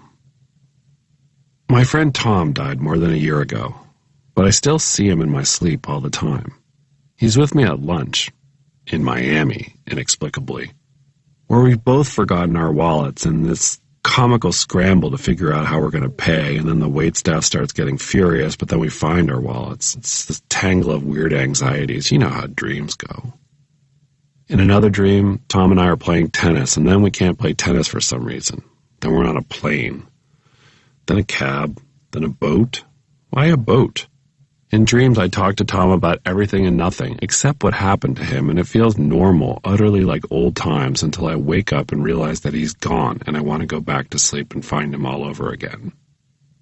He told me he had 1 to 4 years, maybe 5 if he was lucky. He said it plainly, without emotion. I figured he'd told 25 people by then, maybe more. He had family, he had closer friends than me. He had plenty of others to tell first. He'd gotten opinions and second opinions, and though these doctors were the best of the best, they had conflicting opinions, which meant he had a little wiggle room and a sliver of optimism. He found the exceptions to the timetables, and he pledged to be one of them. I'd do the same. You'd do the same. To not believe this would be to concede, and Tom would never concede. It was defiance right up until the end. Malignant brain tumor. You hear that, and it's wham. You assume it's the worst, because why would you assume anything else? I don't have anyone walking around in my life saying, "Oh, remember the time I had a malignant brain tumor?"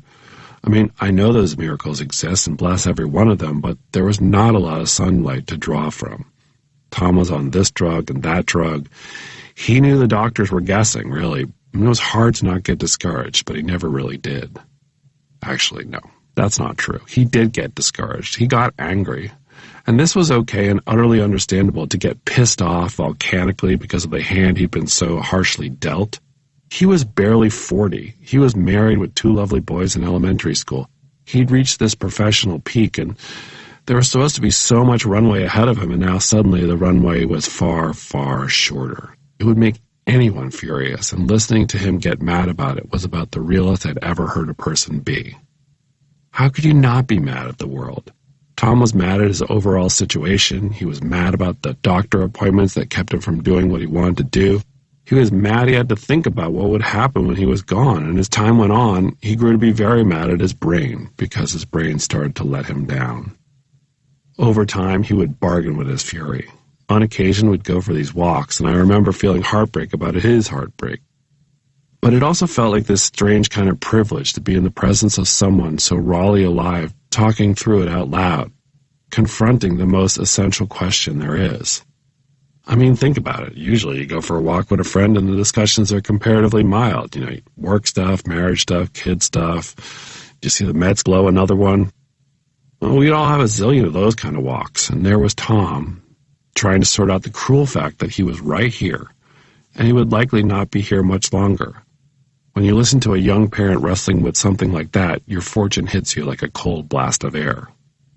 I wish you all could have known him. He was lovely. I know that's the sort of thing you say about a friend who's gone, but I really mean it. Tom had this upbeat enthusiasm that he never really lost. He was a sports writer who specialized in tennis, so I met him through that, in the newsrooms at tennis tournaments. Press boxes can be sort of angsty places where rivals get competitive and snap at each other on deadline, but Tom was never that way. People on deadline are either graceless or graceful. He was always the latter.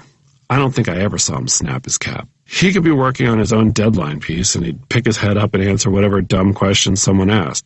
"Hey, Tommy, who'd Nadal beat in the semis at Wimbledon in '08? And he'd know.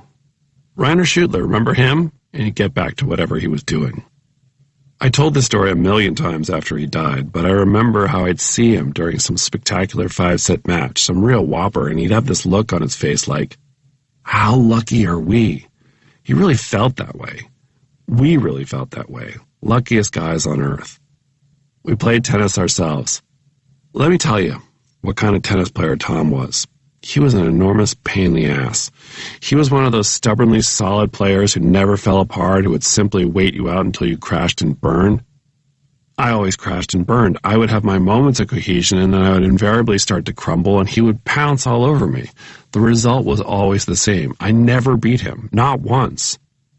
Even after his diagnosis, when he was wobblier and theoretically more vulnerable, and I wanted to pounce, he had his way with me. He had this flat approach shot in which he held the racket out like a cast iron pan and waddle his way to the net. Neither one of us would be ever confused as fast, but Tom could briskly waddle like a juvenile duck, and in an instant he'd be up at the net ready to mash whatever I sent back. He was crafty in ways I never was. I'm glad I never beat him. All right, maybe once would have been nice. Tom beat the most pessimistic odds. He managed to pull himself out of treatments and get back on the road to some big tennis events, which felt like a small miracle. He was proud of his talent, which he should have been because he was really good at it. As his dexterity began to atrophy and deadlines got harder, he would sometimes look over at me, chicken-pecking away on my laptop, and say, "I'm jealous." There was a night when we left the U.S. Open after a late match, and I offered him a ride home. The walk to the car is usually 10 or 12 minutes, but this took more than double because it was becoming a chore for him to walk. Being in a crowd was hard because the context reminded him of how unfair this was. Everybody around us was mobile and healthy and getting back to cars and jobs and lives that would presumably continue for decades, maybe more. And here was Tom running out of what time he had left. We got in the car, and I asked him to remind me of the correct exit off the expressway for his place, and the correct exit just came and went, and I realized he had stopped paying attention. He was just sitting there in the car quietly, as if to say, "Just drive, man, anywhere, everywhere, away from everything." He'd start doing that sort of thing more. We'd go for walks in his neighborhood, and there was this rumply ice cream shop that served coffee, and we'd get a couple of coffees and sit there and talk. The place would be loaded with parents and rampaging kids, and it wasn't the least bit relaxing in there, but he liked the noise and the bickering and the smashing sounds. By now it was harder for him to talk. The thoughts were still there, sharp as ever, but he wrestled with the parts where his brain was meeting his mouth, and he'd put verbs before nouns and sometimes just come up blank. I'd try to politely fill the conversational places in between, but it didn't really matter. He was good to just sit. We're raised to think that when we're near the end, we'll be in some constant rush to do everything there is to do. But the stillness was joyful too. Tom could sit still for a while and be happy in the crowd, in the chaos. When the world changed and shut down, he confessed that the situation made him a little happy. The kids were home. His wife was home. It was complicated going to the hospital. I couldn't take him inside the building for an appointment anymore. But he mostly found the crisis to be a silver lining. Tom and his family were a family, together by public health dictate, but still together. The chaos had come home. He felt like a lucky guy again. I wish I could tell you that being witness to Tom's experience changed me. I wish I could tell you I developed a new perspective and context, and I never let the small stuff bother me again. But the small stuff bothers me. I can be just as petty and whiny as always. This, too, is a privilege of health. Every once in a while, I find myself getting irritated about some nonsense when I catch myself and realize I'm here, which should be everything, and it is briefly enough. I find myself missing him at strange moments. There'll be tennis on TV, and I'll have the impulse to send him a text. I'll have a history question, or watch some spectacular cross-court volley, and I'll realize he's gone, and go from feeling energized to hollow. None of this, nothing at all, can compare to what his family and closest friends went through, of course. I was just the passenger in the back of a very long plane. Their loss is acute and incalculable. The dreams continue. The most recent one was another lunch. A bunch of us were with Tom at some fancy midtown lunch spot in New York, and I can't remember which one, but everyone's laughing, everyone's good. It feels like old times, and this time we remember our wallets, but we decide to stick Tom with the bill just to be jerks for fun. It's a pretty big bill. I guess the psychology of that dream isn't too hard to figure out. A friend is gone, and I owe him forever. Chapter 29. Last Cat. Because there's a third installment of this cat saga, This book has a lot of cat, my editor noted. I'm sure you've already assumed that Baxter is found. Come on. It's the only logical and humane conclusion. This book cannot wind down with the story of his frozen, dead cat body being discovered by a trail runner trudging through a bog. I do want parents to be able to read this book to their children. I want it to be inspiring to graduates. My mother is going to read this. Even the cat haters agree. This book cannot end with a stiff, dead cat. So Baxter's found. Yep, he's found. You guessed it already. He's found not a day, not a week, but an astonishing 7 weeks later in the neighborhood where he first jumped from the car window. He is spotted lounging on the outdoor furniture of a retired homeowner with a yard on the edge of the woods. That's right. He was discovered lounging. Not ravenously picking at the carcass of a blue jay, not wobbling bloody on injured paws to a veterinary hospital. He was chilling out in the late autumn breeze. After being heartbroken by several false alarms, my mother is cautious when she gets the call.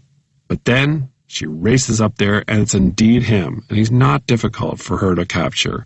I was worried that he was going to bolt back into the trees. And late that morning, I get a photograph of my mom holding Baxter in the driveway of this stranger. Imagine every Hallmark movie you've ever seen just smushed together. "He's home," my mother says when she calls me. "Jason, he's home." Honestly, I really can't believe it. I'm so happy for her, and so I say the most comforting thing a child can say to his mother in this moment. "Mom, are you 100% sure it's your cat?" There's a brief pause. Yes, it is him. Same marking, same thing on his nose. Yes. She sends another photograph. It's him, all right. He's lost quite a bit of weight, but it's clearly the same snarly, misanthropic, don't pet me cat. She takes him to the vet, and he's down a full 7 pounds from his last checkup. They give him fluids to help with his dehydration, but other than that, he's shockingly fit. Someone must have been feeding him, Bessie theorizes. Maybe he broke into a garage and found some pet food. Maybe he fought the coyotes and won, Jessie says. We know nothing, of course, because, he can't tell us, and nobody comes forward to say they'd occasionally been feeding him on the sly. What I really want is for Baxter to do a 60-minute style sit-down interview, TV, the whole thing, and tell us precisely what happened. I want to know how he survived the fall from the car. I want to know if he jumped with intention. That part might be hard for my mother to hear, but I need to know. I want to know how he survived the first weeks and the last weeks, and I definitely need to know about any and all confrontations with coyotes, deer, owls, hawks, mice, possum, raccoons, snakes, spiders, turtles, and of course, other cats. Was he taken in by a feral brigade of domesticated shorthairs, a gang that called itself Fancy Feast? Was there an epic battle between Fancy Feast and a crew of red foxes called Red Dawn? I've read way too many children's books these past couple of years, and I may have watched way too much cable TV in the 1980s as well. What was the scariest part, Baxter? Was it the nights? Was it the weather? Not one, but 2 remnant hurricanes actually passed through the region over the past month. Was that a terrifying ordeal for him? Did Baxter ever lie in the woods and think to himself, "Oh man, I've really done it now"? Jojo, meanwhile, would also like to know if Baxter got himself a girlfriend. We need to know all these things, and yet we never will. Elon Musk is investigating Mars hotels and cures for Alzheimer's, and that was great stuff, but what we really need is Neuralink technology for pets to explain what they do when we're not around. Imagine being able to finally unlock the mysteries of pet ownership, like what happens when we go to work. What do dogs really think about all the other dogs in the dog park, and who ate that cheesecake off the counter back in 1992? My mother? She's in a spiritual revival. She's convinced Baxter's return is a signal of divine intervention. And who am I to argue? She did have a priest offer prayers at Mass, after all, and I see no reason to doubt God's hand. I know God has a lot of other stuff going on, but occasionally there's probably a easy problem for him to solve, and he just does it. Hey, that grandmother who keeps asking about her cat, Fine, okay, have him come home. I go to visit Baxter a week or so later. I mean, visit my mother as well, but I also am there to check in on the cat. He's tiny, a fraction of his former girth, and when I reach for his head, he doesn't dart away or claw at my hand. He actually lets me go in for the whole thing, the whole chick under his chin, the stuff he never let us do. It's a miracle, my mother says firmly. In the coming weeks, he'll get his weight back, and my mother will start letting him back out into the yard, but he seldom leaves her side, and he finishes most nights sleeping atop her legs. If they weren't married before, well, they're definitely married now. Friends come over to visit the miracle cat Baxter and pet his head, as if to borrow some of his good luck. He's a new cat. I mean, he doesn't go back to being nasty. I guess it's hard to go through something traumatizing without changing a little, and Baxter's no different. I know that a big reason he's friendlier is probably just exhaustion and lingering dehydration, but allow me to try a sweeping, if dubious, metaphor to wrap this whole thing up. These have been some challenging years, full of heartbreak and acrimony, with far too much loss. I don't need to tell any of you that, and what has helped many of us pull through has been a hope that little happy things could continue to happen. We have all grasped for silver linings that we could find. Sometimes it's been hard, but it's been useful to try to find some light. Baxter coming back, well, that was our little happy thing. Okay, I swear there are no more cat parts. The end. Thank you, and don't forget to like and subscribe if you like this audiobook.